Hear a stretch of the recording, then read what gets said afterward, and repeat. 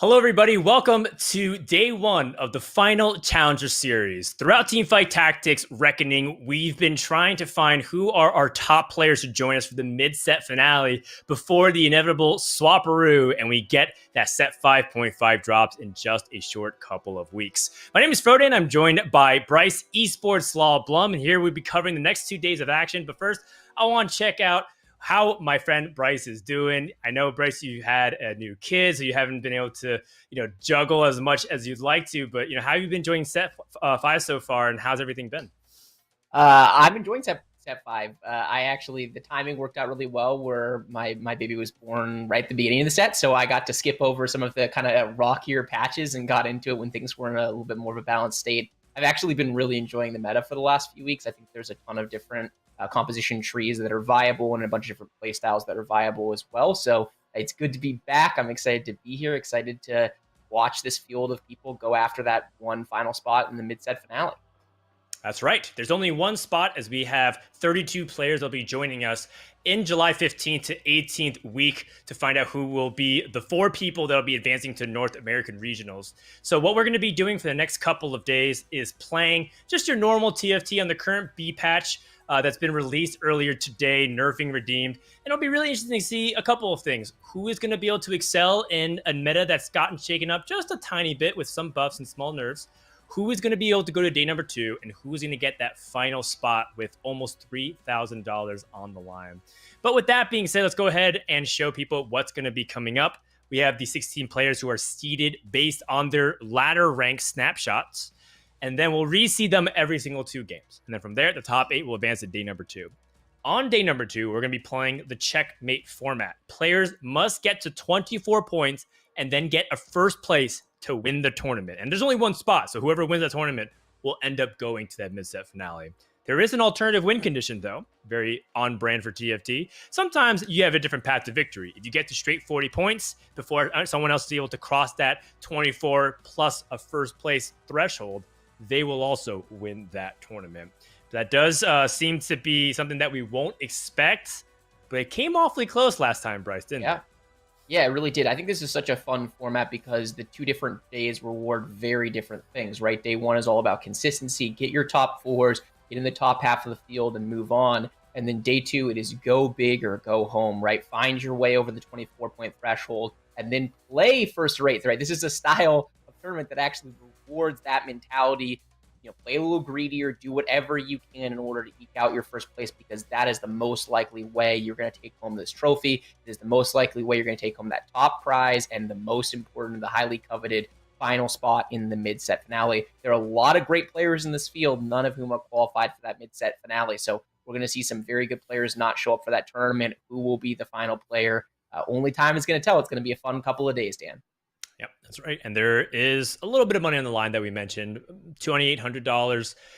First place getting $800 and a direct invite to the Reckoning mid-set finale. I think most players would agree that as much as the money is nice for being able to make top 8, it's really about that invite to the Reckoning mid-set finale. A lot of players just want that guarantee. They come here for the competition. But of course, we're doing the Challenger Series bi-weekly. So for some people, it's making a multi-time appearance, but they don't get many more chances. This is their last opportunity to get that spot in the mid-set finale. Yeah, it is. And like you said, there is some prize money on the line, but it's the last opportunity for a lot of players who've been competing, some of them each step of the way, to say nothing of the other, methods of qualification, the Dawnbringer Cup, the Nightbringer Cup. We do have a really, really stacked field in both lobbies, Dan. It's going to be exciting to see how all this plays out. We have in Lobby A, Vertosaurus, Just Nice, Hivix, Ramblin, Setsuko, Solus, Valet, and Yippee Mao Kai. I'll always love reading that username as Maokai. Represents a lot of the average grinders out there on ladder. But we'll talk about more of those players in depth when we get to see them on screen. Over in Lobby B, we got Aqua, Huiji, Kuramex, Melton Heart, Noob Owl, Pickle Onion, Rue Loves You, and Spicy Appies. A lot of players who've actually made multi-time appearances, like we said. Some players making their first appearance. Right off the bat here, Bryce, I know we're about to jump into game in just a short couple of minutes here. Who are the 2 favorites, one from Lobby A, one from Lobby B, that you're picking right out the get-go? From Lobby A, I'm going to be a little controversial because we have Bertosaurus, #1 ranked player. I'm actually taking Ramblin. I think that the style of the meta right now rewards people who play super wide. Ramblin is an incredibly versatile and creative player, has a deep understanding of all of the different trees and what is viable right now. So I think he is probably my favorite from Lobby A. In Lobby B, I'm taking Kurum, right? And again, a little bit of an upset. I think, in Lobby B, Nubao is probably the player to watch. Certainly, widely considered to be one of the best players in North America. It would be pretty surprising to see him miss out on the mid-set finale. But I think Kurum is just such a solid tournament player. He has so much experience. He has consistently performed in tournaments, particularly when he feels like he has his back against the wall. And if there ever was back against the wall, it's when it's, win or go home. So those are my two picks. How about you, Dan? I'm just going to go with what ladder tells me. Bertosaurus, when he's playing on point, when he's motivated, when he has free time, he's a busy young guy. This guy crushes. And when he shows up in tournaments prepared, which I feel like he is going into the last chance, he was the last chance last time in the previous set. I think this is his time to shine at being #1. And then how can you go up against Nubauer right now? He's gotten a lot of hype and he's handling the expectation reasonably well. Even though he didn't really show up the way people expected in Nightbringer Cup or the previous Challenger Series, I got a lot of faith that Nubao is going to bring it back when it matters the most. So those are my two favorites, which is, I think, a lot of people's favorites when they look at that list of competitors. But really, I can't wait to talk about some of these underdogs as well. Before we do that, we also want to thank our sponsor for the event, the Ball Street app. Right now, you can download on your phone and play some fantasy TFT. And if you're not sure what that means, fantasy TFT is an opportunity for you to show off your knowledge about competitive TFT in real time.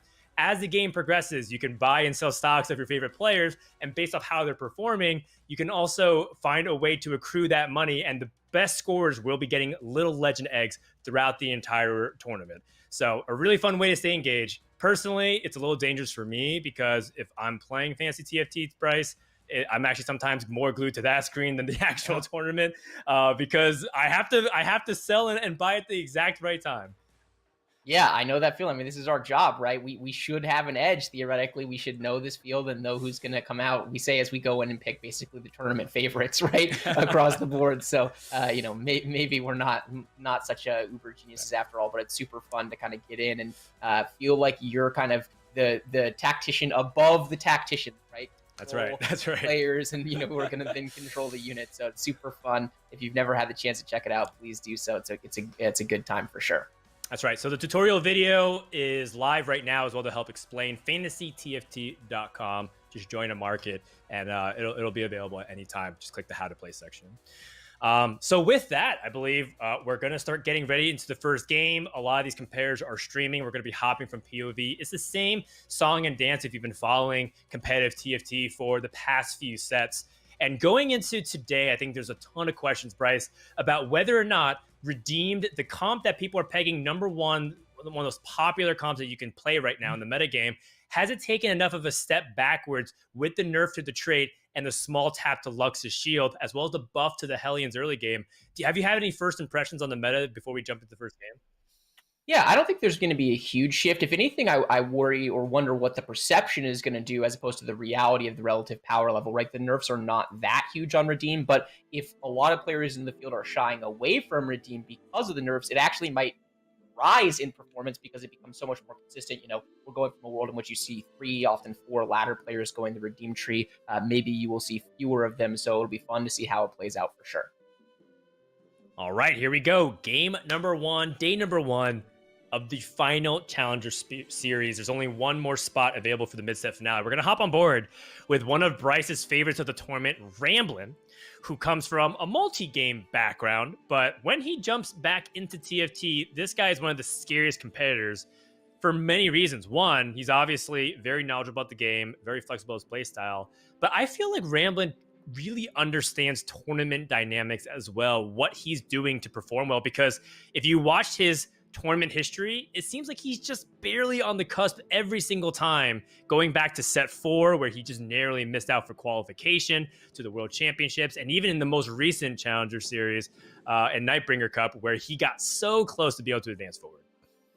Yeah, absolutely. I think he's a phenomenal tournament player. I think he's just a phenomenal player in general, to be honest with you. Very impressive in his ladder play. He's not a player that flies to the top of the ladder right at the beginning of the set. Like you said, sometimes he's playing other games. A lot of it is that I think he devotes a lot of time to learning, right? There are many players who will find, a really powerful composition early in a set and spam that comp. And then, when it gets nerfed, spam the next really powerful comp. Ramblin takes his time to build out an incredible depth of knowledge in every single tree in the game, and then it pays an enormous amount of dividends as the set goes on. He does have the opener that he looks for. He really likes the bow start. He even gets an Ash out of a box, so there's some very early direction from here, Dan, right? He is a player that likes to play Rangers, definitely one of the better Aphelios players in the field, a lot of experience in that composition. But he also has the 2 Draconic units. If he finds a set or if he finds a Zyra, would not be surprised to see him start pumping out some eggs. All right, I knew Ramblin' was one of the good ones. Yesterday on stream, Soju and Kiyun, 2 of North America's finest, were making fun of me in particular for starting bow and playing early skirmisher boards in front of thousands of their audience. And it was one of these things where I had to defend myself in chat. And I was saying, listen, man, it's actually not too bad if you get this early skirmisher starts. And now that Redeem has been nerfed, it definitely feels like it can gain a little bit more viability because you don't get out-sustained by that crazy amount of shielding and those resistances, plus the bonus ability power. So I like this start a lot, and there's a lot of different ways that you can pivot. You don't have to stay on the skirmishers. You can continue to lean to Dawnbringers. And right now, just introduced with Brawlers, Draconic, the opportunity to go into that Dawnbringers. So there's a lot of different directions that I see from Ramblin'. Is there anything that's leaping out to you? I mean, look at these 2 Ashes here. Does that speak Draconic to you at all, Bryce? Yeah, it definitely does. It's such a tough spot, right? And you see him, there's a really common path here, which would be to go into a kind of a Draconic and also play the Abomination, right? He does have a Nunu, but he lacks the 3rd Draconic unit, and he lacks either of the other Abomination units. So I think if he had a little bit more to go in that direction, he would be taking it. But from this spot, he's a player that really prioritizes preserving HP. He likes to play for win streak, and there is no doubt in my mind that his strongest board is the one that he has put on the field right now. He has a potentially stronger future board, but it's really hard to kind of take a bet on that. If we see him win this, I would be surprised to not see him pick up that Nunu so he can kind of have his cake and eat it too and be open to both of them. And he does, get a win. Dan, you're right. The skirmisher board, I think if you're playing skirmishers in the late game right now, you're going to be struggling. That's causing a lot of people to skip the units entirely, which is a mistake in my eyes. And boom, there comes the set. He actually has Draconic. He also has 4 Brawlers, Dan. You love to see it. He's going to go for the immediate double level, kind of playing more of the Korean style, if you will, really pushing the tempo, going to level 5 before the first carousel. A super powerful board that also is super powerful economically because of the early Draconic. He is in an incredible spot.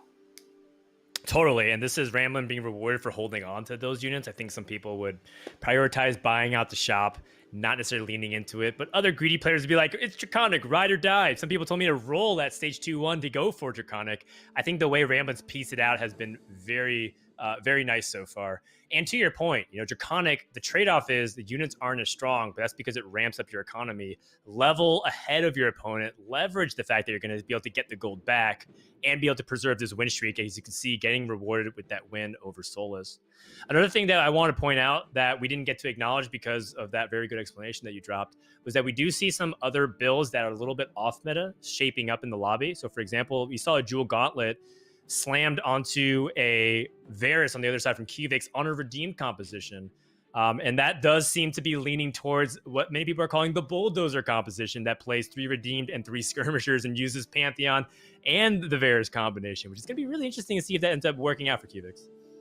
Yeah, I'm excited to check out his POV and see where he's going, because the thing about Varus is it can be an item holder for other redeemed units, right? It can hold Vel'Koz items well, it can hold Lux items well. So some people opt to kind of go fully into the redeemed tree and just use Varus as a transitional carry. And then there are other players, right, and we'll get a chance to talk about that, I'm sure, at some point during this tournament, who are going to lean into Varus carry throughout the game, play that Bulldozer composition, right? So it'll be fun to see how Kivix plays from that spot, and maybe get a chance to talk a little bit more about Bulldozer as things things go on. We do see Ramblin slam this Runin's Hurricane, Dan, so he's leaning into a Rangers-based composition, it seems, right? Definitely the stronger holders of this. This can go one of two ways. It can go towards Ashe 3 and carry Ashe throughout the game. It can also be transitional and played for Felios. What's your preference from this spot, Dan? When I have Draconic, I like leaning more into Ashe. It feels like I have to roll a lot less and I get to greed a lot more. I do think that Ashe 3 is just as good as a carry as the Aphelios 2. The issue is that I think Ramblin's front line is quite suspect. It's a bunch of one-star skirmishers, including a one-star Udyr. So this is the opportunity that's presented himself. He's gotten to a pretty decent point where he has the gold, he has the level, and now he's one Ashe away from Ashe 2. I think we would lean into Ashe here. However, part of what makes Rangers really interesting is that sometimes you have to deviate from that game plan, and it all kind of predicates on whether or not you can hit Kindred. So I think a lot of people have seen enough streams or even experiences themselves how many times you plan for this kind of opening, and then Kindred just seems to be removed from the game.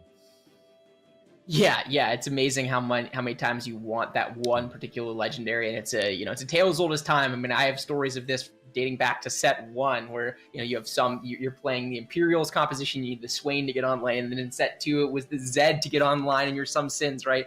On and on and on. It feels like whenever you have that one legendary unit that you want, you can find all of the other ones, but not the one you're really looking for. We do see Valet's board with that Nidalee jumping into the back line with massive DPS with those 2 items slammed. Nidalee with the rework, which I think was very successful, a very, very good early to middle carry, mid-game carry. Can actually carry late game too if 3-star, though not super popular. Valet is going to successfully roll over Just Nice's board. Mm-hmm. Abomination, in something that was very powerful in the early game, earlier in the set. Right now, I would say it is okay at best. Just having the 3 Abomination trait with no items on that Scion does not feel that powerful in comparison to Valet's board, who has an incredibly good Yasuo opener. Dan, he has got 2 very good items for that Yasuo in the Runin's Hurricane and in the Shadow Hand of Justice. He has the early Lee Sin, which is one of the most important units for the composition. He's got the early Vladimir 2-star, so very good spot. He gets another Lee Sin, so that's definitely one of the droids he's looking for, though you did see him scout around. It looked like there was someone else leaning heavily towards Lee Sin, so maybe Valet thinking twice about whether or not he wants to commit, though he does find a Pantheon. He has a Pantheon pair and a Lee Sin pair. It will be tough to get away from the stand, but if you see you're being contested on this tree, what's your approach?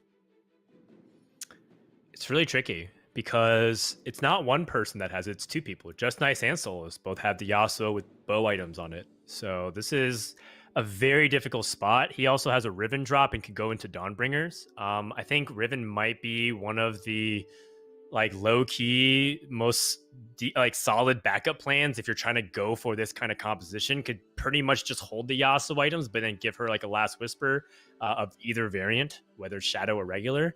And so right now I think Valet is firmly split between 2, and what really stinks above everything else is that it's greatly impacting his economy. Just look how much gold is on his bench, but yet I don't blame him if he doesn't sell out here. He might end up selling to just go to 30 if he feels like he wins this fight anyways, because then he could just say, hey, this board is successful enough. I don't actually have to save to try to go for a big roll down on 3-2. So I wouldn't be surprised to see him sell out to 30 here. But at the same time, like we said, he's been holding and trying to firmly plan himself for success. Finds an opportunity for a Last Whisper, finds an opportunity for Shadow Gloves. Both are very reasonable picks here. Yeah, and it totally depends on the direction that he wants to take, Dan, because if he takes the Last Whisper, he's better off playing the Riven carry, leaning towards Dawnbringer. If he takes the Shadow Glove, it's a much better item, I would say, overall for the Yasuo. Although I guess, with Yasuo, he can easily wind up building the RFC, right? Like getting closer to that best in slot. Maybe not powerful now, but has potential to be powerful later. I really like this decision to roll here. Even though he's win streaking and he's powerful, he has so many potential hits here, and he's really looking for direction. Okay, very interesting. So he's going to slam this Last Whisper. I think it's safe to say that he is now going to be using these Nightbringer units as transitional units only, Dan. I would say Last Whisper, not an item that is commonly built in Yasuo, because Yasuo does true damage, so very little value from that item. So he's going to take this, some of these early Yasuo hits and lean away from it as a late game and just play it transitionally. I do like that decision. He's in a powerful spot. He's win streaking. I think he's going to be able to stay ahead of the economic curve. And then he's also going to be able to make very powerful kind of generic items that can take him in a bunch of different places, right? We've talked about Dawnbringer and Riven Carry. That's certainly one of the paths, but he could easily wind up playing Rangers from this path as well. I'd say Forgotten Pivot he's a little far away from, but the item certainly would work in that composition should he decide to pivot there later on. Yeah, Forgotten does seem like it is the least likely, given that he just saw Yippee Malkaye playing Forgotten, going for the level 6 roll down, and looks like Bert is also streaking with Forgotten. It is a comp that I think people gain addition through subtraction. Redeems lost means that Forgotten has less resistances to worry about. It felt like Forgotten, after the Rise nerf with very dark blue buff, and Rise terrorizing ladder for what felt like the entire setup until that point, having changed, has since maybe gotten written off as like a top 5 composition, which is really striking to hear, but still has a lot of stats that you can pull out here. And Valet is now going up against a very strong Forgotten composition and loses his streak to, is it Burgosaurus at that point, who is on that 5 win streak and sending Valet down. A big win for Bert to get a big lead. And right now, #1 ranked in North America is sitting pretty atop the standings as we head to the Stage 2 carousel. Yeah, I mean, Bert's board was pretty nuts for this stage of the game, Dan. He had a Katarina 2, he had a Victor 2 fully itemized, he had a Hecarim 2, he had the full 6 Forgotten online. So, a composition that has fallen a little bit in popularity, performing about middle of the pack statistically when you compare it to the other kind of viable compositions. But if you high roll and you get ahead of the power curve, then you can absolutely snowball that into a win with Forgotten. Rise and Draven still absolutely powerful units. When you go to level 9, you get to splash a bunch of the best units in the game, right? Like you get to make a lot of use of Rel, for example. So certainly a strong opening for Burgosaurus and one that he could snowball into a win of this lobby. Valet finds a second Riven, which is really good. As we've talked about, either all of these items, certainly the Runins and the Last Whisper are going on to this Riven, Dan. The Shadow, Hand of Justice could wind up on Riven. It could, the Hand of Vengeance could also wind up on a Karma later on. So a very powerful position for Valet, even coming off of that loss. We're flipping over to Solus's board. He's kind of scouting around, checking everything out. He is in that Nightbringer tree, as you were calling out earlier. Showing off the versatility of Yasuo items, blue buff and giant slayer, not items that are commonly seen on Yasuo, but they are very viable, Dan. I think, one of the mistakes people make when they play this composition is they just sit around forever waiting for that, rapid fire cannon, that Runin's Hurricane. Certainly other viable build paths for Yasuo, as Solus is showing us here. That's right. And Solus might be trying one of the most ambitious things that a lot of top players recommend against, as he does take this loss against Setsuko. Solus is going for a Nightbringer to Dawnbringer transition. Yes. Look at his items. Look at his bench at this moment. And this is one of those things where people talk about the verticality of Set 5 Reckoning, of how because you commit to a tree, it's a lot easier just to stick with it and do the small flexes, right? Like, it's not about whether or not you go from full Nightbringer to full Dawnbringer. Can you go down to 4 Nightbringer instead, splashing those Mystics or Legionnaires that you need, or Assassins even? In this case, Solus is going from east to west. This is the 2 factions that Reckoning was built upon as their core foundation. Good versus evil, Dawn versus night. Solus, can he actually make this successful transition now that he's at the bottom half of the lobby, closing out his stage 3, taking heavy losses? Yeah, you're absolutely right. He is getting ready for that transition. Certainly the items are viable on Yasuo, but much better right in the Dawnbringer tree. He's got this blue buff for his Karma. He took a Karma off of the carousel, so he's already got 1 copy of it. He has the Nico's help as well, so he has the potential to pivot across. It's going to be very fun to watch his 4-1 roll down, Dan, because we're going to see him transition his entire board. As you mentioned, essentially none of these units are viable in transitioning across.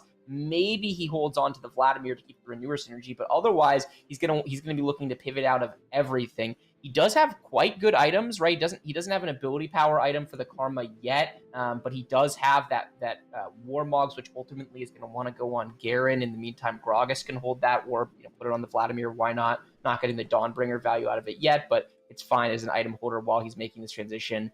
He does get a Rod, so now he's going to have a jeweled gauntlet, a sacrificial jeweled gauntlet to go along with his blue buff. So here he is, we're rolling all the way down. He's looking for the white units, Dan. Whoa. He finds this Teemo.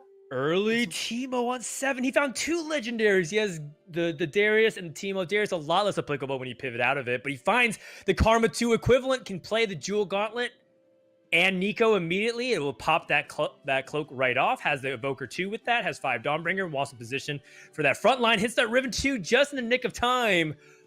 Very clean transition, except for one thing. He did not choose to Nico his karma, and I think that's okay because he had such a strong amount of board presence with the itemization and good positioning that he should be able to clear this obstacle and continue to either roll or maybe even greed and start aiming for level 8. Well done. Yeah, I do wonder if that was intentional or not, right? He does get a little bit lucky. He comes up against Ramblin, who is going all the way to level 8. He wants to play the Aphelios comp we were talking about earlier. That is a composition that really needs to roll at level 8. Okay, so interesting. So he's choosing to roll more. I like this. He's saying, even if I have Karma 2, he's not sure if he's stable yet. He's looking for more upgrades in this Dawnbringer tree. So if you're going to roll more, you might as well hold the Nico to see if you can use it at a later date. He does now, Nico, after finding the upgraded Gragas, he finds the Kha'Zix. He has the 6th Dawnbringer online. He's going to have an enormous amount of front line with this Gragas with the Warmogs on it, right? So much additional value from that Dawnbringer trait, which when you fall below a certain health threshold is then pumping up your health in addition to damage. He also has a Runin's Hurricane that he could slam onto this Riven 2 if he wants to. I think he feels strong enough right now that he's opting out of it. You see this Karma 2 at on stage 4 wailing away on Bert's board, who is also not spending any gold here, getting ready to go to level 8. So a very, very easy win for Solus, who has full stabilized in that incredibly impressive transition from Nightbringer all the way across to Dawn. TSM FTX Solus, a player who has just been the most active, I think, out of all the top players. Most people prefer to sit. Solus just keeps on grinding night in, night out, willing to put in the time. He's also, by the way, been streaming for like 8 hours. So not bad. He's either in the zone or he's kind of peaking, and hopefully that the momentum can carry him over before he eventually crashes and goes to sleep. We're hopping on board with Kivix, a player we haven't seen since the beginning of the game. He is playing the Bulldozer composition that we mentioned, Bryce. He hit that early Varus 3-star, and that is something that's a nod to the current patch. If people are playing less Redeem because it got nerfed, that means more Varuses for you if you're going to roll at 6. Yeah, absolutely. When the player in North America who's been playing this composition most by far is Java Day. This is a composition that was popularized in Korea. One of the Korean challenger players did a YouTube VOD, basically explaining the interaction. It's a very cool build. You have Varus that is blessing units. Everyone thinks about the Varus Pantheon interaction, which is obviously very good because as Pantheon is ulting, each kind of tick of the ultimate is benefiting from the blessing. But the blessing actually applies to all of the units on the team. So, with the Jeweled Gauntlet, he's saying every time one of the units that is blessed hits another unit, it has the ability to crit because it's as if Varus is ulting. Same thing with that Last Whisper, because he has blessed the other units on his team, the Pantheon, the Trundle, the Rel even, right? If their auto attacks crit off of the blessing, they then shred armor. So there's just an enormous amount of value. That's why we call it Bulldozer, because it often just rolls over the enemy team with Varus blessing all of these other units. It was not common to go for Varus 3. In fact, oftentimes it was viewed as bait because Redeemed was so popular that it was just really, really hard to find. In this situation, like you said, Dan, the impact of the patch. We've gone from a patch where basically everyone in the lobby is playing Redeemed. I don't think we've seen a single Redeemed player yet, Dan. So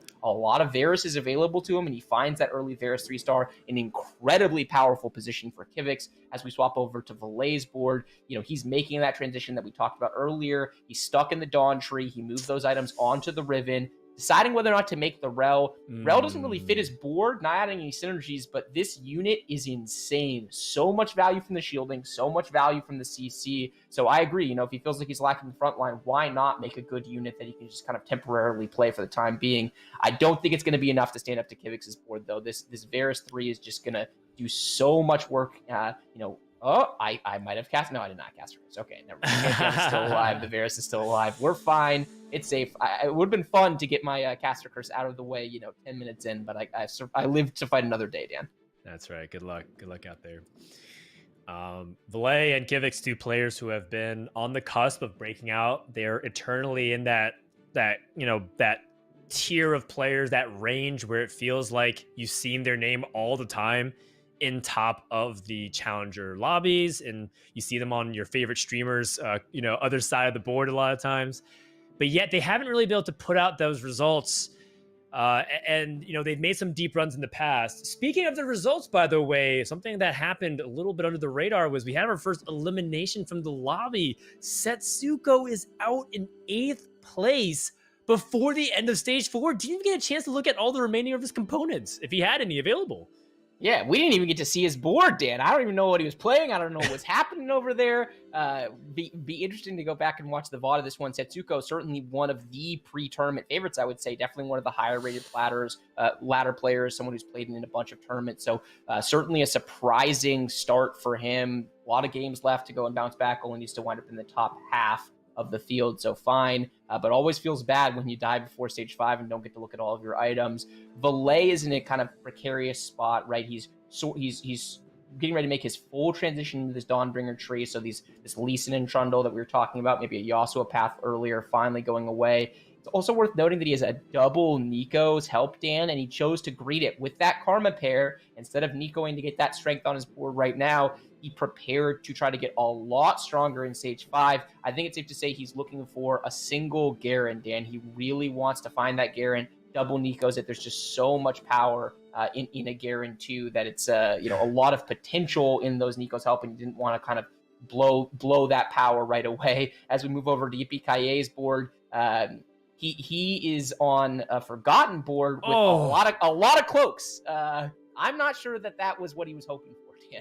Not at all. It's going to have to make one Dragon's Claw. The only debate is whether or not he should use something and use this extra cloak to make a Shadow Zephyr, or he should try to greed and hope that he can get like a really important item on the potential of the 5-2 Armory. Nothing is guaranteed, but the one thing that is going for Maokai, he's on a win streak, and he's trying to make that comeback from the bottom of the stand. He's going to commit to that Zephyr because it's positioned perfectly for the Garen.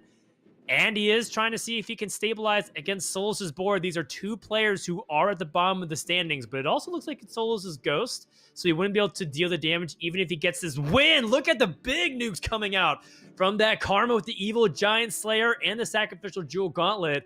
That is going to be a board to be feared. It is shocking to see Solos as low as he is and seeing how powerful his board can explode. Except the fact that this Hecarim is trolling a little bit and refusing to die.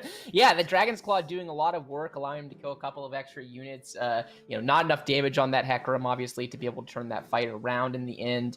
He does greed. He does not greed the item. He winds up getting offered the full carousel items of a couple of not very useful spatulas, an Evil Zizirot and an Assassin Spat. Assassin Rise is quite fun. No blue buff on the Rise, so while there is some value in this item, it's definitely not kind of maximizing the strength. He is going to level up to 8. He does not really have any gold to roll, so he's just going to kind of take the Assassin Spat, drop it on the Rise. I think he's very much in what can I do to squeeze out a 6th place, right, Dan? I mean, this is a board that was win streaking, but the entire lobby has now gotten a heck of a lot stronger, right, because we were on stage 5 as we see a lot of different folks rolling down a lot of gold. Yippee was not able to do that. He only has a Draven 1. No items on that unit, no blue buff on the Rise, really no carry to speak of here, right? He's got 2 of his items in this Force of Nature, which is great. It's nice to play an extra unit, but I just don't know how he does any damage. Yeah, the Katarina is trying with her trolley Cavalier charge into Frey. It's a very backwards composition. Rise jumping to the back line, Katarina rushing to the front line. And as a result, is able to get this win versus Just Nice, who is in the middle of rolling down 8 Lee Sins and what looks like to be 5 Yasuos. This upgrade could end up being impactful. Tracking matchups, looking around. Kivix and the Bulldozer comp is smooth sailing. A couple people in their Dawnbringer boards are also firmly in the middle of the pack. But if you look at the lobby HP, from 2nd all the way to 6th place is just half of a battle's worth. It's 8 health between 2nd and 6th place right now, and Maokai on the outskirts. So this next battle could be huge. Yeah, Kivix has absolutely skewed this lobby, Dan, because you saw that such an early Varus 3, so much power in that Varus 3 that he's just been doing, 15 damage to basically everybody for over a stage. Meanwhile, we see Yippee going up against Ramblin's board. He did stick with the Ashe carry. He does have Ashe 3, an enormous amount of power in that unit. He has an upgraded front line, so I think Ramblin is a board that is very well equipped to deal with this low damage Forgotten board. This might be curtains for our boy Yippee Maokai. Looks like it is. just too much damage to overcome. Every unit dealing a lot more where it came from. So 7th place has been secure. We're hopping on board back with Valet, the player who had ridden the Slayer's cavalry all the way to potentially even making to the World Championships. He got very close in the previous set back when Fate's Championship was going on. Now playing this Dawnbringer tree. And honestly, I feel like Valet has played one of the more impressive games. He's had to flex a lot to even scrap together a potential to make top 4. But he is falling into the same kind of situations that I find myself. When you have 2 Nikos, you feel like this is a very lucky scenario to have 2 Nikos help. And yet when you look for the ideal scenarios, you realize, oh no, I'm going to have to use this Nico on something subpar. Oh, I didn't preserve as much HP as I should have to get to this position. Does this Nico even help me improve my placings anyways? All of these questions, that start circulating in your mind simply because of something that's good that happened to you, and you end up getting stuck because of it. Yeah, and I really disagree with the usage here. It feels so bad under the circumstances because he winds up having to double Nico a Volibear. Volibear 2 is a unit that doesn't even feel like it's a meaningful gap between Volibear 1 and Volibear 2, right? It's just a CC bot. As long as it casts, it's fine. It's nice to have the extra stats, but Volibear 1 is casting most of the time with that Revenant buff, especially with Revenant 3 getting some extra HP. So not really paying any dividends. I would have liked to see him see the Rel there. A lot of gold on the Rel that he could have been putting into finding a single other Riven or a single Garen. I think a lot more power there, and Valet winds up taking an absolute shellacking from Ramblin' and going out in 5th place. Meanwhile, Bertosaurus, who we saw win streaking tons of HP earlier on, is actually out in 6th place, Dan. Just never got his board to transition to a place where it was stable and lost every single fight along the way. Our top 4 is rounded out. We have the Varus 3, the Lee Sin 3, and the Ashe 3. So a lot of 3-stars doing a lot of work from this spot. Very good positioning from Just Nice to get that Lee Sin right onto the... Yeah, just so much power in that Lee Sin, Dan. Oh, Circle Comp is back. Diana, Lee Sin, and you have Yasuo cleaning everything up. Look at one more slam the ground. Lee Sin 3 got nerfed a couple patches ago, but when you start itemizing him, he can hit like a truck. And you can see that Yasuo 3 isn't really the true carry of this comp whatsoever. It's a triple item Drake, as we do see some very reasonable items for a Mordekaiser show up, as well as a Chalice of Power, also reasonable. And I, personally, I feel like with Just Nice's position, this is a comp that easily could go into the top 2, maybe even top 1 and win. But it does heavily depend on 2 things. One, if his opponents have some meaningful counterplay. Do they have Zephyrs? Do they have Shrouds? Do they have ways to stun like Rel? Gives Yasuo a lot of problems. And 2, whether or not Just Nice has the positioning to properly track things like the Diana jumps to the back line and ensuring that the right targets or rather the right carries are targeting the Pantheon. So Just Nice is in a really good spot to aim for even a first in this lobby, but it does require a lot of excellent technical precision here. Yeah, it really does. There's a lot that has to happen for Just Nice in order to win this lobby, but the biggest thing is just really sweating his positioning. Every single one of these fights is going to come down to where's the Diana land, where's the Lee Sin land. If it gets into the back line of his enemy team, if it's on the carries, he has an incredibly good chance of winning this fight. He is beautifully positioned for this fight, Dan, as we see the Diana and the Lee Sin get access onto Solis's back line. And Solis trying to tuck that Karma away. The Diana casting the Moonfall rearranges the entire back line. And Lee Sin just goes uncontested. That Nightbringer shield still has yet to be chopped down. Solis does take a loss, but he's hoping to see that maybe Ramblin' goes out in 4th place on that verge of elimination. Look at this Darius 2 chop away at the enemy backline of Kivix, and all of a sudden Kivix looked like he was in a good position to guarantee a top 2 spot. I'm not entirely sure. We have a lot more TFT to play. Yeah, we do. Some incredibly powerful boards all around. It's Just Nice. I was wondering whether or not they were going to choose to level up to probably play a Mystic unit, or if they were going to go for this Yasuo 3. I liked going for the Yasuo 3. I think it made him more likely for the win con, but deciding they needed that ability power to reduce the magic damage of their opponents just a little bit, as you see them, again, hard sweating this positioning, trying to make sure they get that Diana and the Lee Sin into the right position. Are they correct? They are not, Dan. It's jumping onto the wrong side. Ramblin' has bamboozled him. Ramblin has abandoned this synergy with the Kindred to protect the Ashe as a way to juke that Lee Sin, and as a result, it's not targeting the right units. Ashe 3, uncontested in the back. The 4 Ranger buff giving crazy amounts of attack speed, and with that, a big loss coming into Just Nice. An opportunity for him to secure a top 3 has now put him in question of whether or not he can even get beyond that top 3, as Solus is out in 4th place.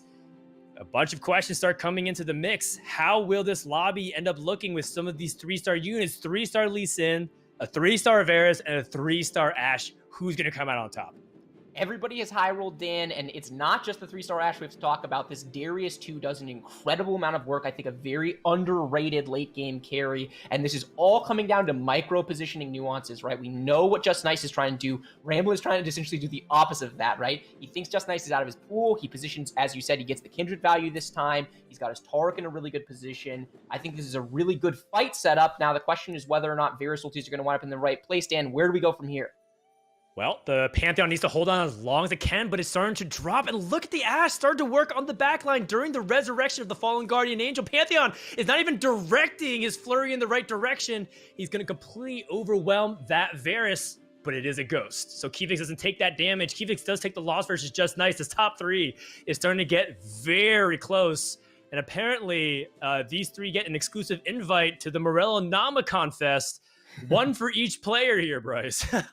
Yes, one for each player indeed. Ramblin opting to go for that Rod. He's going to get a Shadow Locket, which is a very strong item, right? Some defensive stats, better item early than late, but I think when he's looking at it, he feels like he doesn't really need another Morello Nomicon. He's already got that. There's no other completed items that are worth it once the Thieves' Gloves is grabbed, so opting for a little bit of extra defensive power, certainly very strong into this lobby, but this is all coming down to positioning, Dan. He's not able to save up the gold to go to level 9. There's not meaningful ways for him to improve his board. He could certainly full send it to go for that Varus 2 and that Kindred 2. I really like Ramblin's discipline here, though, Dan. We've talked about this a lot offline. He's electing not to roll his gold purely to try to get the positioning in the right place. He swaps, and then he swaps back, Dan. Did he juke him out? Doesn't matter. It's Kivix's board once again.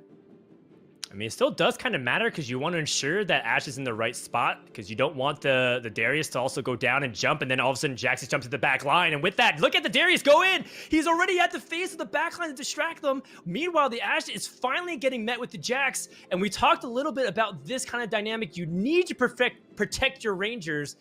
And Ramblin is going to finally dip out in 3rd place. A really valiant effort. But Kivix shows you why this composition is to be feared. The scaling on it is really powerful. Finally hitting all his 2 stars the way he's been imagining it. And being able to get even the Mystics online to prevent all kinds of AP damage, which is going to be relevant against things like the Lee Sin ultimate.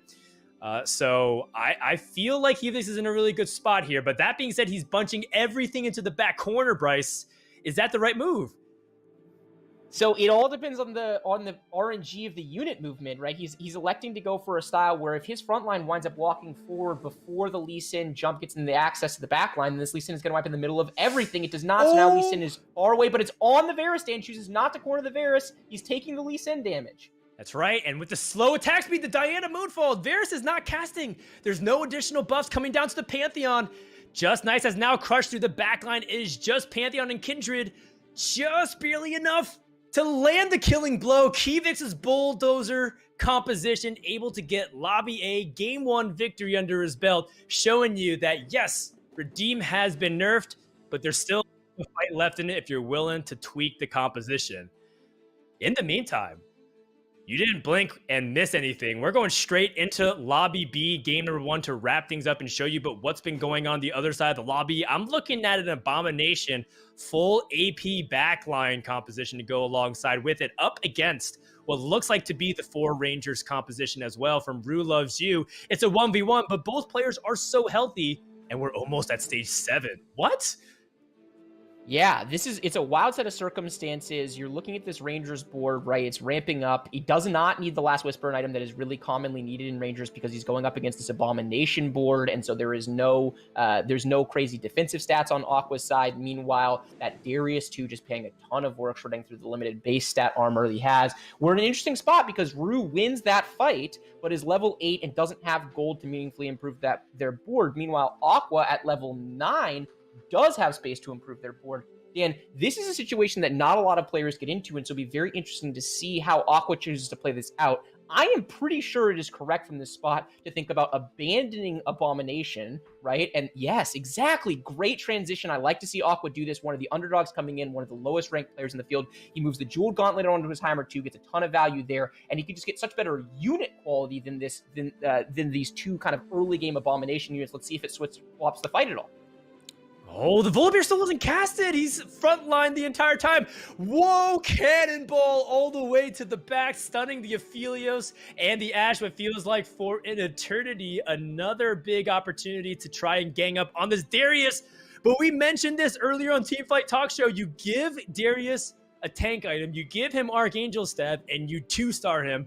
Watch magic happen. He is a force to be reckoned with. A little bit too much survive from Aqua's side, but you can start to see why some players are whispering. There's rumblings. Is Darius always the better unit over, or rather, is Garen always the better God King over the Darius? I'm not entirely sure when you start to equate things like a 2-star Darius at full power.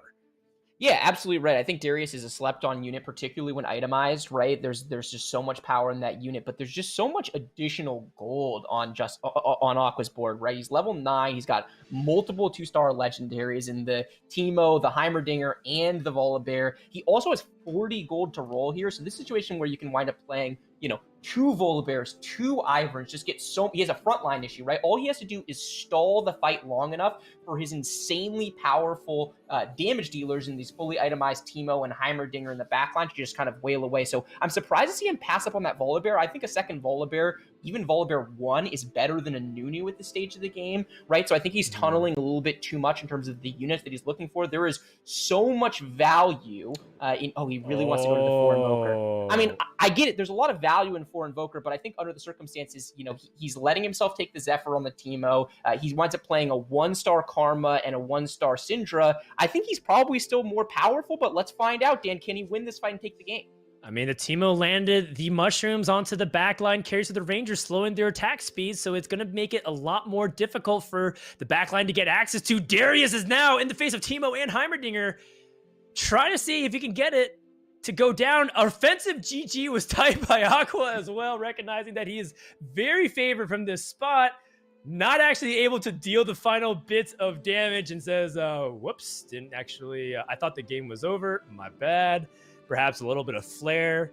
I agree with your notion. I think 4 Invoker, while it is very powerful to get those abilities to cast a little quicker, can sometimes feel like it is a little bit extra fluff for your composition when in reality, his front line is not nearly as sturdy as you would like it to be. There's a Volibear too, which we saw had problems even casting despite being 2-starred and having a mana item on it and having Revenant. That's one of the things that is very dangerous for this composition because if Volibear doesn't cast, your entire backline is exposed. One more time, can Aqua be able to end this game? Diana does have okay items onto the Shadow Thieves gloves, and look at the Volibear cast this time. A huge world of difference. This battle has gone from Nightbringer to Dawnbringer in terms of its effectiveness, and that is a crushing game 1 lobby bid victory for one of our underdogs in Aqua to finish out our first round of competition here in Challenger Series.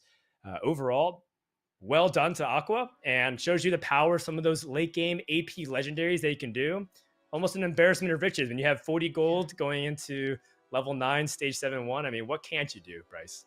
Yeah, I mean, the world was his oyster. There were a ton of different ways he could have gone there, I think all of which were going to result in wins. He was just in such a different position, right? Being so rich at level 9 in comparison to a relatively capped out level 8 board because he didn't have the gold to spend to kind of play around with things. So a really strong Rangers composition. We saw Rangers do well in both lobbies. Will be interesting to watch Aqua and kind of get more of a feel for the full game. I'll be honest, I did not love the way in which they analyzed and played their in-game scenario. I think it was a scenario that was very tough to lose from. So this is not we're not going to play results-oriented TFT here. I think there was a better path, right? That Taric 2 into a full AD board, Knights plus the extra armor and the healing. That felt like much more what he needed to me than did the 4 Invoker synergy. But you know what? It does result in a W either way, and an incredibly good start for one of the unknown players coming in. So it'll be fun to follow Aqua's journey. And it was fun to kind of get a chance to check out the end of both lobbies, right? I always like to dabble in both lobbies and see how things are shaking out. Yeah, there's two big underdogs if you put a lot of weight into things like their matchmaking history. You know, we talk about lol chess a lot, the website lolchess.gg. And if you look at it, Aqua and Rue Loves You are two players that obviously have hit high ends of challenger and are, top 100 right now, right, anywhere from 60 to around 90s. But if you look at their stats, some people would probably say like, hey, this person's just like a grinder. They're like a player that gets the challenger by putting a high volume of games. And I always think that's a little bit unfair because some people choose to approach ladder in different ways. They sometimes are high volume, but they're experimenting a lot and saying, hey, I know I can get top 50 challenger. I want to see other ways I can put the limit test in. Some players are like playing 100, 200 games and sitting, just playing 10 games a week, while other people are just playing on their main accounts. So you can't judge a book by its cover. And I'm really always cheering for those underdogs like Rue Loves You and Aqua, two of the statistical underdogs, and yet top two in the first lobby in Lobby B.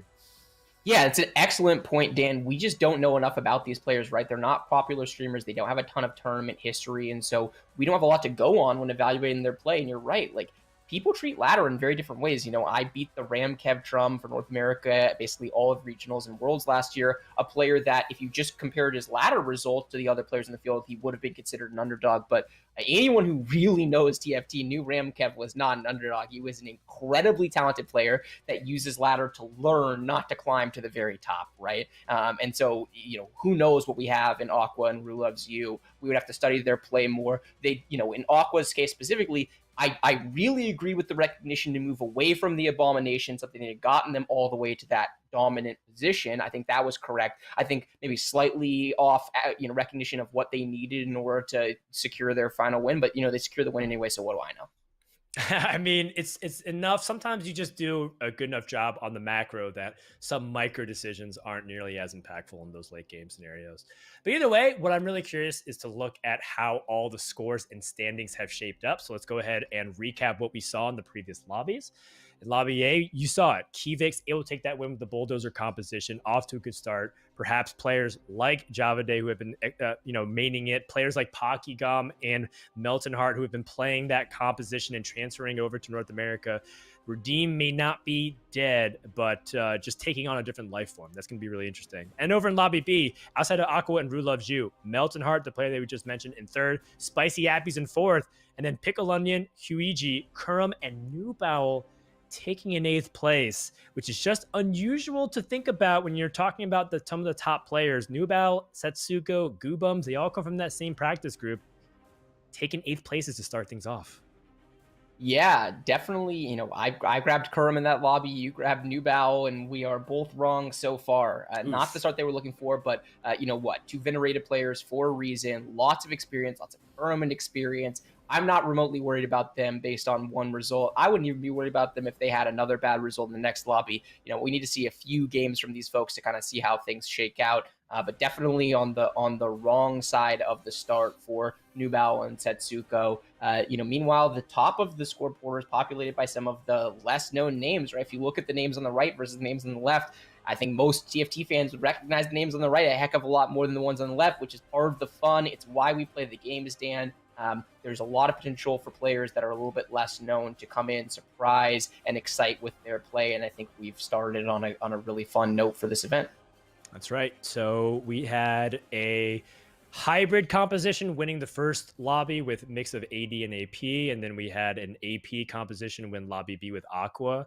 Just kind of run you down through what rest happened. Melton Heart got third with a forgotten composition using a Vayne carry. Spicy Appies rushed to the 4 Invoker with the Teemos, but was unable to preserve his life total. And then in fifth place, Pickle Onion hit 3-star Yasuo, 3-star Morgana, 3-star Lee Sin, and took a fifth place. I think many people will call that a BG, but I mean, we don't know what actually happened in that lobby. So I'm curious to see if that is something that Pickle Onion can bounce back from, because when you 3-star 3 costs, that doesn't feel like a bot 4 to me. Yeah, that's one of those, you look on, the profile history and you just kind of tilt your head and scratch and just wonder what happened. I mean, I assume that he got a lot of that too late, on one life, and we did see Aqua's board was so strong with the 2-star Teemo and the Heimerdinger. Maybe he just stabilized it on a single life. It's hard to say for a lobby that we did not watch, but definitely a surprising result there. But hey, a lot of TFT left to go for all of these players. Dan, excited to get into the lobby too. That's right. We got a lot of games ready for you tonight, but we're going to take a few minutes and take our first break. So when we come back, game number 2 here in the final Challenger Series of Teamfight Tactics Reckoning. Stay tuned.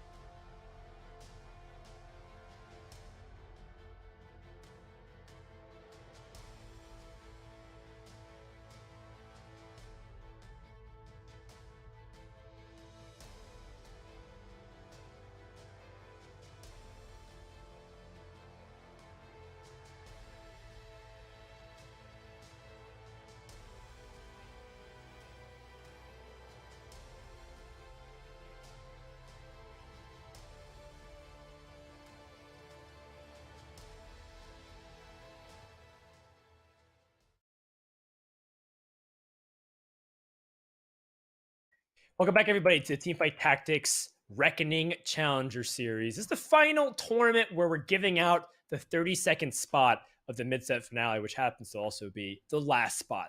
The mid-set finale is happening in just a couple of weeks in the middle of July. And then after that, we're off to the races with the North American Regional Championships for 5.5.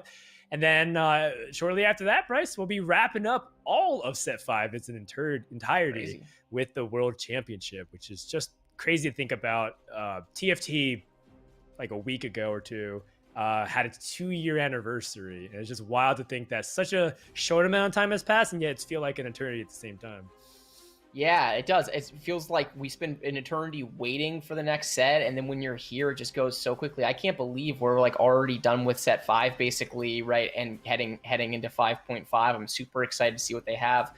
You know, I love me some TFT, Dan. So it's just it's been an incredible 2-year journey. I have loved every second of it as a player, as a competitor, as a caster. I haven't had this much fun with a video game in a while, and I'm just super excited to be here, be watching some world-class TFT, and figure out who's going to be that final North American player in the mid-set finale.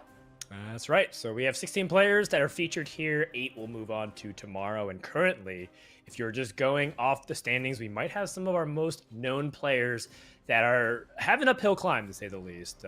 They took, some 7th and 8th places that we're not accustomed to. And currently, after the first lobby, it is the story of the underdog. But that being said, we want to also talk a little bit about what we can look forward to, and more importantly, how we felt like the patch has played into game number 1. So I think the first thing that was on everybody's radar, I didn't see a single person try to go 6 redeemed that comp, or for any of the lobbies. Is 6 redeemed, do you think it's just not a composition that is viable anymore, or do you think people are just too scared to try it in a competitive environment with such a little amount of time to test? Yeah, I don't know. I mean, it's exactly what I said. It's perception versus reality. I cannot envision a world in which the nerfs, which were not that bad, right? Like, there were a lot of challenger players that were advocating for more aggressive nerfs to both Lux and to the redeemed trait.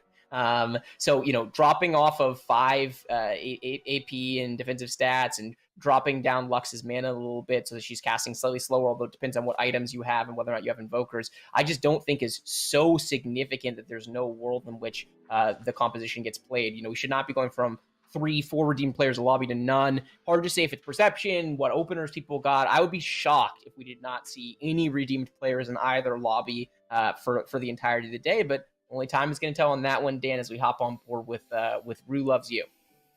Yep, Rue Loves You, using a very cute anime avatar, a V-streamer, if you will. That's just pretty much all we know about Rue, quite frankly. We do have some of their match history on the LoL chest, which has shown that Rue did a very good job climbing for several patches and getting into the top ranks of Challenger. But then all of a sudden, in the past week or two, seems to be struggling on ladder, averaging over a 5.0 placing, which is a very quick descent from 1200 LP all the way down to triple digits now. So, is that a reflection of Rue experimenting? Was Rue, having fun with the stream and just like celebrating stream anniversaries and just getting relaxed and chill? Who knows? There could be many reasons why that's the case. But either way, it always brings up questions of what is the mental state of Rue going into it? Is the confidence high or is it low? Yeah, that's a great question. We don't know enough about Rue as a player. It is fun to have a VTuber in the event, right? I think it's fun to see the evolution of streaming and have it be represented on this stage is super cool. They started Glove, wound up getting a belt and a cloak. I think it's safe to say no slammable items from this position. So, very much in search of direction. They do have this early Vladimir choosing to pre-level. I like that. They're not looking for any 1-cost units from this position because there's no clear direction around 1-cost. So given the power of 3-cost units and 3-cost carries in particular, it certainly makes sense to me that they were looking for that. Didn't ultimately hit anything with that pre-level, right? Wound up getting offered a bunch of 1-costs and a Victor in this shop. So not a board that I think we are likely to see win streaking from this spot with no items to be slammed and no carry on the board, really. This is one of those compositions that's going to be very tanky, but will lose to anything that is both tanky and has damage. Yeah, this is a spot that I think a lot of TFT players who watch other top players feel like they get into very often, which is like, I see so many people level or pre-level and they just like hit the 3 costs they're looking for, right? This 1-cost or this 1-star Yasuo that Pickle Onion picked up and slammed Jewel Gauntlet. That's a reward for either the drop or the pre-level. And you're met with a bunch of 1-costs. It's like, why did I even pre-level? Can't be results oriented. And look what Rue gets. They land the Shadow Vest, able to make a Shadow Sunfire cape and almost bring complete stability to their composition. Finds a Lee Sin to immediately tie in the Nightbringer and Skirmishers. Okay, all of a sudden, a 180 from the previous round. Yeah, such a better position, right? We were talking about the flaw in this composition being a lack of damage, but the Eclipse Cape in and of itself is enough damage to win early rounds as long as you are tanky enough to get the dot on everyone and to stall long enough for that damage to pay dividends. With the early Pantheon and the early Lee Sin, plus the Skirmisher buff, all of a sudden Rue is in quite a solid position, right? Not going to be able to, rely on this as the primary source of damage for the entire game, but for stage 2, it should be more than sufficient. Meanwhile, looking at Aqua's board, also has a Lee Sin, also has a Yasuo. We saw Pickle Onion have a Lee Sin and a Yasuo. A lot of people leaning towards the Nightbringer tree early, Dan. We saw that similarly in the last lobby. How are you thinking about your approach to the game if you're in Rue's shoes?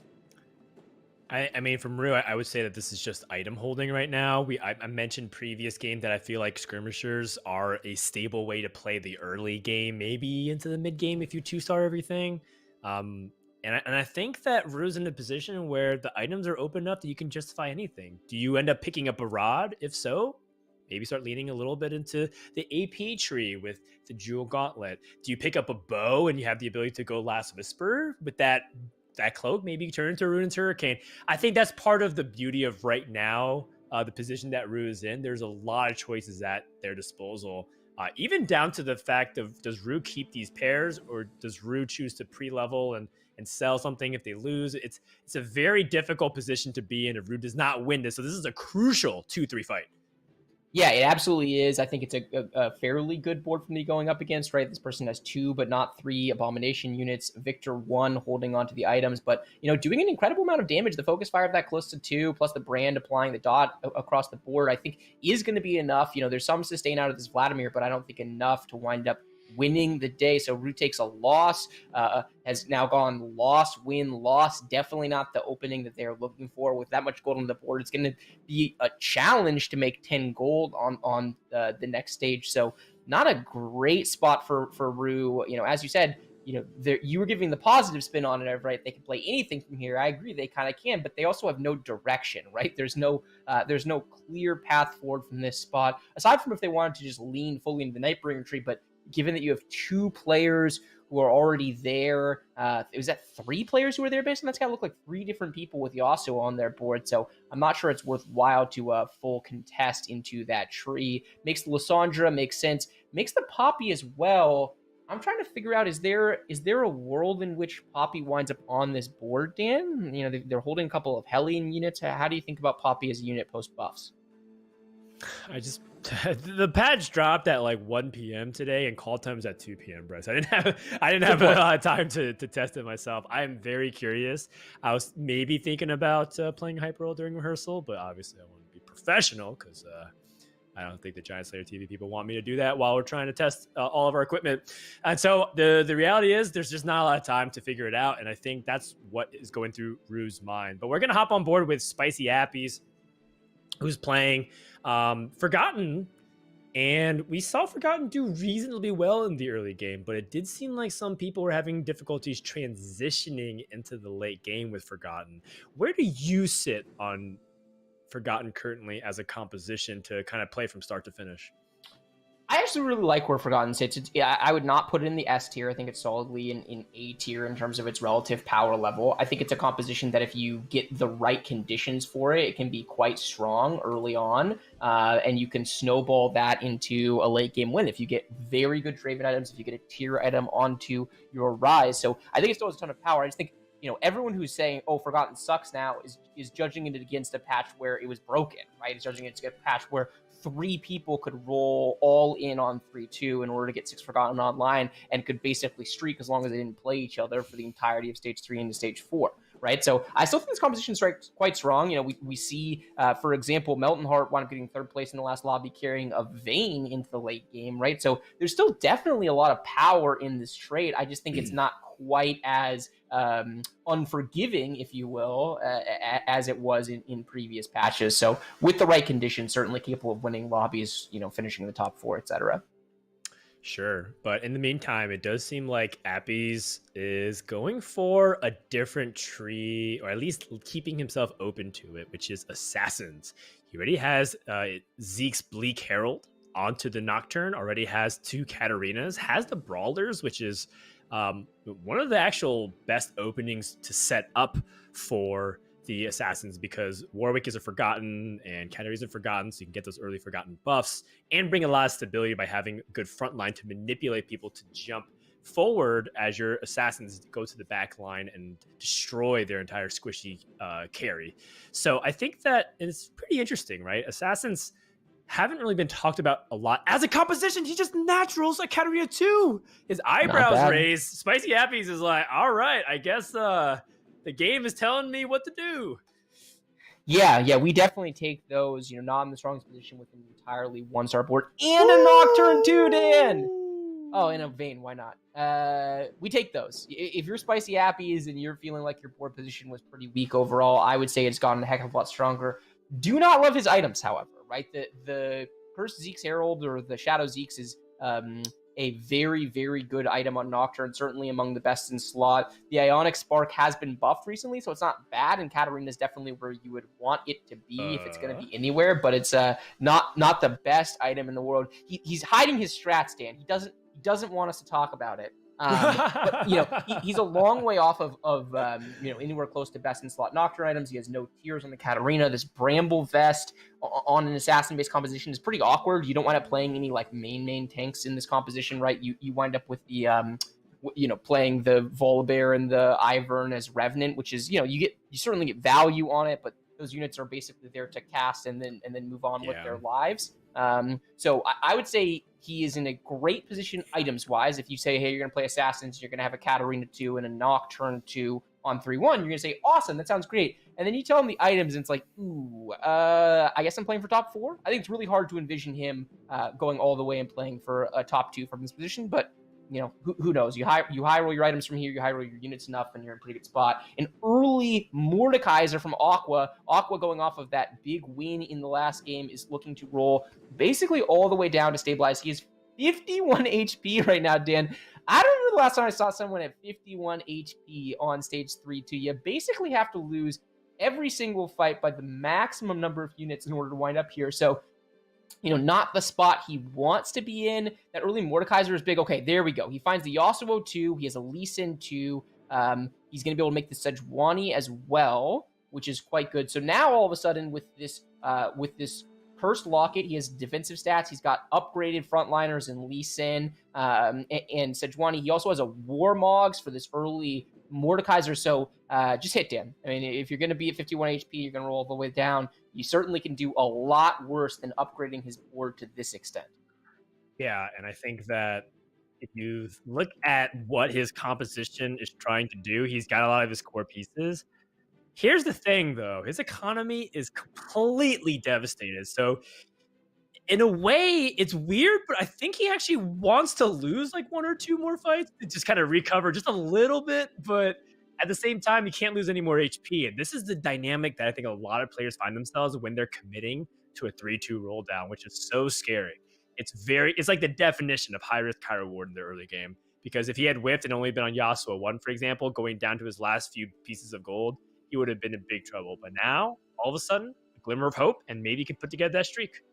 Yeah, absolutely. I'm not sure he had much choice, right? When you low roll the early game so hard that you're taking this much of a beating, you have to stabilize in 3-2. You cannot afford to wait till you get to 4-1 with the board that he had. He'd basically be dead by the time stage 4 rolls around. So, he takes the gamble. I think it's the correct gamble to take from that position. And he's rewarded with a bunch of hits, not just one hit, but many hits. I mean, this is, close to best case scenario. He also, from an itemization perspective, he's got the best item on Mordekaiser. He has an incredibly good item, especially early game in this Shadow Locket. He has a jeweled gauntlet onto the Yasuo, which is very good. He has a cloak on the bench, so I would be shocked if he does not go for bow on this next carousel, assuming that there is a bow. So with the Rudeness Hurricane, this many units upgraded, there it is. There's the bow heading his way on a 4-cost unit. It's exactly what he was looking for. Dan, feels pretty good. There's a Mordekaiser with a vest, though. And so a lot of times people say the 2 best items that you can put on Mordekaiser is a Warmox to accentuate his health for reasons of synergy with his ability, but also a Bramble Vest to shut off the critical strikes and give him a ton of tankiness. And he has a pair of Mordekaisers at that point. I totally agree with the bow pick because you want to take, the one to hand is worth 2 in the bush. In this case, the Mordekaiser with split items would be very annoying to hold if he doesn't hit it, especially seeing other people contest his current position. Yep. So, take the guarantee. But it did get me thinking a little bit, Bryce, about some of that stuff. So, definitely an interesting carousel for Aqua as we do transition and check out and see how new Bowel our usual resident #1 leaderboard holder, but currently just top 10 in the ladder and also 8th place to start off lobby 1 for him. So he's in what I guess we could loosely describe as the bulldozer composition, right? I mean, he's not playing the draconic mid game, which is the more common iteration, to kind of rebuild economy from rolling, but he didn't roll all the way down. I think it's safe to say he's using this purely transitionally. The lack of Varus items here is telling. Unless he were to high roll, let's say, 2 gloves on wolves, right, where he could wind up slamming a Last Whisper and a jeweled gauntlet.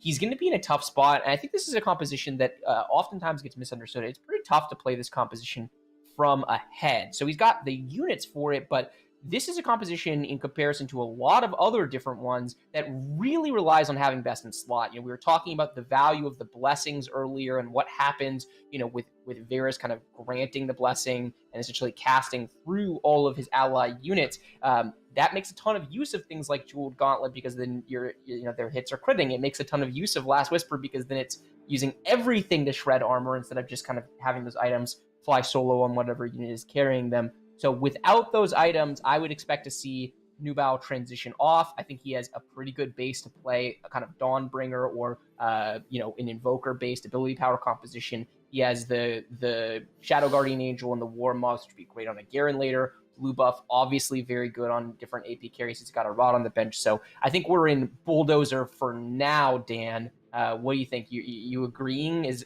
agree question mark, or would you move to a different direction and kind of stay in this tree if you were Nubao? I think if I'm in Nubao's spot, I would do my best to stabilize on 7 with the minimal amount of gold investment. So I would probably look for a Rel and maybe a Jax, and then go from there. Because then you have an ability to stabilize with frontline backline, and then try to find direction on 8. Right now, I think a lot of people can agree that if you could avoid rolling on 7, you should. But the fact is, most comps can't.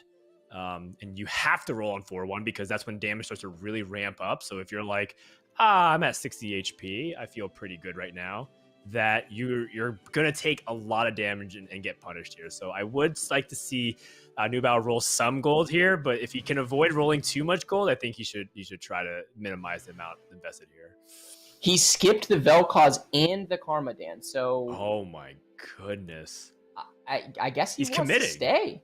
He wants to stay. I will be very interested to see how this goes. Nubao is a better player of teamfight tactics than I am, so it's hard for me to sit here and second guess this man. But I'm going to do it anyway, Dan. I think this is incorrect. I think what he will find if he tries to stay in this tree is that Bulldozer only bulldozes over things because of the interaction with Varus's blessings and the items. And if you try to play this composition into the late game without the Last Whisper, without the Jeweled Gauntlet, you're going to wind up finding that you bulldoze over nothing, and you're going to wind up going 8 very, very quickly. So, I would like to be wrong. I love Nubao as a human being and as a player, and I would love to see him make this work. But I'm looking at this spot and saying, if you're not willing to pivot towards a more kind of traditional AP tree, you are going to go 8th pretty quickly.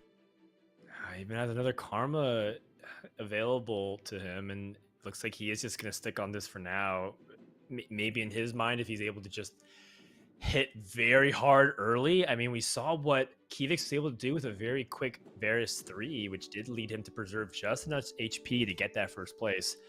We'll see. We'll check back in with Nubao momentarily. But in the meantime, we're going to hop on board with the People's Champ, Kuramax, who has the Dawnbringers online with the early Karma, the Riven 2 with throwback items back to set 4 Riven. That's something that you would put on her.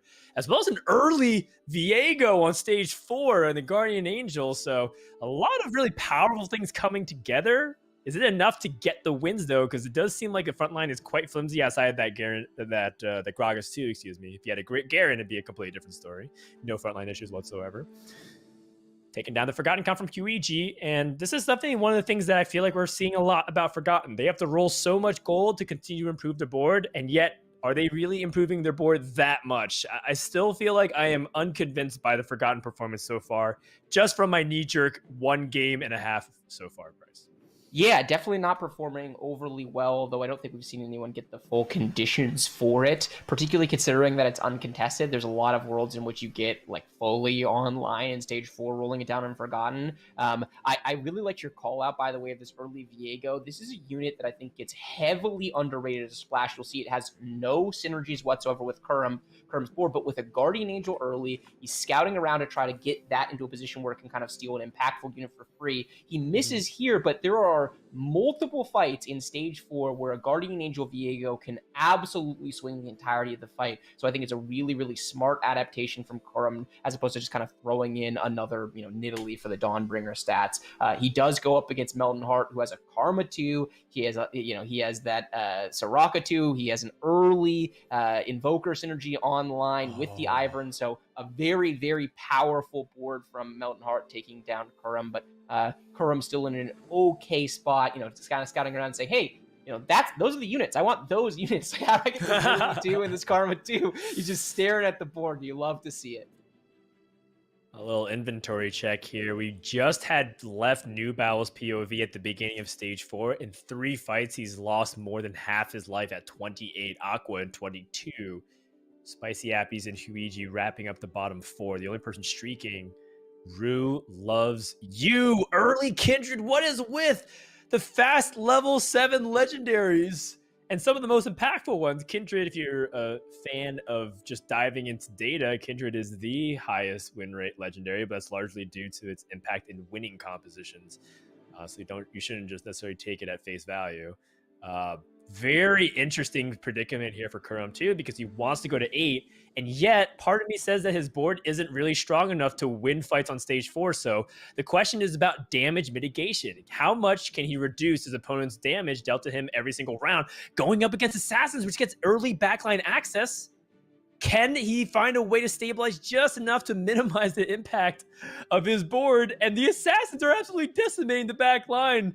So it's another loss here for Kurum X, and drops to just the 40s. This is brutal, and why stage 4 is so pivotal to try to manage that delicate dance between level 7 and level 8.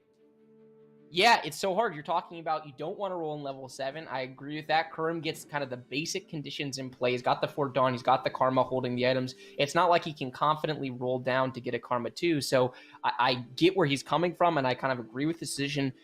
He's been a little bit unlucky in his matchmaking RNG. We've seen him scouting around, looking at some of these Yasuo boards, positioning his Viego specifically to steal Yasuo. And, if he's able to steal a Yasuo, I think he might be in totally different fights where, hey, if you go up against a Yasuo composition, you steal their primary carry, then you're probably in a pretty good spot to wind up winning that fight. But he just hasn't played those boards yet, and so it's not working out the way that he wants to. Definitely paying more HP than he would like to in this stage, as he now gets to play the Yasuo. The Viego has been repositioned, though, Dan. It does sneak over onto the Yasuo. Can it steal it, though? Well, is able to at least engage, even slamming a little cloak to give him just a little bit extra resistance. Yasuo lives with 1 HP. 1 tap difference. Wait, Viego's not done yet, though. Yeah, but it's got GA still. Oh, that's gotta sting.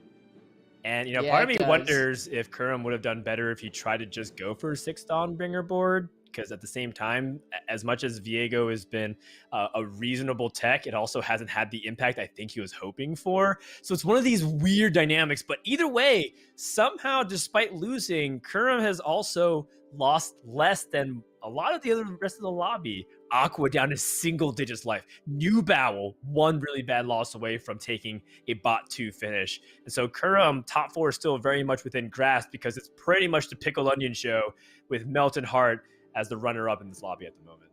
Yeah, Pickle Onion running back the Yasuo composition. As we see the spatula get dropped, so much potential here. He's going to be begging for that 5-2 carousel or 5-2 armory dance so he can get a belt, because the Dawn Spat would have so much impact for him. Maybe could make an Ironclad Spat. What? 2 Teemos? The lobby is so close in HP. You're not guaranteed to find another one. 4 invokers. 4 All right, invokers. And he finds the Ivern, Dan. We just need the Syndra. Ah, is so close. Oh my god, this is high risk, high reward. Hits a Locket and a ZZ Rot portal onto the Riven, which is actually very good. Now starting to transfer some of the items, prioritizing defense, recognizing that his front line is fraudulent as hell from which Teemo has come from. Needs to figure out a way to stabilize as best he can because he paid 12 life for a Teemo 1. Is it worth it in the exchange? The Karma trying to finally get online with the cast, but not in time as Rule of You crashes through and Kuram may have bought a one-way ticket to bottom 2 if he's not able to stabilize. Yeah, this is the tough thing about buying those Teemos in that position. There's no guarantee you find a Teemo 2. He does not have additional ability power items to go onto this unit, so he's carrying the Karma. He throws a Guardian Angel onto the Teemo. It's better than nothing, but he's now in a situation where he's on 1 life. He can barely afford the next Teemo, and he could cost himself multiple placements with how close this lobby is. So, like you said, he's got the backline sort of figured out. 4 Invoker, very powerful synergy, a lot of potential damage from that, but he really, really needs to work on his front line. Ivern 2 will absolutely help, Dan, and he's rolled a redemption on this Riven, so he's in an okay spot there. He would really love to find a Garen, right? A Garen would be able to take over this Warmogs. Oh, and he sells the Teemo. So he's really just trying to hard commit. I guess he wants to move the Guardian Angel as well. Just doing anything he can to preserve HP. He's going up against a Forgotten board. Definitely not capped out Forgotten, but he does have a Force of Nature. So he's playing 9 units. Pretty good items onto the Draven. Can Kuram survive, Dan? He's trying to. Right now, that Draven is going uncontested in the back, but not a lot of damage amplification for Draven. The Teemo is slowing the attack speed with the mana increase with Soraka's silence, and that is going to spell a potential victory here as Draven just doesn't have enough DPS. Shuiji taking a loss. Spicy Appy's down to 1 HP. No one's eliminated yet. He's looking at Aqua.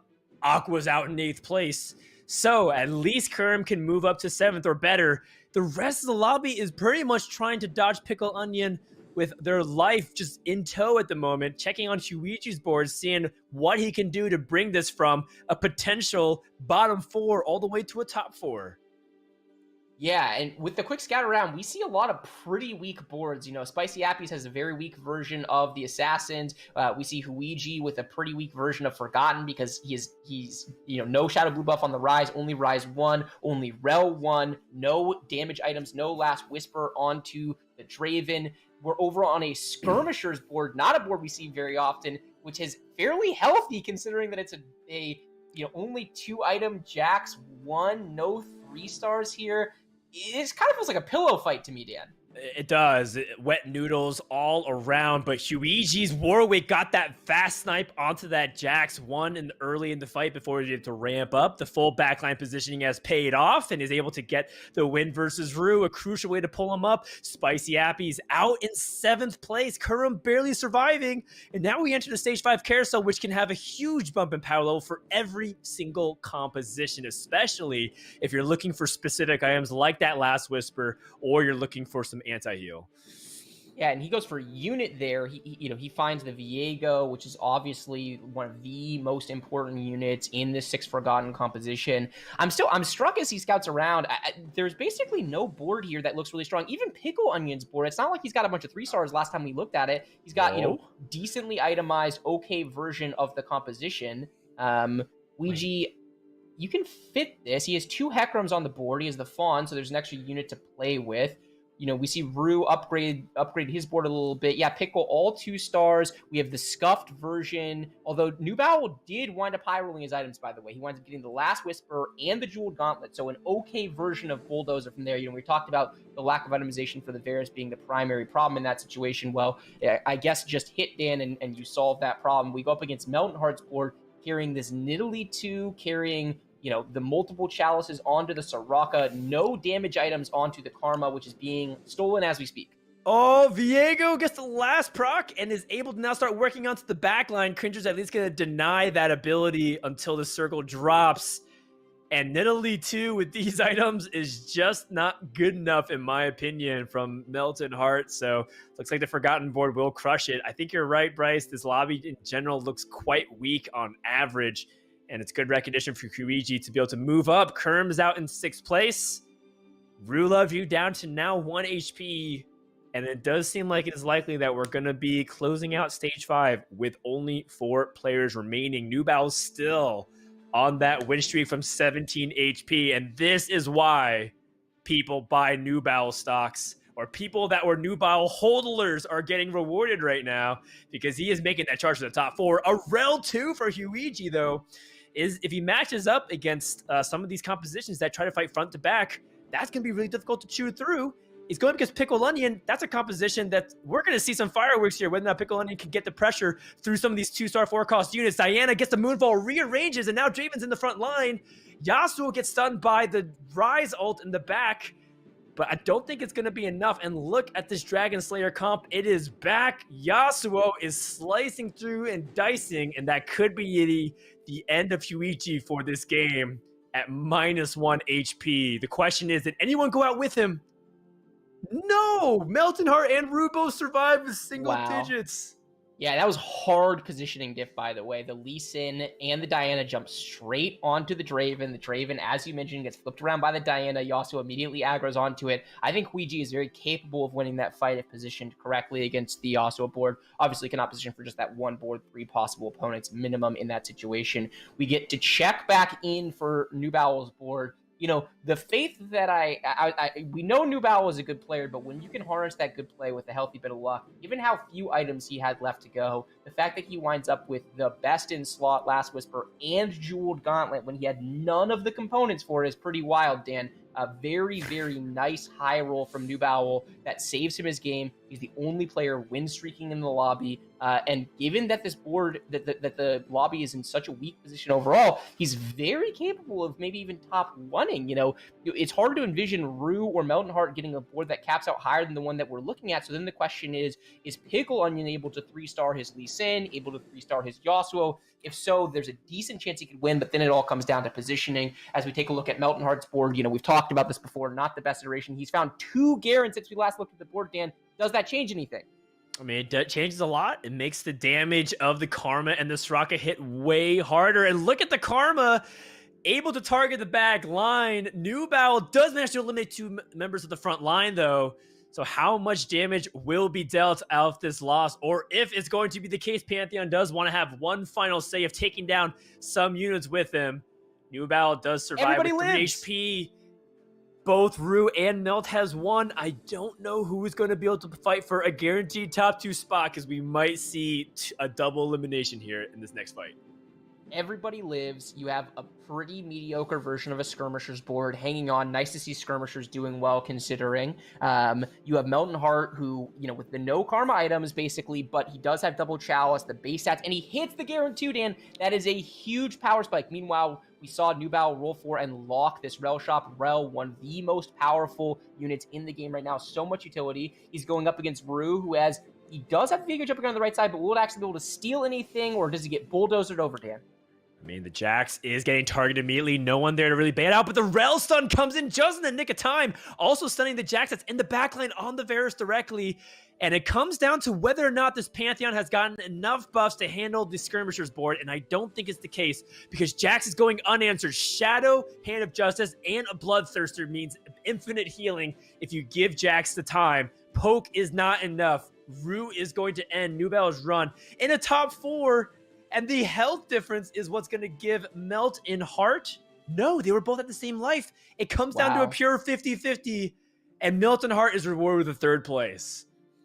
Wow, so close, such a tight lobby. We've talked about it the whole time. The relative power level of these compositions is not what you're used to seeing at the top, but that's what happens. Sometimes everybody's rolling earlier, putting pressure on each other, and no one's able to kind of get to the capped out level of board state, as we see Pickle trying to rearrange, deal with what Rue is trying to accomplish. Let's see if he can keep the Jax away from his main carries. The Viego is going to be going towards the back line, going after Lulu and then Morgana. Low impact, Dan. Is this the final fight of the game? I mean, it kind of depends on whether or not this Yasuo can kind of pop off and get the true damage rolling. And it's doing a good job so far being protected. No Runed Hurricane to attack multiple targets, but I don't see anyone really threatening it. And Pickle Onion has done it, cruising to a game 2 victory in Lobby B. Well done, and able to end it. Let's go ahead and check out what's happening in Lobby A. before we show the standings as Ramblin', we're hopping on his POV. He is streaking in a sight that you won't see very often, 2 players streaking at stage 6, indicating that multiple players died at the same time, as he is rocking a 5 Abomination, 4 Mystic, 2 Spellweaver, Zyra 3, Nunu 3 composition. I'm not entirely sure how to process this, Bryce. I'm just loving it. I'm not processing it. I'm just sitting back and appreciating what the man has put together. The Abomination spat, one of the most powerful spatulas in the game. The jump from 4 Abomination to 5 Abomination is massive, as we see that Abomination doing 10k damage in a late game fight. So much value. Incredibly good items on it as well. The Last Whisper, the Ruinous Hurricane, and the Warmogs. Ramblin' opting for this Zephyr, I assume. Yeah, because there's so much power in these late game fights. Valet out, Burt out. It's a 1v1, so you can really make use of this Zephyr. He has to be careful, right, as we get into these final fights. It does appear to me like Ramblin' has the higher power cap board, but we have an Assassin Draven, and we have a Viego with 3 tier items, so it's going to be instant sealing. This is all coming down to positioning, Dan. I would like to see him clump. I would like to see him basically take the RNG out of the equation. He can solo frontline units that he's willing to let die. He does not need to necessarily give access. It's only a Rise 1, no blue buff. There's not a ton of, kind of group-oriented CC as long as he leaves that Nunu in the front to deal with the Rel. Opts not to do that, so there's some RNG here. Will this Viego aggro onto... Oh, never mind. Take it back. He Zephyr cheeses the Viego is out of the fight. Very, very clean positioning from our friend Ramblin'. Yeah, very well done. But the problem is that I feel like without this A-bomb coming out, which it does, able to go immediately onto the carries, well-timed and well-positioned, outsmarted, outplayed, Ramblin' wraps up Lobby A game number 2 with a victory, living hype that Bryce was dropping before the tournament. There's a lot to unpack there. First of all, I think a lot of people have to say this guy got 2 Abomination spats and a Forgotten spat on Kivix's side. Is that the way to finally make Forgotten viable? Maybe. I'm not entirely sure. But either way, that was pretty sweet to see Forgotten go really deep like that. The second thing, Ramblin' has something called the Zizirot portal, which can attract the Viego to attack onto it. And because Viego's a 1-star unit, he's not going to be able to snipe a Nunu 3 and kill it just from 1 cast. So I think a lot of people's first initial inkling to counterplay is to position the Nunu back and protect the backline carry. However, I think he recognizes that Nunu's best attribute is being a frontliner. So he leaves Nunu in the front, instead positions Morgana, which is twofold. One, to position for the Zephyr to keep the Viego in the top left corner, frozen for the majority of the fight. And the second is that Morgana is a counter to Assassins. So it ends up being something that Morgana gets surrounded by anti-backliners and then gets the stun off. There's so many layers to what Ramblin' did well right there that it's very hard to break down concisely. So I hope you followed me for some of that. I know it wasn't shown on screen, but there were so many good things. And once more, it's just a pleasure to watch Ramblin' compete because when this guy is on fire, he doesn't miss. Yeah, he is such a good player of this game. Like you said, there's so much nuance going into these late game fights, especially when it's just a 1v1 where you just get to look at your opponent's board for 30 seconds and say, what are they trying to do to win fights and how do I stop it? And they're doing the exact same thing as you. He kind of gets one up on him. He grabs the Zephyr off of the carousel. He smartly positions a unit opposite the Viego. He waits for the round to start. He drops the Zephyr on. And honestly, the fight was over from the moment that he Zephyred the Viego. His power level on his board was considerably higher than the Forgotten board at that stage. So the Viego was the wild card. Can it steal something impactful and swing a fight? If you don't, then almost certainly Ramblin' is winning. And so just really, really airtight play from Ramblin' to secure his first. There's a reason why he was my pre-tournament favorite. I love the way this guy plays, and he's showing off already. And can we give a nod to Kivix, the runner-up in that game? First in lobby number 1, and then lobby 2, he was able to immediately get a second place. I mean, that is great results. This person's been super consistent in almost every tournament going back to previous set championships. It's only a matter of time before Kivix gets that breakout performance, shows his face to the world and introduces himself on the global stage. I'm liking Kivix a lot. Just to show you the rest of the results on Lobby A as well, Burt able to take that third, Valet in fourth, then Solus, Setsuko, Yippee, Maokai, and Just Nice round out that bot 4. And of course, that does lead us to our standings and finding out where everyone's sitting. Some players who were bot 4 last game were bot 4 again, but some players who are on top stay on top, Bryce. Yeah, I'm still looking over at Nubao and Kurum on the lower right-hand corner, right? Not what we expect them to be. Same thing with Setsuko, having a very, very rough start to this tournament. There are a lot of games left, plenty of room to move. There's no one mathematically eliminated or really that close to it, if we're being honest. But some very, very impressive consistency from Kivix and Ramblin', absolutely dominating their lobby. Similarly, Pickle playing quite well. So, we're starting to see things take shape, Dan. The B patch meta starting to sort out. I think there were no redeemed players. At least we didn't get to see, obviously, the entirety of the other lobby, but none that we saw. I wonder if this whole lobby is just, or this whole tournament is just gun shy on playing redeemed. I'd be very surprised if redeemed were like trashed here, like unplayable. That just does not make a lot of sense to me in light of its relative power pre B patch and the touch that was given on the B patch. But this is the thing, TFT is a game of inches, and if you move some of these numbers around, you can change the entire dynamic. So it will be interesting to see how the meta evolves both within the tournament and on ladder as we move forward. I'll give you a quick breakdown here, Bryce, since you asked for it. Rambling got first with the 5 A-Bomb 4 Mystic build that you saw. Kivix in second with the Forgotten and the double Assassin Spat. In third place, Bertosaurus played a Legionnaire Assassin Spat Nidalee Dawnbringer carry. Very weird. And then in fourth place, it was the traditional legendaries with the Invokers and the Heimerdinger composition. So some really, good mix of stuff and some unusual things that you only see once in a tournament environment like this, where players just whip it out and say, hey, I can't replicate that even if I wanted to. So you don't want to miss what's happening because we're going to take a couple minutes here and get ready for game number 3. But when we come back, we're going to continue the Challenger Series here for Teamfight Tactics Reckoning. So don't go anywhere. We'll be right back.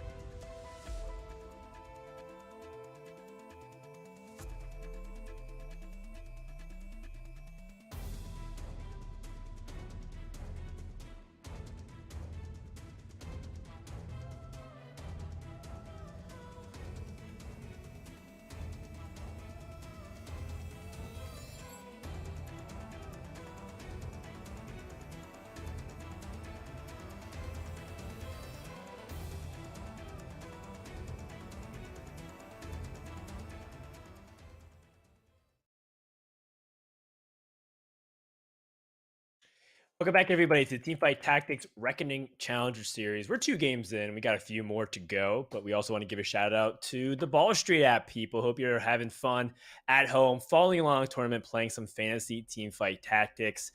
I called it. I said, new bow holders get rewarded. You can't short any EsportsLaw stocks, unfortunately, for people who are looking to do so. Tragic. Maybe we can find some way to do something like that with the casters as well. Who knows? You can buy Ramblin' stock, though. Always comes recommended every tournament this guy competes in. He's a beast. He's probably expensive now. Keep going. It's going up to the right. Rambling to the moon. All right. So with that, 2 games in, a few to go. Let's talk a little about some of the broad strokes that we've been seeing. Bryce, first thing we mentioned, Redeemed is just off the table. No one's really doing it more than the splash unless they're trying to play the Bulldozer composition. At the same time, Bulldozer showing it's got a lot of game even if you don't have the best in slot items. I was very impressed with how Newball handled it. And yes, he did get lucky in certain corners, but I mean, he didn't get the last whisper till the very last carousel. So it's one of these things where there's a lot of game to this unusual composition. Yeah, for sure. Bulldozer is really, really strong. I think that we're looking at an outlier situation, to be totally candid with you. I think it was a combination of high rolling the items that he needed and the relatively weak power level. I mean, we were talking about Pickle Onion from the round before going 5th place with Yasuo 3, Lee Sin 3, and Morgana 3. He wins this lobby with the 2-star version of all of those units and all of his other units, right? I'm sure there was an item differential. There are other things we can point to. It's not just about what star the units get to, but it just goes to show, right? Pickle Onion's comp, not something we usually see win lobbies. We could basically say that of every single composition along the way. So, New Bowel plays to an out. He gets a little lucky in his items. The lobby never reaches kind of the capped power level that you would expect, and so he's able to do well. I think the Bulldozer comp is incredibly strong. I would view it as largely underrated when I'm thinking about the meta and what qualifies as S tier. I put it squarely in that S tier. I think it's one of the best compositions in the game. You don't need to 3-star any of your units in order to win, but if you 3-star Varus, Trundle, or Pantheon, that is, certainly one of the possible win cons. You can also just play tempo, push levels. You get to play a lot of good units on that board, right? All the individual units are adding so much value. So I really, really like that composition. I also still think Redeemed is fine. I really do think we're going to see some Redeemed players at some point in this tournament. I'd be pretty surprised if it was dead, but you know what? I'm just going to keep saying that, and then we'll get to the end tomorrow, and no one will have played any Redeemed, and the stats will be terrible, and I'll just be completely wrong, right? So we're only a few hours into this patch. It's a lot remains to shake out. Well, we've definitely been seeing some other trends happening. People have been trying the Forgotten Tree with some success. A couple people placed top 3. Melton Hart did it. Kivix did it in the previous game, although got a lot of emblem support. We've been seeing people really love and stick to the Dawnbringer tree, but the Dawnbringer tree has multiple carries. It's almost like Dawnbringer is where Forgotten was previously in a couple patches ago, where a lot of these mid-game units that you're not really expecting to carry could end up being something you itemize, right? Instead of Karma, maybe you can play Riven, or you can play Nidalee. We've seen people stack even the Soraka for support damage. Bert played Assassin Dawnbringers, right? By putting Assassin Spat onto his Nidalee and then utilizing Kha'Zix for the majority of the game, holding a bunch of items as well. So that was a really interesting way to approach it. So one of the things that people talk about in defense of vertical comps is that there's more flexibility than people give it credit for. Yeah, you can just stack the traits and gain power, but how you utilize each single unit in these vertical comps, there's still a lot of depth to be learned. And I think that we're scratching the surface with some of these compositions now. For sure. And I think as the patch has gone on, people have started to experiment a little bit and figured out that it's not quite as black and white as you always want to go the full vertical version of the composition, right? It oftentimes makes sense when you're playing Dawnbringer to not be in 6 Dawnbringer or even 8, right? Sometimes it does make sense to stay there, but a lot of time you drop down. A lot of time the power level of a 4 Invoker, type of board winds up being stronger than just your classic 6 Dawnbringer board, right? Similarly, Forgotten, when it was at a stage where it was overtuned, you kind of always wanted to play the 6 Forgotten version of it. Now we see a lot of people on ladder finding success with some of the older iterations of Draven carry, where you wind up playing, good units, Dragon Slayers, whatever, right? It's totally depending on the lobby. You might go up to 4 Mystics, you might go up to or 3 ironclad, right? So there is a lot more flexibility, I think, than people give it credit. Certainly the vertical synergies are really strong right now. I would argue slightly too strong, but you know what? This could have been a situation, and this often happens with patches where people gravitate to the obvious or the easy thing early on, and then it takes time to kind of iterate and figure out, wait, actually we can go even better, right? Don't just be monkey dogs and throw in all of the units of whatever vertical synergy it is.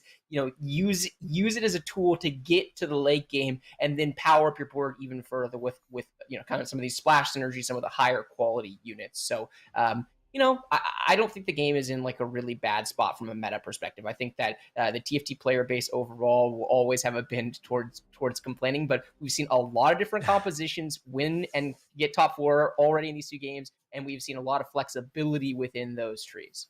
Yep, that's right.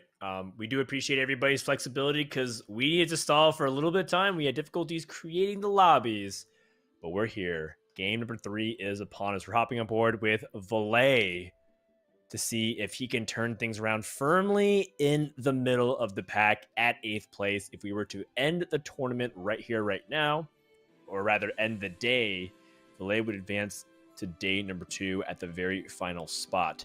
But we shall see. Starts off with Bo, which I think a lot of people don't mind if you want to lean more towards that AD composition, which, by the way, worth noting that Rangers seem to be struggling a little bit. We saw Nubel take an 8th to start things off on the day.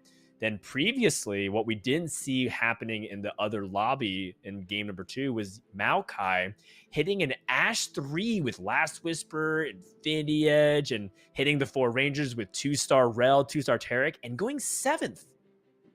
So wow. Rangers, not exactly a guarantee. It could be an HP preservation thing. When you see Ash 3, the moment, and you take a low standings, the first thing I wonder is, did you take too much damage greeting Draconic? There's all these different things that go into the fold, but I am curious to see how game number 3 is going to shape up with some of these AD trees. And Valet has a pretty decent start for it with that early bow and glove. Yeah, he does. And I agree. Rangers, the thing about Rangers is we always know that when it gets to its full cap power level, we've seen a couple of Rangers compositions finish in the top 2 at the end of these games, right? There's so much power because you can play so many of the good units. The 4 Ranger trait ramps up to these incredible damage dealing, either Ash or Felios in the late game. So we know there's a lot of potential there. It's just one of the hardest compositions in the game to pilot because it doesn't have some of the natural transitions. You compare that to, for example, the vertical synergies where you kind of get to play the units as you go, right? You're playing Forgotten units, you kind of play 3 Forgotten early, then you want to play 6 Forgotten in the mid game, and you oftentimes play 6 Forgotten late. Same thing with Dawnbringer, right? Nightbringer, so on and so forth. You kind of get to play the same board. Whereas Rangers, that's not really the case. There's not really like a 2 Ranger board that also makes use of the same standard front line that then winds up being the front line that you play into the late game. So it winds up, I think, being kind of more of a high roll composition where if you can build a really strong board flexibly in the early game to then build the items you want to then get to level 8 to roll a bunch of gold, I think Rangers can be quite powerful, but certainly not for the faint of heart or for someone who's struggling in the early game. I would never want to play Rangers from behind, for example, in comparison to some of these comps like the Yasuo comp that we've seen or the Bulldozer comp that we've seen that can, play from behind, have these kind of big rubber band comeback mechanics when they hit their 3 stars or when they stabilize by finding their completed composition. Yeah, so actually I played a Rangers game today where I started off playing 4 Legionnaire 2 Knights, and that was just my composition until I found an opportunity to play Ash 2 and Aphelios, and someone left a Kindred for me on the carousel because I was just in the middle of the pack in HP. And that was what catapulted me to play it, and it landed a pretty comfortable first once I got everything online. But yeah, you have to get very creative with how you land, how you start, because where you land is very obvious. Almost everybody knows exactly what you want to do with Rangers and Mystics and Frontline, but it's all about getting there successfully, which Redeemed, incidentally, does a very good job of, because you have Varus that can hold some of these items fantastically, and you have a lot of tankiness. You're not going to lose by a lot because Redeemed is just such good at sustain that you'll inevitably kill a few units because every one of your units is basically like Gragas tier of tank. And so it's a really reliable way to go about it. So I like the way Valet is approaching it to start things off with just this Knight Legionnaire. That's very much what I did, except I just had a Riven too. So I ended up going into a 4 Legionnaire build in my mid game. And I think with that Shadow Sword being picked up, this is exactly what Valet's thinking about. Yeah, I think so too. I think certainly has the potential. The other thing about Rangers is you kind of have to scale your carry as you go. At least if you're playing like Callista, for example. This is so interesting because I was going to say that the Abomination felt like a very strong out with the items that he had. He winds up selling the brand and now gets offered the Nunu, which is kind of a feels bad man situation. Valet, I think, is hard committed towards taking one of the other AD paths, right? Abomination is certainly one of the holders of AD items, but you can play towards Rangers. You can also play towards Forgotten for here, depending on how all of this goes. So a lot of potential paths for Valet. The nice thing from his perspective is he has pretty good AD items, right? The Last Whisper, so valuable early, middle, and late. And he's got the upgraded frontline, redeemed units in the Aatrox and the Leona, plus the Thresh in there. So a lot of power. We're also getting our first look at Hellions today, Dan. The one part of the B patch we've been talking on and on about Redeemed and where it stands after the B patch. What about Hellions? Where Hellions took a meaningful amount of buffs in the last patch, and then even more buffs in the B patch, which is pretty unusual, right? Most of the time, B patches are about bringing things that are out of line power-wise strong in line with the rest of the meta. And this was a nod saying, hey, these Hellion units, they're pretty bad. Like the data on them continues to be awful. They were really good early in the set, and they basically just vanished. I mean, I don't even see these units in my shop for a month, right? Where do you think? Have we landed in an okay spot with them? Do you think Hellions are viable now? Yeah, I think there's actually a lot of ways you could build Hellions. It's funny that we have a player like Rue, who we talked about her LoL chess history. I happened to take a quick glance at it right before the tournament started. She landed first place playing 3-star Kled reroll, holding AD items like Rage Blade and Hand of Justice, regular Hand of Justice in a Giant Slayer. And then scaling all the way to find a Teemo 2. So those were the two carries of her composition. Very fascinating. It's, again, this is hot off the press. It could have just been taking advantage of a weak lobby. It could have just been an insane high roll. It could be the Hellions are just the truth, and Kled is now the de facto carry with a 5 AD buff. Who knows? We're not entirely sure, but this is day one. This is day like 0.5 of the patch, right? We haven't had a full day yet. We're really trying to just learn what works right now. Yeah, absolutely. We're all figuring it out together. It's part of the fun of doing a tournament on a day like this is, the patch is unsolved. We don't know exactly what's happening with Redeemed, right? This isn't 5 days into a patch where we can talk to you at length about how all the top players view the meta and where they're going. We're all kind of figuring it out together. I think it makes for an incredibly fun tournament environment, to be honest with you, because these players get to show off a lot of their natural skill at the game, their flexibility, their innovation around what is happening. You see him sell the Nocturne and pick up this Hecarim, by the way, which is very interesting. It means he's thinking about still potentially going to the Forgotten tree, right? He does have some pretty good items slammed for that Forgotten. The Last Whisper plus a Shadow Sword. Very, very good future Draven items if you were to decide to go into that direction. He's scouting around. He's seeing what looks like another Draven player with the Shadow Zeeks and the Shadow RFC Slam. So just kind of Valet smartly analyzing what is happening in the lobby and thinking through not just where he is right now, but where does he want to go? And that is the hallmark of a great TFT player, is someone who is planning out, sure, what they're going to do in the short run, but also what their medium run transition looks like, and then ultimately what are the possible in-game outs if they're playing towards. I often talk about TFT as having a lot of skill and a lot of knowledge, and the skill is, how quickly you're rolling, how well you're transitioning, how creatively you're able to put together the board. The knowledge is understanding all of the possible outs to you from a spot. And when you get to the absolute pinnacle of knowledge, right? I was studying Bobe, the top Korean player who's been flying up the North American ladder for the last month. He streamed the other day. He doesn't even think, everyone in NA is talking about these vertical compositions, how you only play them. He doesn't even think about the game that way. He literally just says out loud, is this an AD game or an AP game, right? And that's all. He's starting from the very top of the tree, and then he will slowly but surely work his way down into a composition. It's a beautiful thing to watch, and it's what happens when TFT is played at its absolute highest level. Love to hear that. Great breakdown here as we wrap up stage 2 with 2 players streaking. but neither of them are 100 HP. It's quite an unusual situation, as Valet does wrap it up with that win. Ends up taking out the Mordekaiser, because while he's great as a unit and you have the Legionnaires already set, if he needs to sell that Mordekaiser to make gold, he will, because he's playing this bridge of having that redeemed, hold these items alongside the Callista, and seeing where the comp takes him. I love this approach, and it's also quite on brand from the tournaments that we've seen Valet in, because again, we mentioned in set 4.5, he was a Slayer's god. This guy knew it, the AD trait in and out, and flexed so much within it that it was very impressive. To say that he was a Slayer's main was really underselling his knowledge of that. Yes, absolutely the case. Valet, someone who was really deep within one tree for NA regionals during the last set.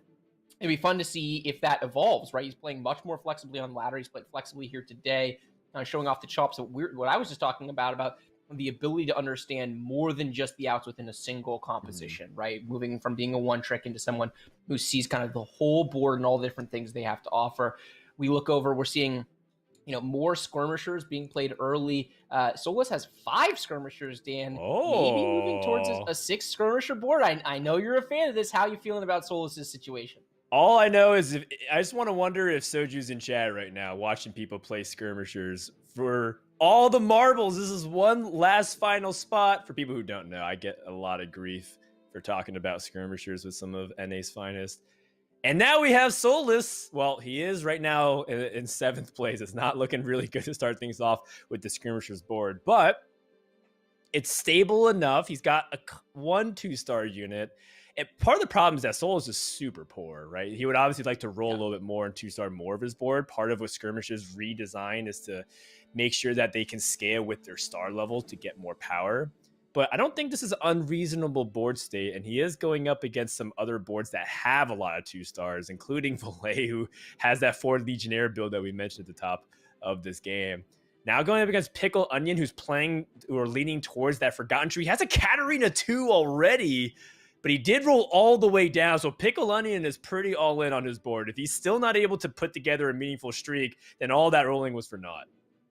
Yeah, and his board state is okay, not great, Dan. He did not he rolled all the way down. He did not get to 6 Forgotten. He did not high roll an early Draven to hold these items, or a Rise to kind of round out his board. So that is not the spot you want to be in, particularly since things have been going so well for Pickle, right? 14 points in pretty good spot where he really just needs to top 4 to stay in good position. As we see Solus scouting around, the die has been cast, Dan. You are all in on the skirmisher board. Hellion, can we take a look at that? I would love to see how this plays out. We see him, the Hellion reroll player, rolling all the way down. Kivix choosing not to slow roll, which I think is the more common way of playing from this spot. Just going full all in on 3-3-starring the Poppy and the Kled. Would be fun to watch that board and see how it goes. Back on Solus's Skirms board, which is on, Dan, it is on a winning streak. It is on a 1-round winning streak. So, there must be something to this composition. Bryce, every great historical win streak started off with 1 win. Just want to point that out. 2 wins back to back.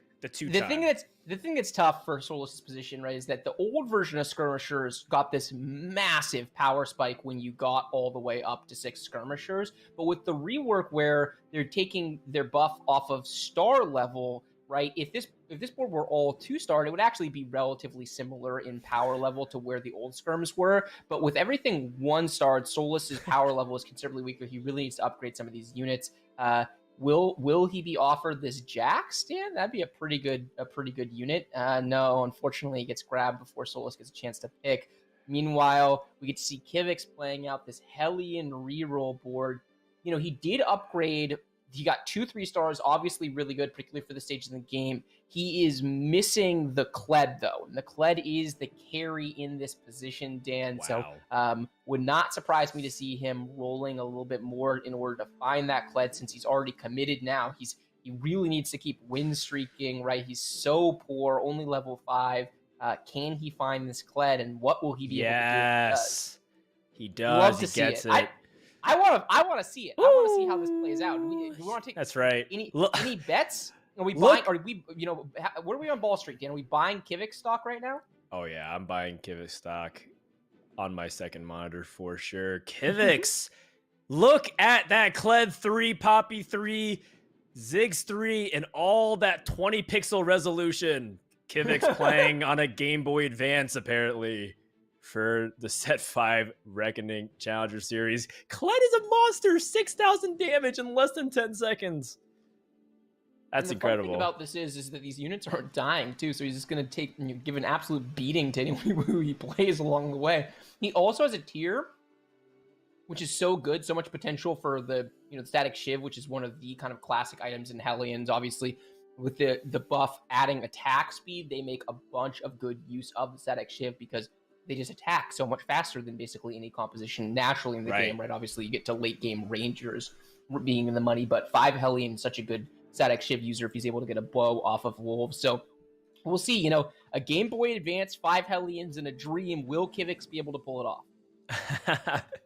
Well, I guess we'll be able to find out because with the buffs to Hellions, we're not entirely sure about, whether or not this is going to be enough to carry him all the way beyond the top 4. Right now, if you ask me, it looks good enough to get a top 4, but can it go beyond? And I think right now everything is indicating towards yes. This Kled 3 is absolutely manhandling everything in its way. That you mentioned the Hellion buff with that extra attack speed. It's better than getting a Bleak Zeke's Herald because you get 25% attack speed for stealing 2 allied champions. You get 55 now, right? So it's like he has everything. He's got damage, he's got resistance shred, he's got AoE cleave, and he's got attack speed. He's got a tanky frontliner in Poppy. Just put in something defensive with that cloak, and you're cooking. Even having the ability to potentially hit static stiletto instead of the regular static shiv, which is the shadow version of that comp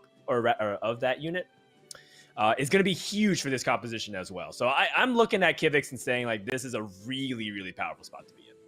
Yeah, it is. I mean, the fun thing about this, right? This is a composition that, I saw played on the PBE, actually. That's the last time I saw Hellion reroll Kled carry. It was quite effective then. A lot of changes have been made since that point in time, but with the recent buffs to Kled's AD, that's a lot of value on the 3-star version, and this unit is doing a disgusting amount of work. We know it's good now, right? Like at this stage of the game, having 3 stars fully itemized Kled, it is just shredding through opponent compositions. The question that we don't have an answer for, or at least I don't have an answer for, is what does this composition do into the late game as they play stronger boards, going up against Solus, who rolled down to 20 gold on the Skirmishers board, and has some upgraded units, but no Jacks found, playing 2 Trundles. This Kled is just whipping through. We don't know what this is going to do late, but we do know it is going to beat the heck out of these Skirmishers, Dan. So maybe you weren't right after all? Well, I mean, when you're going up against a triple 3-star Hellion board that hit in the middle of stage 3 with a healthy econ, by the way, because Kivix ended up having 30 to 40 gold to roll turn after turn, as well as getting these items. Wait, hold on a second. We just got a stage 4-2 armory with the ability for Final Whisper, Archangel Staff, Shroud of Stillness. These are all really good items. Ends up picking the Shroud of Stillness because I think the one thing that he's worried about is some kind of burst comp like a Karma, just eliminating his units really quickly and finding a way to stop them from getting online. Yeah, and he's choosing to build some other items, so he goes with the Shadow Blue buff on the Ziggs. Not as much value as Blue buff in this position, but it's what he has. We pivot over to New Bowel's board, who's playing a very fun iteration of Assassins for the time being, right? He's got only a Katarina 1, but he's got an upgraded Nocturne. He's got the Shadow Locket, which is one of the most important items in this, and really showing off, I think, a lot of his versatility. He slammed a lot of items, Dan, right? He slammed an early Zephyr, which we don't see very often, getting good value, knocking up that Ziggs. I think New Bow was showing kind of a masterclass in how to preserve HP. Not going to be enough into this Hellions board, but apparently nothing is enough into this Hellions board, so we can't fault him for that. Yeah, I'm already ready to declare Kivix, a top 2 finisher in this lobby right now because he can just pump to 9 from this point on. He's very much set. From Nubao's perspective, I think mentioning that Shadow Locket, I love that you pointed it out, is a very important aspect of why I think Maokai's attempt was not very successful with the assassins. I think it was Spicy Appies. I apologize. And that was largely due to the fact that there wasn't reliable front line. And with this Shadow Locket, it ends up playing very well into both Katarina and Nocturne because Nocturne doesn't have mana. And so you don't really have to worry about that lack of mana gain. And the blue buff ensures that Katarina's cast uptime is pretty much permanent anyways. So in terms of the conditions being met, Nubao has set up a much better spot than previous assassins that we've seen in this tournament today, and I want to see how far he can push it. Yeah, I want to see it too, and it's kind of the flip side of the Spicy Appies coin, right? When we talked about Spicy Appies board, he had that Nocturne 2, the Katarina 2 at 3-1. We're on, we're more than a full stage later. We're 4-3. He has a Nocturne 2 with no items, 1 extra copy of Nocturne. He has a single Katarina, not even a Katarina pair to his name, Dan, but much better items, right? The Assassin's Bat doing so much work. He's got very good items on this Katarina and the Infinity Edge, the Shadow Hand of Justice, and the blue buff. So kind of the flip side of the same coin. The question now is, can he hit the units? Because as we know, an assassin composition can be very strong all the way through stage 4, but you either need to pivot off of it or you need to 3-star your units in order to continue your power into stage 5. It is very hard to stay stable on an all 2-star assassin for past stage 5. Yeah, I agree. It's just because everyone starts to get online, and you also get the very significant downside of not choosing the best slot items that you want right now. And you can see that he does end up getting a sword, which is good. Assassins love a lot of gloves and a lot of swords, but still is pretty far away from what I feel like is putting him in top 4 territory. And from Nubao's perspective, remember that he started off with that 8th place, so he is fighting against time, right? We do know that if we played 1,000 games in this tournament, Nubao was very likely to come out in the top 8. I think most people would peg him as the number 1 favorite to do so, but you only get 5 games and we're already in game 3. So can this go beyond? Is he able to figure out a way to preserve even more HP as he fishes for a Zephyr attempt but doesn't land it, instead going up against Melted Heart, who's playing the build, the Bulldozer, and those items are looking fresh. Yes, but the Assassin is quite good into the Bulldozer because they get access to the Varus. Not able to kill it, though! The Varus stays alive, the Lux Shield combined with the Rel Shield, and the Varus lives long enough. Besides, he just has this incredibly tanky front line that Nubao is not able to get through. I think Nubao is at a very, very interesting position because with the Assassin's Bat slammed, some people are probably sitting there being like, well, he's committed, right? He has to play Assassins. I don't think that's the case. I think he's seriously considering a Forgotten pivot on 5-1. He can level up.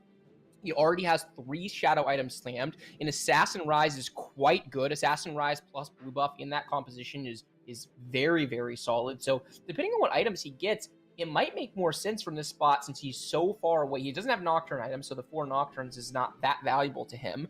And he only has the 1 Katarina. So maybe it's just a pivot and he says, hey, I was thinking Assassins this game, but you know what? I always have a backup plan, and I think he might be leaning towards it as we speak. I'm not sure. I think that while I do see your entire point with Forgottens, I think that staying on this Assassin's tree is his best shot because of the Assassin spat. It actually is a very big deal to go 6 Assassin and get the 3 Revenant online. And I think a lot of Assassin players have figured out that the only thing that's really important on Nocturne is Last Whisper. Everything else, you can kind of argue about. Anything that generically improves his attack speed, anything that generically improves his attack damage is the thing that you want to supplement as items 2 and 3. But the one core thing on the previous patch was Last Whisper due to the fact that Redeem is so strong. How does that change with Redeem being not featured in any single lobby? Maybe you don't have to itemize Nocturne at all. So I'm not entirely sure, Bryce. It's a very interesting thing, and I would love to see him, just because I'm a mad scientist, I would love to see him push it. The one thing that is missing from his composition that I can't help but notice is Ivern. You absolutely need an Ivern in this composition because you lack so much frontline, and to get that Revenant trait onto that Nocturne to give a second life and another shot at being able to assassinate the backlines is huge. Yeah, absolutely. And, we're talking about what he needs to be able to win the lobby. It's possible Nubao's evaluation is, I'm not winning this lobby, right? And that's a huge part of the importance of playing good TFT, is recognizing that there are times, big hits here. Wow, the Rise pair as well. Can you get the Rise Woo! too? Oh, never mind. He sold his Morganas already. I thought he had that Morgana pair that he rolled down. Like, that's Morgana number 8. I mean, Yeah, that is looking absolutely. good. So it looks to me like he has made a decision that he wants to play for a top 4, right? He's not loving his spot. He thinks it's okay. It's very unlikely, as we've talked about, that he's going to be able to take a first place from this position with no Nocturne 3 or items, no Katarina 3. That's okay, though. You don't need to win every lobby. Sometimes it's just about scoring as many points as you can, particularly in a format like this that rewards finishing in the top half. This isn't tomorrow where he's above a threshold trying to play to win the lobby. Play to win every lobby in order to win the tournament. So I do like the adaptation here. I think it's correct from Nubao. You're absolutely right that the Assassin Spat is so powerful in this tree, particularly once he finds a Volibear. We're going to see it kind of all the way online. And while I think he's unlikely to beat some of the capped out boards in the end, for now he's in a good spot. Here we go. The reign of 3 stars is beginning. We did see Solus with some 3 stars on the skirmisher board. I will note in a very healthy position, Dan. So I don't know. I don't know if it's possible to sell Soju stock in a tournament he's not playing in, but if the opportunity is available, it might be time. No matter what happens, I'm always looking to do that. So, but with Huiji hitting this Yasuo 3 on early stage 5, that's very quick. Even a license for him to try to push level 9 because he's finished at 2 stars with everything else except for his Diana. So he's in an excellent spot to ride out the momentum of this game. As we do see a couple of eliminations coming in, Pickle Onion and Melton Heart out in 8th and 7th. Those were 2 high point leaders. Maokai might be next on the chopping block, ends up taking just a little bit short of the remainder of his HP. As we do take a look around the lobby, Valet is playing a Kayle carry composition. AD Kayle, that is something that has seen a little bit of surgence. We're no longer trying to just play keep the Kayle alive with Rageblade and Guardian Angel. AD Kayle is a very real thing if the conditions line up for it, which it seems like Valet has found. Yeah, absolutely. Meanwhile, we have Nubal's board we've looked at a lot. Solus with the reroll, skirmishers, and then Kivix has lost a couple fights now. By the way, I don't know if we can submit him in that top 2 position just yet.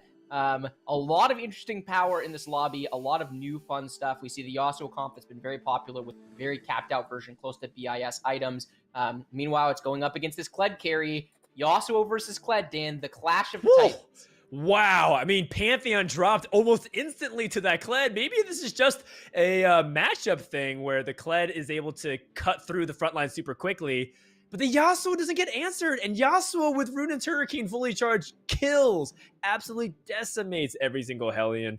So maybe it is not meant to be an early declaration. I cursed Kivix. Maybe he was destined for just top 4 this game only. A huge win from Maokai keeps him alive, so nobody is dead yet as we enter the Stage 5 carousel. Let's see if any huge, impactful items or champions are available on this carousel. Yeah, nothing immediately jumping out at me. It looked like, was there another Assassin Spat? That could be very, very good for Nubal if it goes all the way around, which I think that it will. Assassin Spat's such an interesting spat where it's so valuable in the Assassin comp, has a little bit of value in some other places, right? We've seen Assassin Lee Sin do a lot of work. We've seen Assassin Rise and Forgotten do a lot of work, but generally speaking, not a super contested late game emblem. We see Huig get the get the QSS, which is quite good on Mordekaiser, right? The value of Mordekaiser items in the Yasuo carry composition is going up. He's scouting out at Solus's board was a Trundle 3, but a Jax 1, so Solus probably not in the best position. I'm rebuying the Soju stock, Dan. You were wrong all along. We shall see. It's a very contested tree apparently in this lobby. 3 stars all around. Valet rearranging his items, trying to get a healing item onto the Kayle, which is entirely reasonable given the current board state. 4 Mystics, 4 Knights. Full on Kayle protect mode here is what Valet's comp is all about. And it just doesn't seem like Kivix does enough damage to the front line. I stand corrected completely. I thought that this was enough momentum for Kivix to go to 9 and look for Teemo. Kivix might not even make top 4. Yeah, and this is the thing is we just don't really know, right? It's not like we have a lot of experience looking at what it means to hit the heli and reroll with those items at this stage in the game, and it could just be a lobby thing, right? Like it's is he good enough to get through the front line of some of these other compositions? Can he stay alive long enough? Like we saw, Kivix really struggling with Yasuo purely because that Yasuo 3 was shredding. Meanwhile, while we're talking about compositions we haven't gotten to look at a lot, Valet's comp is very, very fun, right? Like, one of the knocks on this set that people have had is that there's not a late game AD carry comp, legendary, and maybe KO is it now. You still have 3 items on Leona that can theoretically be moved onto a Taric or onto one of the God Kings later. He's got the 4 Mystics in with the Kindred 2, a really, really powerful KO composition from Valet that is shredding through the Yasuo, but there's just so much tankiness on this Mordekaiser and this Yasuo. Mordekaiser's now down. Will Yasuo follow? It does. Valet seems to be in a very good position to win this lobby. Already level 9, has a couple lives worth of health, so plenty of room to improve his board as he's able to econ back up. Meanwhile, we take a look at Nubao, who will win this fight. I mean, the Leona does not do damage, right? The question is, can he kill the Leona fast enough? Okay, so he kills the Leona fast enough. Nubao preserve HP. Soulless, the skirmishers, not top 5. The scientific experiment is completed. Dan was wrong. Soju was right. Skirms are dead. God dang it. Yeah, all right. It was from what lasted. Well, okay, to be fair, there's a lot of people buying the skirmisher units, and one of the win conditions is to 3-star all your skirmishers. And when Huiji hits all those other skirms, it's going to be a lot trickier. That being said, I mean, Valet probably feels comfortable, but watching the Assassins beat him on another matchup from a different board has to have him a little bit concerned about scalability. Finds a magnetic remover as well, which is really interesting in case he wants to rearrange some of the stuff. Finds that Darius, you talked about the God Kings coming in huge. If you're playing an AD comp, you want to have that Darius because it works very synergistically with him. Not to mention that he has some flexibility with this extra death cap. I wonder who is going to go on if he wants additional heals. In this case, he wants to put it onto his Kindred to accent his power. Trying to dodge Zephyrs, scouting around, seeing how the backline acts. Nice. Going to move immediately to the corner, recognizing Nubao is trying to chase it. And Nubao got him anyways? No, did not. No. Just 1 hex off, just the last second swap, keeping the Kale safe. And Nubao is trying to hunt with the backline access. Can Kale be protected long enough? Kindred, the cast is already dropped. And with that, I think all the front line is held just long enough to be able to turn on the rest of the composition, and Nubao is not able to get that KO snipe.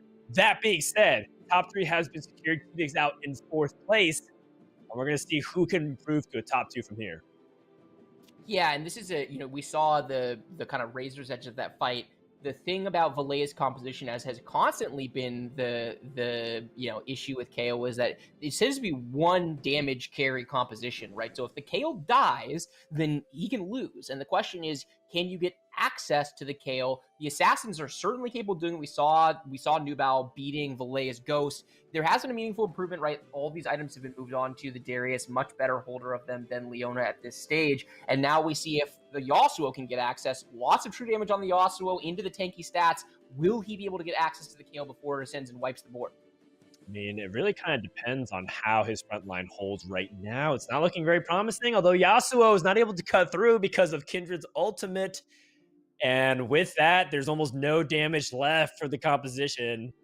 This is already showing very promising signs of who is going to take first place in this lobby. Valet is on a win streak right now. Huiji takes a loss. Nubao gets another win.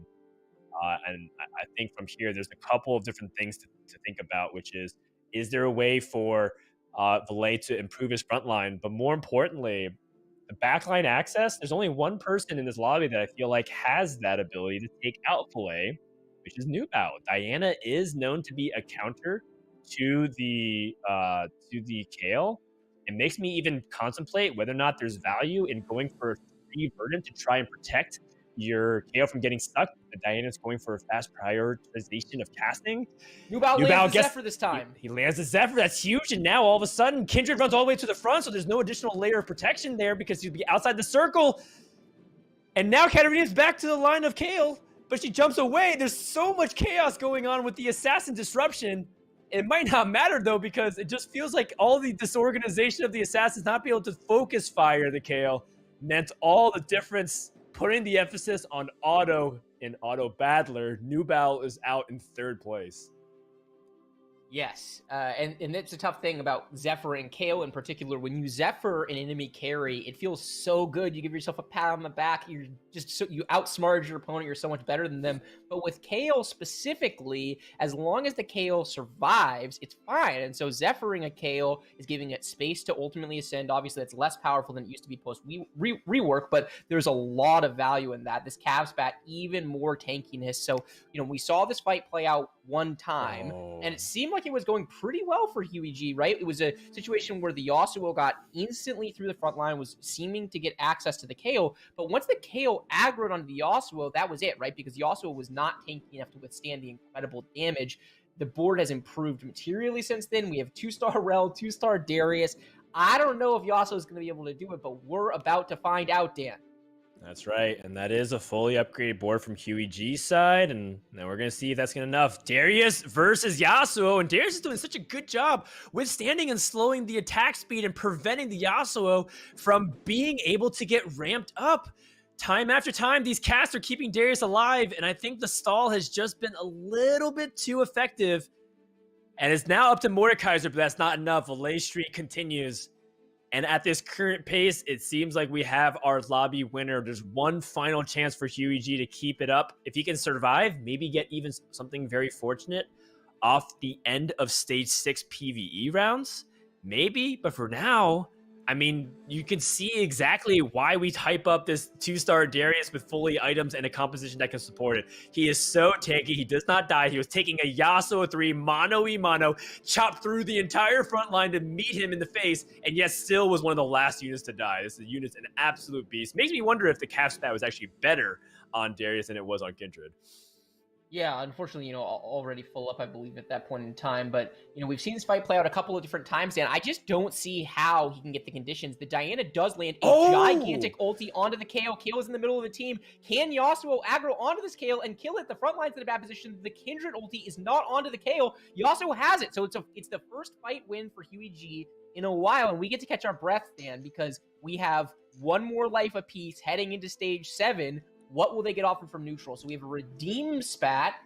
Not super high value for Valet. It's not the end of the world or anything, but definitely not putting in a ton of work. He does have the opportunity to improve his board by playing a Garen 2. You lose the God King buff, but I have to imagine Garen 2 goes in over Nautilus 1 under the circumstances, right? Most of the damage from HueyG is the true damage from the Yasuo, so I just think the unit quality is so much higher in that situation.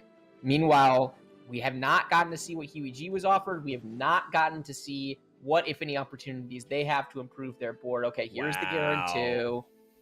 I mean, just so much power.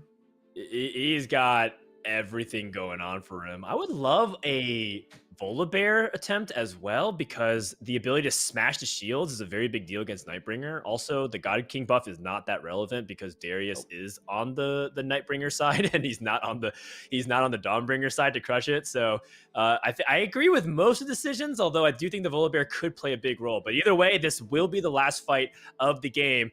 And the Diana is lined up correctly. The Redeem Spat going down onto the Terry for a little bit extra tankiness. Everything is clumped up. There's no running in this fight. Darius jumps immediately to the back line and tries to see if he can stall the Yasuo for as long as he can. Kale cutting through like a hot knife through butter. The Kindred ultimates try to do their best to support the carries, but it's not going to be enough. Valet will not be denied. The AD God himself has found a new opportunity to show off his skill, and that is going to result in a Game 3 victory for Valet with his 4 Knights, 3 Mystics KO composition. Diana did not even cast in that fight, Dan. We saw Diana swing the fight by getting Yasuo access to the KO, so it didn't have to cut through the mountains of frontline on Valet's board. This time, Diana winds up getting CC'd by the Lulu, the Nightbringer shield procs, and I was watching, I was waiting for when is the cast going to happen? Where does this KO wind up? The answer is it didn't, and the fight was over from that moment on. Really, really well played by Valet, playing to an out that a lot of people don't even know exists, taking those 80 items that people are thinking about, oh, is that Rangers, is that Forgotten? No, ladies and gentlemen, that is KO GG Valet. That's right. And, Kale did recently get a little bit of a tweak, right? They like scaled down some of her crazy explosive damage at the very end of the fight, but also kind of repackaged some of her utility there. So, really interesting to look at how Kale can fit into some of these late game AD pivots, which you want to see. People were really excited to witness Rangers make a comeback so that way they can have Ashe or a Aphelios carry with Kindred support. Now we're adding in other different 3 costs into the mix that can use that Runaan's Last Whisper package in Nidalee and Riven. Can we add the Kale into the mix? Absolutely. Really good navigation throughout the entire game. I learned a lot, even just by observing it, which is just one of the coolest things about TFT tournaments is that as much as you get to watch your favorite players succeed and cheer for your favorite comps, you also feel like you improve as a player. And I felt like I learned a lot watching the way Valet navigated that. Yeah, totally agree. It's something that needs very specific conditions. Obviously, still needs so much frontline in order to give this Kale time to kind of consistently DPS away. But it's a new out for me, right? With those items, when I'm thinking about legendary holder of those items, I'm thinking Darius, generally speaking, not necessarily Kale. So Valet putting on a show and a good learning moment all around. That's right. So we do see that rest of the lobby, and the Hellions able to get that top 4. Let's go ahead and check out what ended up happening in Lobby B. Aqua able to repeat that performance and get that first place finish, while Bertosaurus in second place. Bert very quietly putting on a pretty good series of games. Setsuko finally putting a top 4 on the board, and then Appies wrapping it up. Ramblin', Kurum, Just Nice, and Rue Loves You, who started off very hot, gonna take that 8th place. Yeah, Aqua, a true first or 8th gamer, Dan. I think 2 firsts and 1 8th so far. We'll find out if they repeat and go 8th in the next lobby. It'd be fun to see them find some more consistency. Doesn't need to be another first. They are in prime qualifying position, right, with the 2 first places already. If they just have solid top 4 type of showings for the next 2 games, we will see them live to fight another day tomorrow. Very, very interesting lobbies. We've had some very kind of low power level capped out comp stand, and then Valet's board on that the last round was so capped out. I think it could have been any 2 boards on the lobby we casted a couple of games ago. So very, very fun to see. Kuramax not putting it together, right? We're officially in danger territory. He is 7 points out of qualification. Only 2 games left to go. Very, very, very uphill battle for Kurum in order to try to come back along with Yipi Maokaye. Yep, that's right. So, that'll be coming up. Do you want to kind of recap a little bit about what happened in the other lobby as well? Aqua playing a Forgotten to a first place, having a fully itemized Draven and a fully itemized Viego with that dark blue buff Rise. Bert playing Rangers to a top 2. And then Setsuko and Spicy Appies both with Dawnbringers. It does seem like Dawnbringers was very contested. In fact, Rangers was very contested. 3 people attempted Rangers, 2 people attempted Dawnbringers. And then you had a Yasuo and Forgotten player. I notice no redeemed. Still waiting for a redeemed player. In fairness, we haven't seen it go poorly. We just haven't seen it. No one is interested in playing these units. Maybe everyone just got together and we're like, we're kind of over it, right? Like we've all played our redeemed games and we're ready to move on. I don't know what's going on. It does feel a little bit like a conspiracy that we are 3 full lobbies in and have not seen it in either instance. Kind of wild. I mean, we have seen Redeem be a core part of strategies, though, right? Like the Varus composition, you need Varus, and you should be playing that Redeemed as a way to stabilize your board. Valet, for example, just played a Kale and was very dependent on having the early Redeem to stabilize his core build while he was piling on that Kale stuff. So overall, there's aspects to the trait. It's just not the 6th Redeemed with the Vel'Koz, right? Like, is Vel'Koz completely unviable now? Probably not. I think the first person that tries to play Vel'Koz will somehow like roll on 4-1 and hit Vel'Koz 2 very easy while everyone's trying to pull Karmas and Aphelios out of the pool. That being said, who will be the first to try it? It might be someone who's really desperate. It might be something that happens in game number 4. It might be someone that you should be buying a lot of stock of, because the way you win in fantasy TFT is to buy low and sell high. So with that, we're going to take a few minutes, and when we come back, game number 4 here of the Teamfight Tactics Reckoning Challenger Series.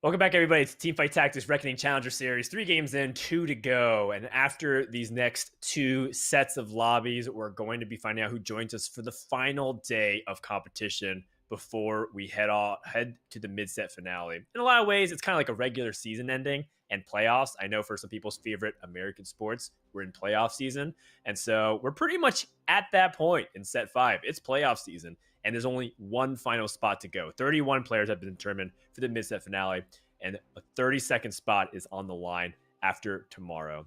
So with that being said, we talked a little bit about what we saw in the meta game for the first 3 games. If you're just joining us, we have some players who are crushing the competition, really doing well. Shout out to Kivix, once again, another top 4, doing a very unusual composition with reroll Hellions. Showed that it could top 4, which is honestly like what you would want, right? If you're a one cost reroll, you don't really expect it to just power through and get first. Landing a top 4 probably feels pretty good for Kivix trying it out on patch day. Yeah, did hit everything, right? But had to roll pretty deep at level 5 in order to get there, opting for the reroll, right? Something we used to see a lot of that now most people kind of slow roll. It was too low on HP. So, hey, from that spot, stabilized. And who knows, right? Like the lobby was pretty high in power level overall, right? There was a lot of strength. So maybe if the rolls go differently and the Yasuo 3-star doesn't come online so early, Valet doesn't high roll a Kale 2 at level 8 on their roll down, like maybe the Bled performs even better than it did, right? It's time's going to tell on that one. We're going to have to see the Hellion reroll played a bunch more times and figure out what are its strengths and weaknesses and good matchups and bad matchups and all of that type of stuff. But definitely fun to see on patch day someone just saying, you know what, hey, I'm going to go for a tournament setting and making it work. All right, well, here we go. Game number 4 is upon us. We're going to hop on board on the other lobby and check out Ramblin', who won that second lobby. Also was able to place a top 3 before that. Did end up going 5th. So a 1st, a 3rd, a 5th. Hopefully that trend of odd placements doesn't continue, because that would mean a 7th place. But I can't imagine a player Ram with caliber to be, a player that's very much in danger of that. It feels like his style is very stable, and that's as a result led to very consistent tournament performances. It feels like Ramblin's very often like a 2nd through 5th place player.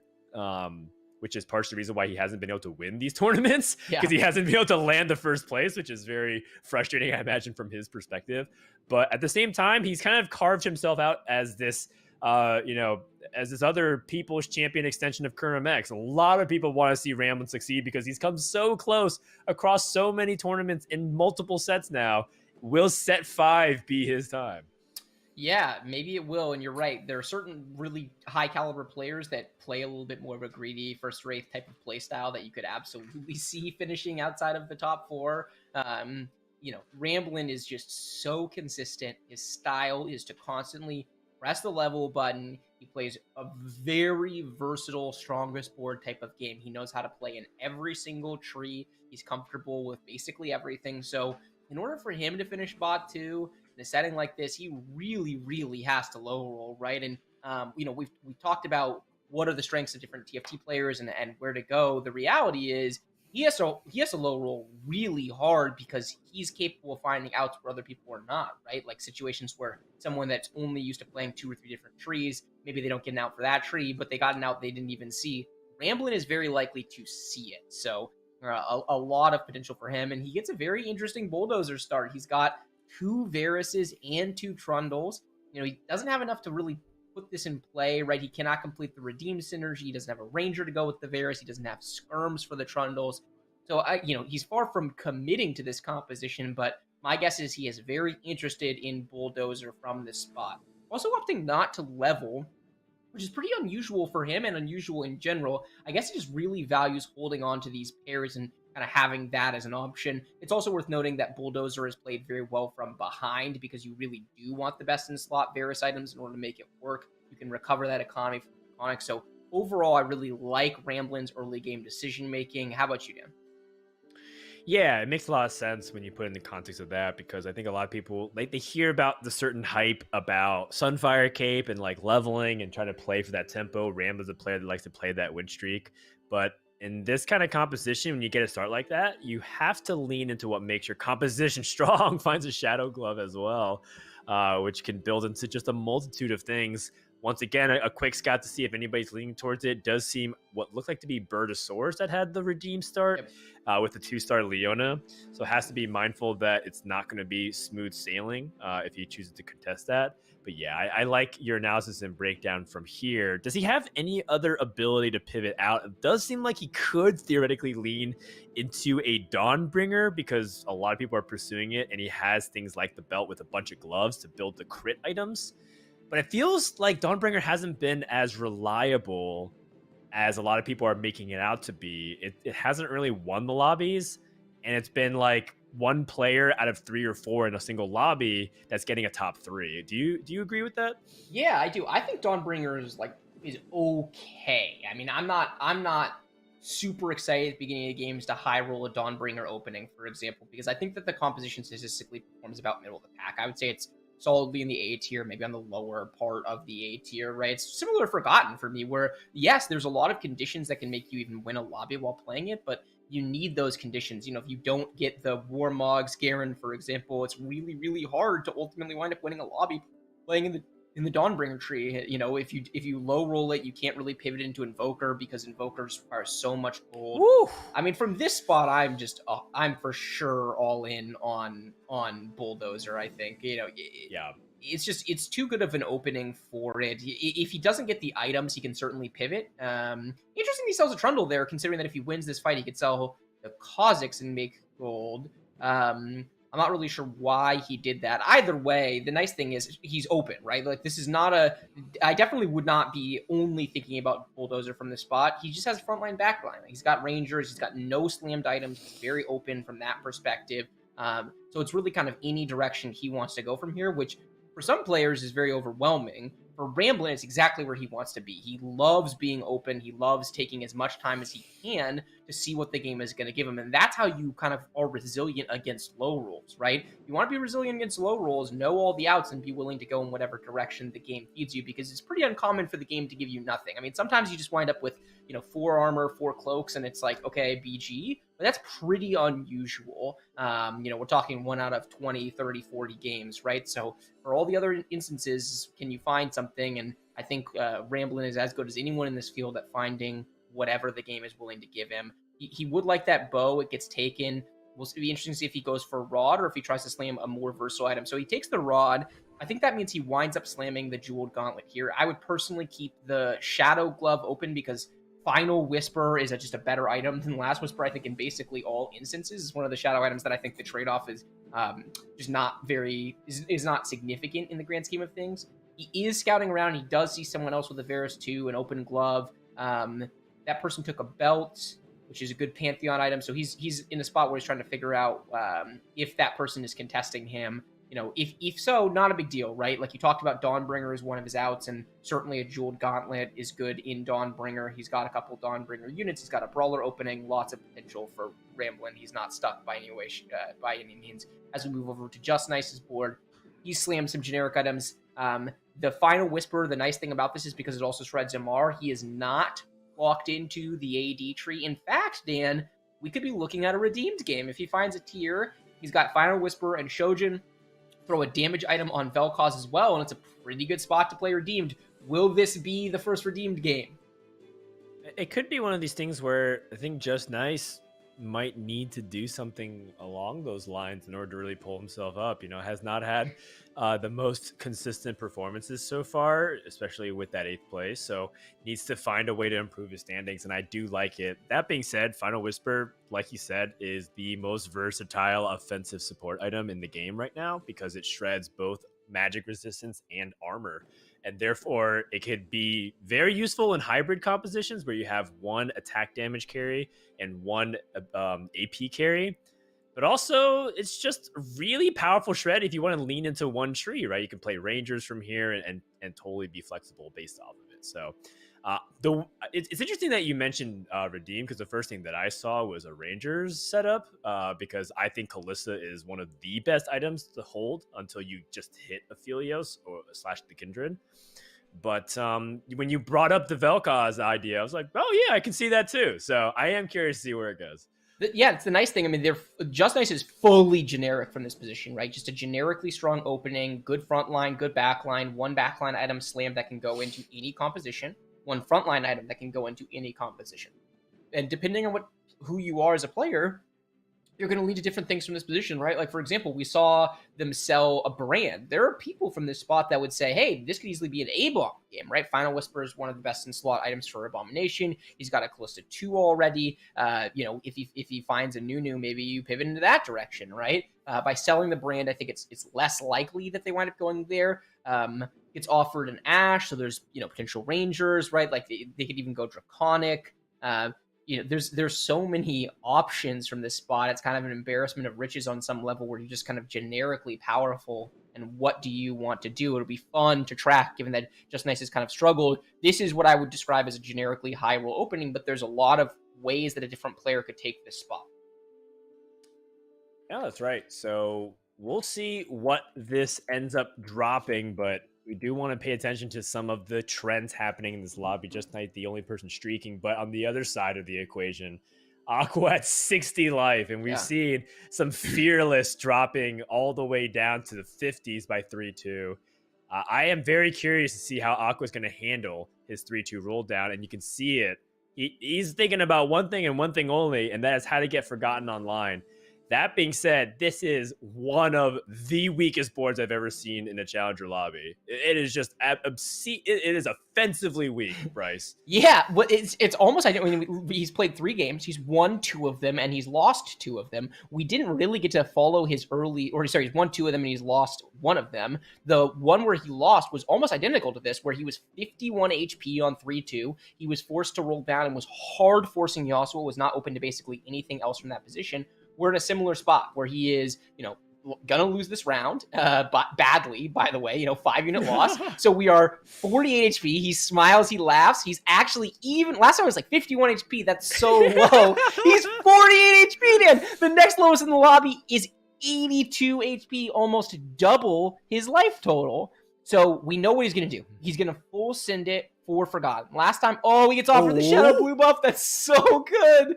All right, can he hit his units is the question. He's buying all the 3 costs, just pulling them from the pool. I don't think he's really seriously considering anything else. I guess he can play Nocturne from here. You can play Assassin. So I guess he's open to 2 things. He's open to Forgotten, he's open to Assassin.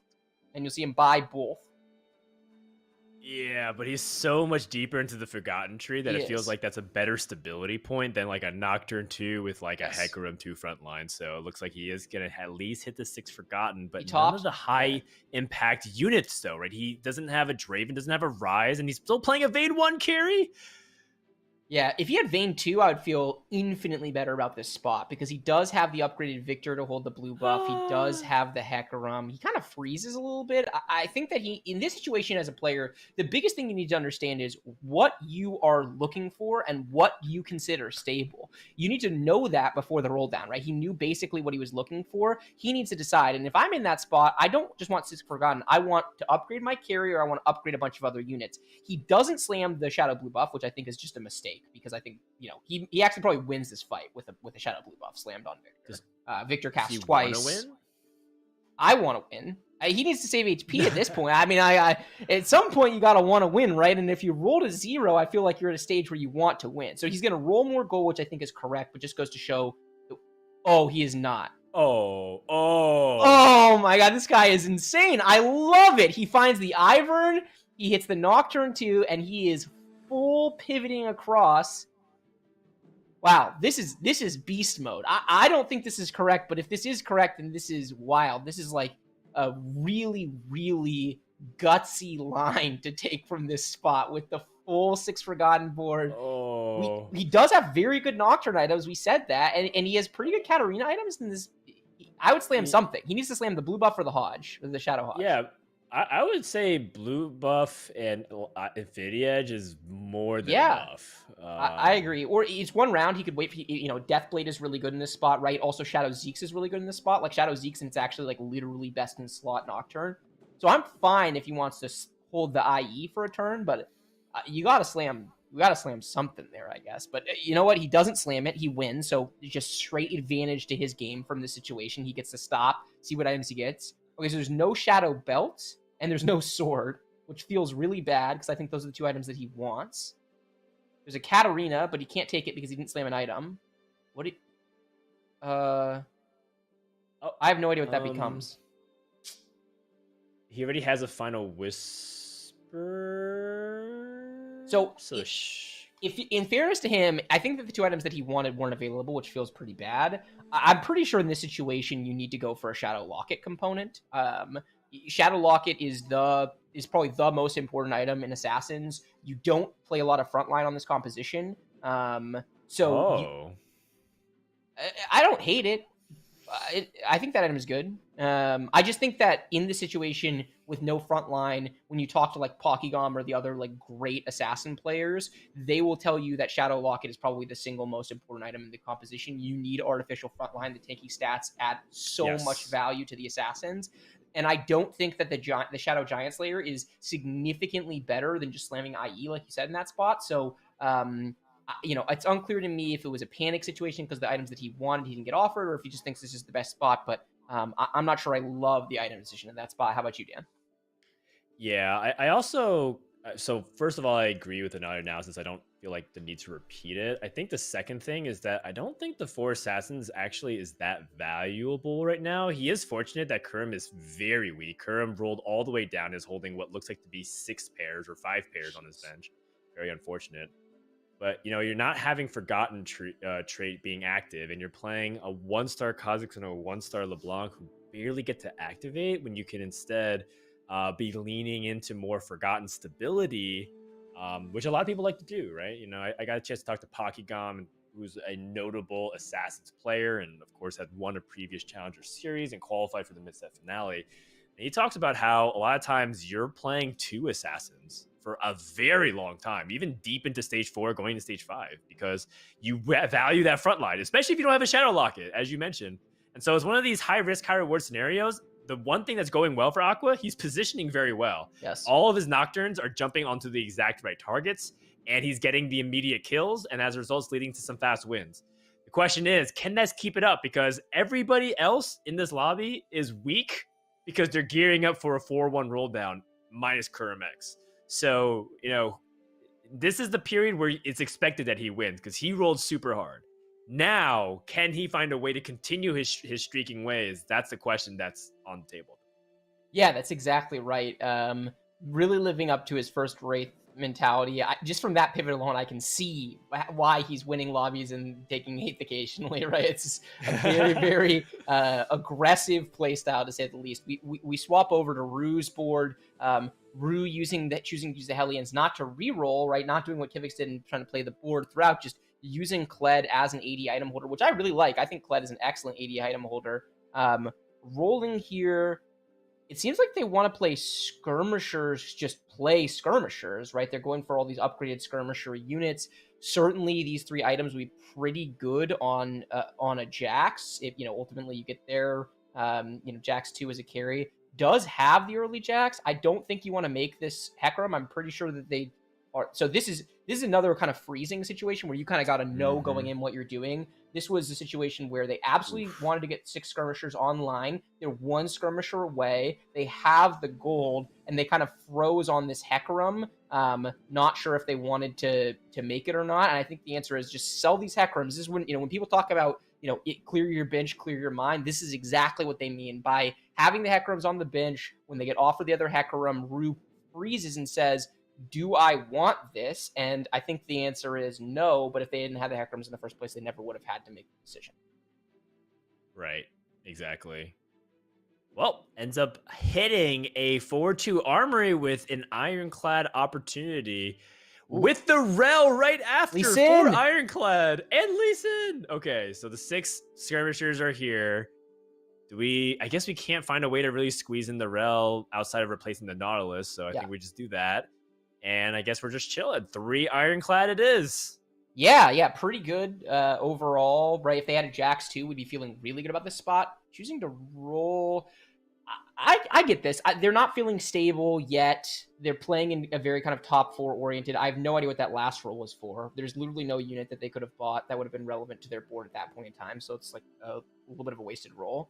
just kind of generically repositioning, which I like. You know, if you're in a situation where you haven't had much time to scout, assume that your opponents have scouted you in a position for you. It's very unlikely you're going to make things worse by repositioning in that spot. So I really agree with Rue using that last few seconds to good effect. Going up against Ramblin, who did stick in the Bulldozer tree, has the two most important items in the Final Whisper and the Jewel Gauntlet, and just rolling over the Skirmishers board. Dan, you know, I hate to keep beating you up on this, but it does feel to me like the people who were making fun of you were probably correct in the end. Skirmishers is a board that is quite good early, but does not feel like it can actually stand up in the mid lane.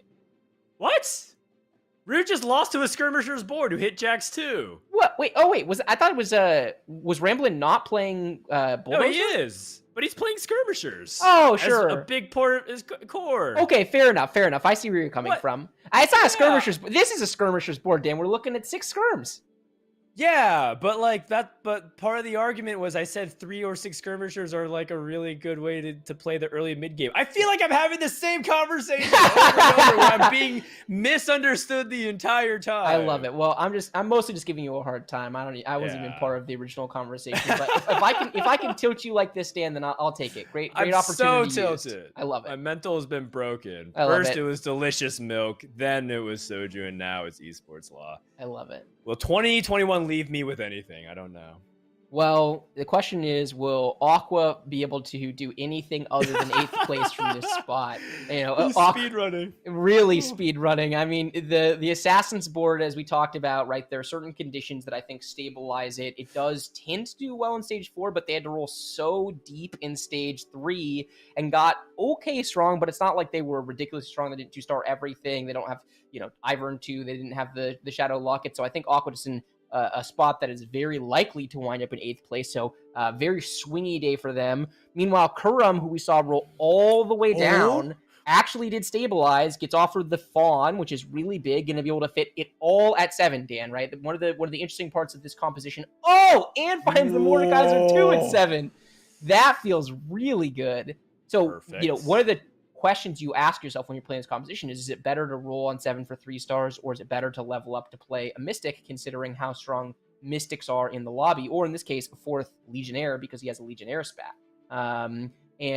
In this case, the answer was yes and, right? I mean, in this spot with the Force of Nature, Kurum is able to kind of have his cake and eat it too. He'll be able to stay at 7 as long as he wants. He can also choose to go level 8 and be able to fit the Mystic and the 4 Legionnaire and the 4 Nightbringer, right? So he's just got a lot of things going for him and a lot of options from this spot.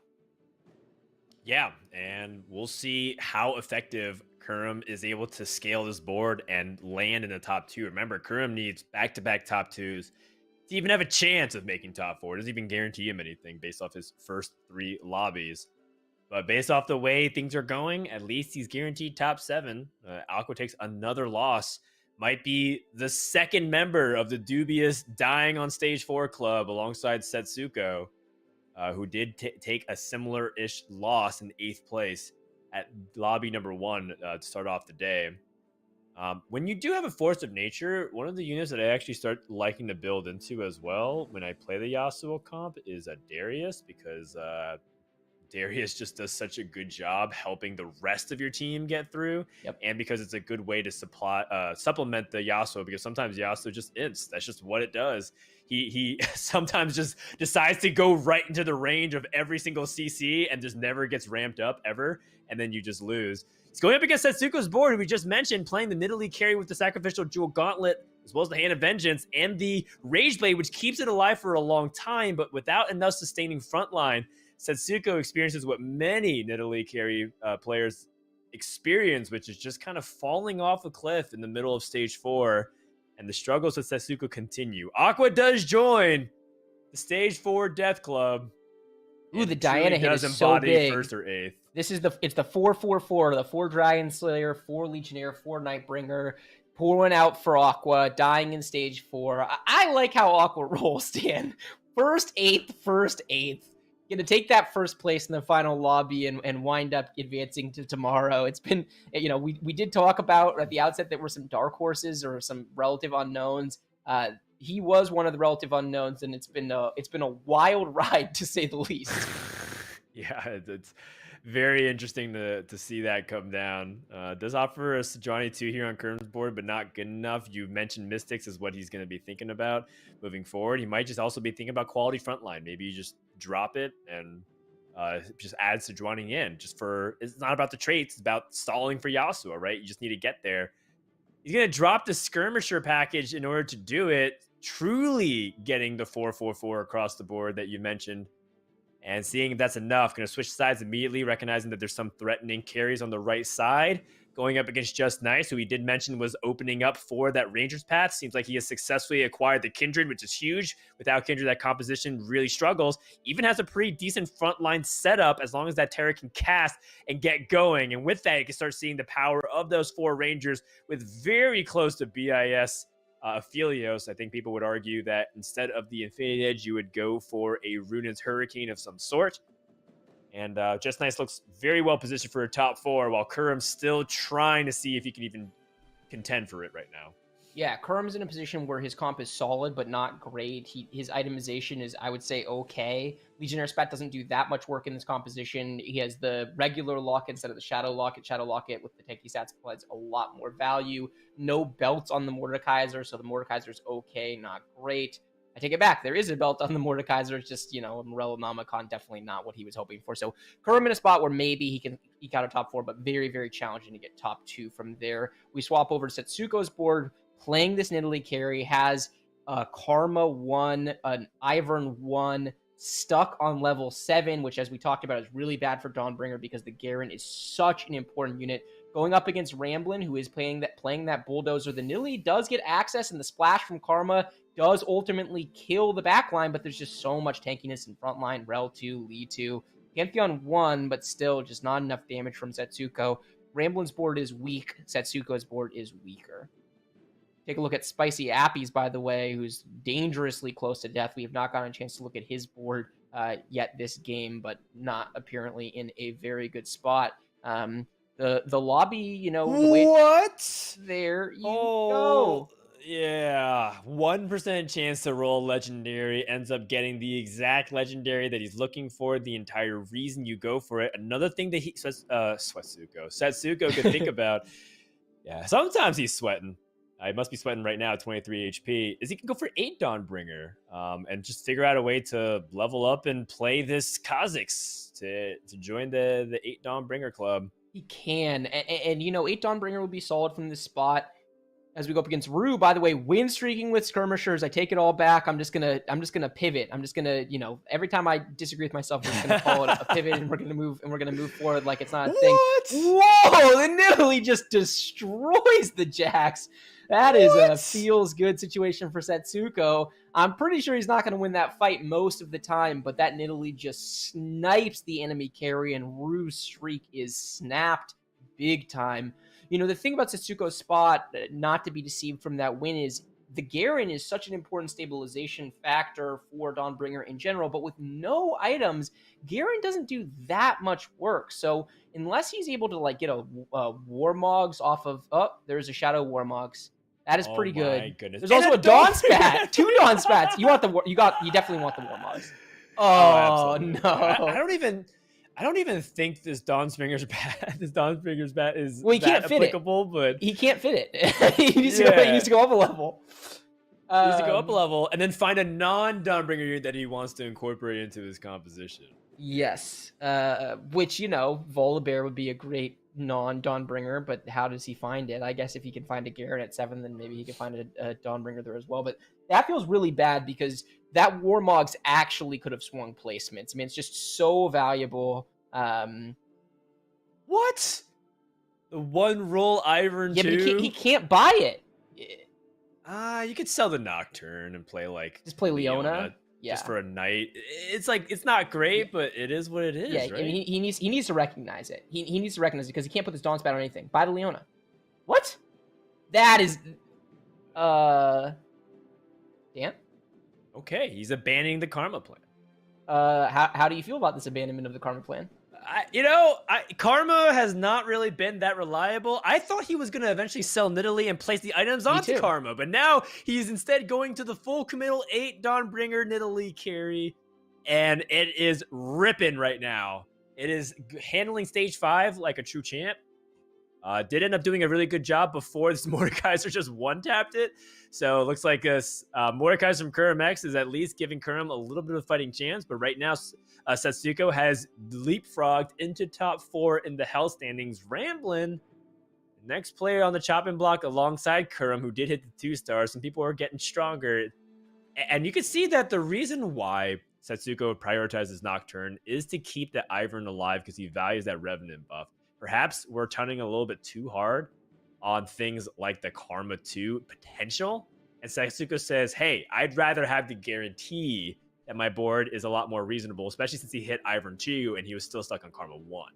Yeah, I mean, I definitely hear where you're coming from on that. And I think that there's some value to that line of thinking in certain situations, right? But under the set of facts that we have, Setsuko has been in an okay spot from a qualification perspective. I think that, I mean, it's really close, right? Because there's a version of events where Setsuko is able to like eke out a top 4 here and then have a really good finish in the next game and still advance. But it feels to me like Setsuko needs to play a little bit more first or 8th from this spot. Well, I mean, it's worked out so far, and now he's in a position where maybe some good matchmaking, fights that 8 Dawnbringer isn't going to lose by a lot because you just have so much health gain on all 8 of your units, and they all gain that 12% attack or damage output for every single Dawnbringer that procs, so it's just a lot. Maybe Setsuko is good enough to just ride into a top 4 here, and he's okay with that, Bryce. He's not necessarily going for that first. Says, I just want to play stable. A lot of the people are going to die, and I'm going to top 4. Yeah, super fair. The question is whether or not that's enough, right? Like, my argument here would be that under the circumstances, he actually needs to top 4, right? If he had Karma 2, if he had found 1 Nidalee, he could swap the items over. Karma 2, 8 Dawn, like, here's the Nidalee, right? So he could have Karma 2 in this spot, and I think that he would be much stronger and much more equipped to theoretically be able to actually top 4 or top 2, which again, I think he needs. But either way, he made the decision. We're moving on. So we're over to Rue's board. Rue has been riding the Skirmishers composition. It's a pretty good iteration of Skirmishers. You know, has the 3 Ironclad because of the spat. Found the oh, help me out, Dan. The assassin, Viego. Found Viego. Good items onto the Jax. So doing work, but going up against Kurum's Yasuo board. The Jax is still alive and healing on the good side of that Shadow Hodge, and Kurum is going to be eliminated from this lobby and I believe from the tournament. Just no way for Kurum to come back at this point. We see Ramblin losing as well, and we have our top 4, Dan. Whoa, another Assassin Spat offered, which is pretty interesting given that you can complement the Viego and now have his ability critically strike, which is very interesting. And you can see that Rue is entertaining the idea. I think the 4th Ironclad is not important.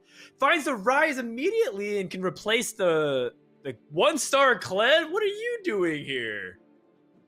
Wow, I just felt like I was on an episode of BoJack Horseman. Kled, what are you doing here? It's like a little horse riding on a horse. Yeah. Also very interesting. Sells the Kennen and doesn't roll. So just sitting on this Kennen too. I guess doesn't need any more Kennens. Going to be able to assassin spat. Who are we assassin spatting? Trundle, Pantheon. What do you think? The best holder of it is Nidalee, but she's holding the Thieves Glove. So I guess we just are going to put Assassin Pantheon. All right. Either way, the important thing is that you add this Assassin Spat for the ability for Viego to really pop off and get that guaranteed snipe. And Setsuko goes down. Ends up being a top 3 for Skirmishers. Yeah, I'm rebuying my Frodan stock. Is it still available to me? Thank you. Is that an opportunity? Nope.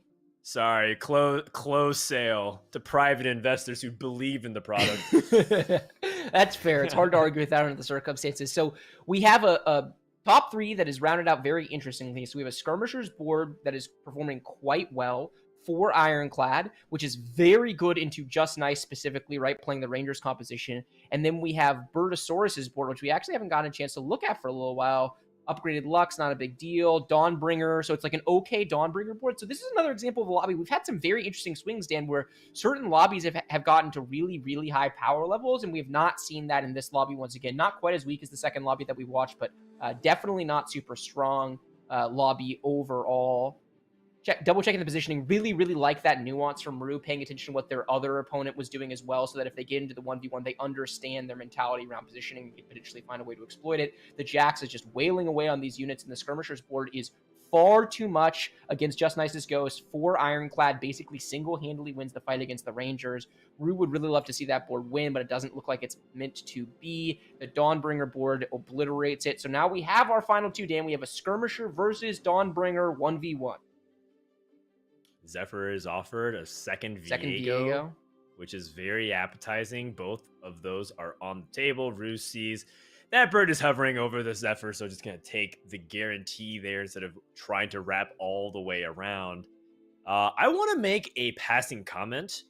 Oh my goodness, a Viego 2 within 2 rolls. Get out of here. Yes. Forget your passing comment, Dan. That is such a big spike. Potentially swings the game, to be honest with you, because from this position, Viego 1 is going to do some work, but Viego 2 with the Shojin as well does so much work. Had they hit it then, because if they didn't, they would probably have to sell that Viego they got off the carousel.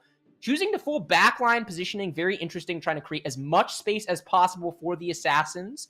He's also going to use the Wolf to aggro units and then pull them away, theoretically. The Jax gets Zephyr, Dan, so big. It's so big, doesn't give the attack speed ramp. Viego also landed onto a Revenant unit, which means that it can't really activate his ability to steal and turn the units. But now Viego's still going unchecked and is going to be able to start accessing the back line. But the Nidalee is also trying to get this damage onto the Garen. It's just not going to be enough. Looks like Rue's win streak will be snapped here. Some really interesting stuff, but Bert focusing on what's important, stopping the Jax from hitting peak power level. Rue's going to have to do a better job protecting her Jax if she's going to want a chance to win this game. Yeah, Rue pretty solidly outpositioned in this fight, if we're being honest. Bert was able to get literally everything he wanted, right? He dodges the Viego with the important units. He's able to Zephyr the Jax, and from that position, Rue has almost no shot at winning the fight. I'll be curious to see if we can get a more straight-up fight. If Rue's able to manipulate the positioning, dodge the Zephyr, if Rue's able to get the Viego into a better spot, leaving the Viego where it is dangerous. You might choose, he's just going to choose the Zephyr the Viego instead. You cannot leave your important units in the exact same position. A player like Bert is going to see that, know you're moving the Jax, and just go for your Viego instead. Let's see if the Jax being alive for the entire fight makes a difference, Dan. It does, to a certain extent, but the Jax gets chain stunned immediately, and the Karma was able to get big damage, but not before Jax was able to heal back all of the life. So back and forth we go. Looks like the Skirmishers will get the win, and we're going to a stage 7. To resolve this, as we go to take a look at what the Rift Head will provide. It looks like it's just a Hand of Justice. Not bad, not super stellar, but something reasonable for that Viego, I suppose. Yeah, it's a tier item on Viego, which is really good. Getting the cast earlier, 50-50 chance that it's rolling healing with the damage can heal it back all the way to full. Warmog's incredibly good overall. For Bertosaurus. It'll be interesting to see how Bert chooses to position here. That Jax was able to do so much work in this fight. It was actually really surprising. I've made fun of Skirmishers. I should not loop you into this, but Skirmishers absolutely confounding expectations, performing so well in this lobby. Bert did, I think, outposition Rue once again, getting the free Zephyr on the Viego, such an important unit, but it wasn't enough that Jax stayed up. So now Bert kind of knows this is what he has to do. He's got to Zephyr that Jax, or he's got to find some other way to manipulate the positioning, bait the Viego into a worse spot, potentially get better access onto the Jax with damage. There's also just a meaningful amount of RNG in these fights, given that Bert is running a Karma carry, which targets randomly. The reposition comes out. Oh, there's a Shroud on the Thieves' Gloves as well. So big for Rue. Okay, Bert wins the positioning war once again. The Jax is Zephyr. The Shroud completely misses, and the Viego's in a bad spot. Yeah. Well, the Viego does end up stealing the Soraka, which might be able to silence a bunch of stuff, but now the Volibear comes in, crashes in, Garen's casting. Viego is running a clinic, though, trying to steal every single unit, but there's no unit answering Karma whatsoever. A dominating victory from Bertosaurus, and will win lobby number 4, as Rue will end in second place. A valiant effort from Rue to be able to try to bring it back, but those late game scenarios is very interconnected. Bryce, you talked a lot about the positioning, and that's what it really comes down to. In the end, people talk about TFT. How can you outplay your opponent? In 1v1 scenarios, when Zephyr's on the table, when Shroud's on the table, when interactions like assassins jumping to the back line or people running to the front line with their Cavaliers, there's so much to balance that, one of our other casters, Doa, equivocates it to a lot of real-time strategy games. It's really difficult to micro. So many different things going on at one time. And that's the beauty of teamfight tactics. I haven't seen anyone play a perfect late game before. I've seen people get very close to it. It's so hard to balance all these different equations going on at once. It is, and people talk about the RNG variables in TFT, and no doubt about it, there are meaningful RNG mechanics in this game, but you just witnessed a straight-up player differential in this final 1v1. In all 3 fights, Burt got essentially exactly what he was looking for. It's not a matchup that you know very often. How often does Skirms make it to the end of the game in this type of situation? So he gets the Jax Zephyr, then he correctly goes for the Viego Zephyr, I think, assuming the Jax is going to move. So is surprised to learn that his board actually loses with the Viego Zephyr, and then goes for the Jax Zephyr once again, gets the Jax Zephyr, fakes the one side, so then Ruhu high rolls the Shroud, such a powerful late game item on the Thieves' Gloves, completely whiffs the Shroud. This was like watching, a heavyweight prize fighter fight like an up-and-coming, high school student kind of a thing, right? No disrespect to Rue, great player of the game, but was just so thoroughly outplayed in this 1v1s. It was kind of staggering. I often talk about these situations where you get time to look at your opponent's board and figure out what they're trying to do and then figure out how you want to counter it. And it felt like Burt was saying, these are the conditions that win me the fight, and Rue was just kind of randomly repositioning units and just kind of getting taken advantage of in that final position. So, only 1v1 cannot judge a player based on that low amount of sample size, but Burt showing why he is the rank 1 player in North America, absolutely dominating that 1v1 and securing the win. Yeah, that's right. I like the analogy you used of, a very established heavyweight champion versus a popular YouTube star. I don't know if people would watch something like that, but I definitely felt like that was a replay of some of that action. Over in Lobby A, Melt in Heart, speaking of high-ranked players, constantly top 10, now I think top 3, able to get that win in Lobby A. Valet in second, Pickle Onion and Noob Owl very quietly putting on that top 4 consistent performance, going to wrap up Lobby A. Meanwhile, Maokai, Huiji, Solus, and Kivix, who has been rock solid so far, takes the first bot 4 of today, but it's in 8th place. That being said, Kivix was in the lead going into it, so I am curious about the standings overall and seeing where everybody sits after 4 rounds of play. And with that first place, Bursaurus has now moved into first, tied with Valet in order to get a spot into the top 8. Looks like it's almost all but secured. I actually don't think it's possible unless something really catastrophic happens, like Burt gets 8th and everybody above him does, or below him does better. But I don't think that's going to be the case because of the way the lobbies are stacked going into game number 5. But we will be reseeding once more before the end of the night. Yeah, some folks who have essentially locked in their spots in Burt and Valet, some folks who are locked out at this point in Yippee Maokaye and Kuramax. Very surprising, tough day for him. A lot of folks in the middle, though. Everyone else very much in play, right? Obviously, Melton Hart, Ramblin, and Rue and Kivix feeling okay about their positions, but Pickle Onion, Aqua, Noob Owl, all kind of right in the thick of it. Then you have some folks above them and below them who potentially, depending on how things shake out, have the potential to wind up making it on to tomorrow. Remember that scores reset tomorrow, so this is not about whether or not you win today. Finishing first today and finishing 8th today are the exact same thing, Dan. It's a survive and advance type of tournament. Do whatever you have to do to get above that line, finish in 8th place, and you got your shot tomorrow. I do want to say that I'm looking at Lobby A, Bryce, and I want to give you one guess I want to give you one chance to guess what composition won. Is it redeemed? It was a redeemed win. We did it! Not only was it a redeemed win, it was the build that worked on the previous patch. It was a Lux 3 Rageblade Archangel Shojin win. So are you telling me, Dan, that redeemed has a 100% win rate in our lobbies today? Is that what I just heard? It's broken. It needs to be nerfed again. Yes. I'm telling you, it's the most broken comp in the game. Everybody's sleeping on it. No, but in all seriousness, I am surprised. I mean, I'm not surprised that Redeemed won a lobby. That makes perfect sense to me. I'm surprised no one is interested in playing this composition, Dan. Yeah, I don't know what's going on. It is clearly strong. It is not the best, obvious, most broken composition in the game, but it is definitely viable, and I am shocked that so few people are interested in going into that tree. Might be your little edge for those who are watching with audio on instead of in the background to buy the next player that has redeemed and go ahead and shoot those stonks up to the moon. Make sure to check out fantasytft.com with the Ball Street app, as they are supporting us as well as making watching TFT tournaments really fun for a lot of people who love the game. With that leads us to our final break of the night, at least before gameplay. So we're going to take a few minutes, and when we come back, the conclusion of day one here of Challenger Series for Teamfight Tactics Reckoning. Stay tuned.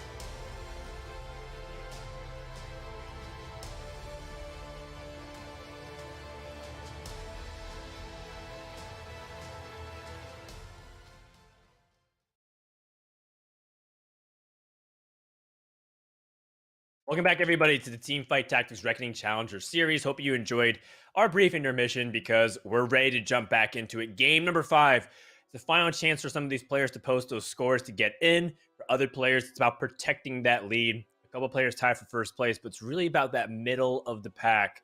And once more, we are shuffling the lobbies going into it. And we're going to be focusing on Lobby A with Bertosaurus, Ramblin, Rue, Aqua, Nubel, Setsuko, Souls, and Kurumbex. That's a stacked lobby. Yeah, it's a super stacked lobby. Some of these names, if we had talked about what the lobby is tomorrow and you had listed that, I would have said, yeah, that makes sense. That's basically who you would expect to be there. But a few of those names, Setsuko and Kurumbex are basically eliminated. Kurum all the way eliminated, Setsuko functionally eliminated. I think he can make it, but he's going to need to win this, and he's going to need some help along the way. So very interesting to see how day one shook out, but star-studded lobby A. The two names we're going to be very much keeping an eye on. Nubel, who's currently on the outside looking in 9th place with 20 points, needs to have a good showing. And then Aqua, our fun dark horse, 1-8-1-8. Can it be a 1, Dan? Can the prophecy be fulfilled? We're going to find out, but regardless of whether they finish 1st or 8th, they wind up in the middle of the pack for the first time. It's going to get very interesting placement-wise, right? And we're going to be paying a lot of attention to the relative placements of Aqua and Nubel, since they are essentially the borderline, 8th and 9th, and they're in the same lobby. So I think that, overall, it's going to be something that is close to pay attention to, that we'll be reminding you throughout. But of course, if you want to follow along with us, there's a lot of streams that you can be watching their POV and seeing how they're going to be able to do. For some, they're eliminated, right? We talked about Kurum and Maokai. Doesn't seem like any kind of situation could happen unless they magically catapult to 9th place and, someone is just not able to make it in top 8. But overall, these are competitors, and we'll see them put their best foot forward regardless of that. Do you want to close a loop of something that we said right before the break? Is that Redeemed end up getting that win in first place with Melton Heart. Valet getting second with that Forgotten comp, and then a double rapid fire cannon Yasuo. Yeah. Only 2-star, got a 3rd place from Pickled Onion, which was interesting. So still a lot of the same thing that we saw, but I also wanted to highlight the 8th place in that lobby from Kivix, who played a reroll Warwick composition to a fast 8th. So Kivix really showing diversity in his build. I have two new favorite players from this tournament so far, Aqua and Kivix. Just like loving the way they roll for two very, very different reasons. As we hop into it, we are on board with Nubel. Nubel is a player that, we've talked about him at the abstract level. We've talked about him as, a lot of the top players put him as number 1 in North America.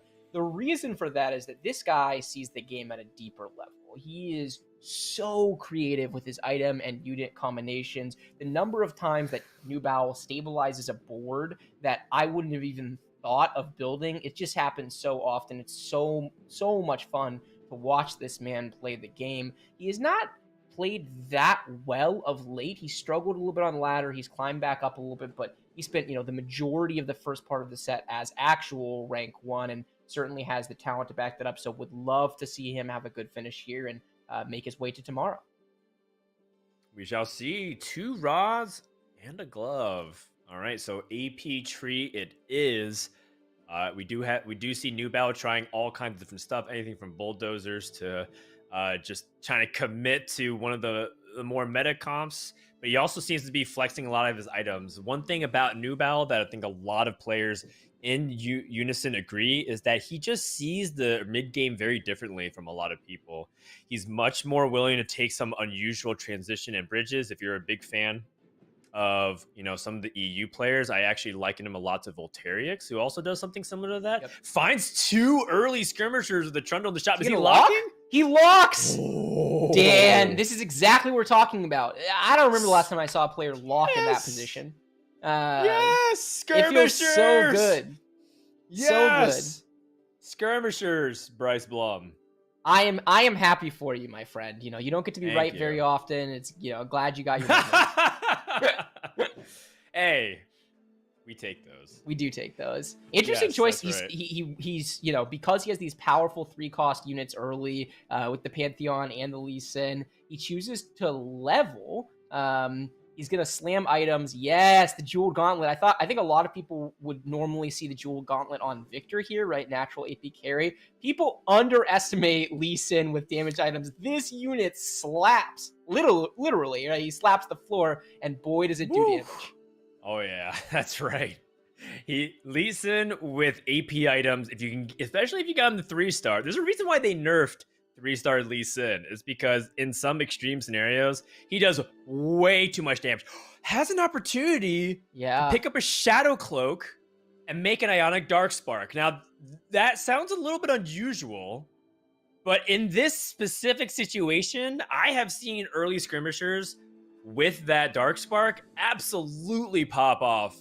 And I'm very curious to see if New Battle views this board situation in the same way that my eye immediately leapt out to him. He's definitely making it, right? Because in that situation where you have these units, you can think about Yasuo, right? The 3 units, you know, the Trundle, the Pantheon, the Lee Sin, are the skirmishers you want to play in Yasuo composition. So if you want to go Yasuo from there, you take the bow, right? Yasuo can use basically infinite bows. But in this situation, New Battle is a player that would play for board strength over future potential anytime. He will figure out where he is going later on, but right now, that Ionic Darkspark is absolutely the strongest item that he can make, and so that is what he is going to do. Just goes to show you the kind of different approaches to the game. He's running up against Ramblin', though. We haven't gotten a chance to talk about this yet. Ramblin' with that Sunfire cape early built onto the Leona 2. Sunfire is probably the strongest early game item. It's amazing how much this item kind of ping-pongs back and forth in its relevance in the meta, but so strong early, particularly when you can get on a really tanky unit like Leona 2 that can just survive for a really long period of time and ultimately winning that fight. We didn't get a chance to look at the damage chart from his opponent, but my guess is the Sunfire is responsible for roughly half of the damage in that fight. So strong early, putting a stop to the New Battle hype train right before it gets going. Yeah, and just a little bit short too, but you know, New Battle is still very stable, and more importantly, it's about the HP preservation. As much as it's really flashy to have these like 3 costs very early on, it's really about tempo and 2-stars that help you rule the early game. And so, you know, everything makes sense based off that paradigm. Absolutely. You want to call out that I read about a new build that's happening in the Chinese meta, apparently, which is using 2 Ionic Darksparks and rerolling for Trundle, and then prioritizing the crazy amount of AP stacking that you can get off the Darkspark because it affects both enemies and allies. And then when Trundle has the new rework to scale based off the percentage of stats that he gets, and it transfers to himself, you actually get some really wacky stuff that, you know, hard counters some really high HP units that, you know, people play like Dawnbringers or Abomination. It's very interesting. I don't know. I haven't ever seen it be successful in the West. I've only seen one player try it ever since I've read that build exists. But just want to highlight there just so that people can register, and I want to be one of the first people to talk about it. Out of curiosity, you said you'd only seen one player try it. If memory serves, you tried it and took an 8th. Are you the one player, or is it someone you saw one player in addition to yourself? No. When I posted that and shared it with you, Bryce, Gotcha. I was telling you someone else tried it. Okay. I haven't tried this myself yet. I haven't tried it myself. I never got to start for it. I have had Ionic Darkspark, but they always come like in the middle stages of the game after I've somewhat committed, and I ended up just playing like a Mordekaiser, right, instead. Totally. So I've never had the opportunity to do so. But one player that kind of uniquely positioned right now in this lobby was New Battle. I just don't think we're there yet. I don't think people understand the build very well. So, well, I would love to see him pull it out with the tournament online. It'd be super fun. We're hopping over to Ramblin's POV with a really strong start. The early Sunfire Cape, the early Shojin built as well. I think we have another Redeem player, Dan. And, you know, this composition does have a 100% win rate, just saying. So, I think we can expect this one to be a first from Ramblin'. I also have to say, because this is the 3rd time we've gotten a chance to look at Aqua's board, right? The big narrative in this lobby is going to be the relative standings of Aqua and New Battle. Aqua taking a loss there for the first time. He hasn't put it all together yet, but I would love to transfer over his perspective around Krugs, because he has an early Ashe, an early Zyra pair, an early Brand, and an early Nunu. So he is very close to having the core pieces for the Syndra or the Abomination reroll, where you go for Zyra 3 with AP items, and then you play standard Abomination carry, get the Draconic online early and snowball your economy into a bunch of 3-star units. So Aqua in a very, I wouldn't say it's high roll yet, but it is right on the edge of being insanely high roll. Okay, he found the Udyr, so he does have the Draconic in play already. Very powerful to get Draconic in play in stage 2 because it does so much work. So it will be fun to follow Aqua's POV at some point. Ramblin' very strong going up against an itemized Rise, a very early Rise from Rue, but just Ramblin's board's going to have a tough time losing at this stage. I mean, he's got a 2-star Syndra with a Shojin, and he's got a 2-star Leona with a Sunfire Cape. When you're sitting down and drawing up realistic early game boards, this is one of the boards you would draw up as the potentially strongest in the game. It's just so powerful with these items and unit combination. Yep, that's right. And also sets himself up for success for multiple kinds of composition. We see very often that Syndra is an item holder for even just going into Dawnbringers. We mentioned how difficult it was in the very beginning where we saw Soulless pivot from Nightbringer to Dawnbringer, but Redeem to Dawnbringer isn't actually that absurd. Oh, speaking of, Aqua's board, as requested, shout out to production, by Krugs, we switched to his POV, introduced with that Karma. Very interesting position for Aqua to be in. You can see that he's spending a lot of time thinking about it. Nothing leaves out to me because Karma 1 with no synergies and not even any items is not worth my time. But he does have these pair of Gragas, and if you do end up wanting playing the Brawlers, that is something that you can bridge slowly towards the Dawnbringer if the game feeds it to you. Yeah, I mean, I'm personally, with the Bramble already slammed, he's got 2-tier items for Zyra. He's got a Rod for Zyra. He could slam Blast Whisper. I'm sticking the course. I would not spend gold to hold this Karma and these Gragases. I just think that's incorrect. He's so far down one tree and has such good conditions for it that it feels like trying to pivot across to Dawnbringer from here is just I don't even know. It's also I don't think the power level of the composition is higher. I'm pretty sure the power level of the reroll Abomination, assuming it's not contested, is significantly higher than trying to play Dawnbringer from this spot, right? Like, is it possible he's going to high roll and get like good Garen items and good Garen, and get fine Garen later? Yeah, for sure, it's possible. But like generically speaking, from this spot, I think it's a lower power level composition than staying the course. So we'll see. He only pays 1 gold at this point in time to hold the units and be open to not playing the Abomination reroll. But the gold, the way in which gold interest works in this game, it absolutely has potential to snowball. So the longer he holds it, the value of that 1 gold can become astronomical. So will be interesting to see what he chooses to do. He found another Karma. Oh, you got to roll a little bit here, right? Yeah, but what are the chances you find Karma here? It's so low. It's true. No, look, I'm in your camp. Up until this very moment, I was like fully on board. A Vel'Koz, what? He already has the 2-star, and he has the ability to go full on Vel'Koz items. Okay, just another Nunu. You got to ditch the Karmas at this point. Yeah, I think so. All right. So we're instead going to stick with that. I was kind of feeling that early Vel'Koz just because the items are ridiculous. He has the ability to go like Death Cap and Hand of Vengeance, or even and then still keep a tier ready for Shojin and just like make a Spellweaver Abomination carry. And you can see it. Aqua's kind of paralyzed with decisions. He has 6 item components. He's got 20 gold on his bench. He's not even slamming his items in the middle of the fight. And he's still actually reasonably competitive onto the board. There's still just so much going on in the mind of Aqua. I would love to be a fly in the wall in terms of his mental right now. There's so much going on. Oh, he's going to hold the Karmas, Dan. He's not. He's not going to hold them. Oh, my God. He can and will, and you're going to watch it. The level of indecision here, I mean, I am fine with either decision, right? But it is so frequent in TFT that you get into these spots, and we've all been there, where you feel like the game is pulling you in 2 different directions very, very strongly, and you don't know what you want to do.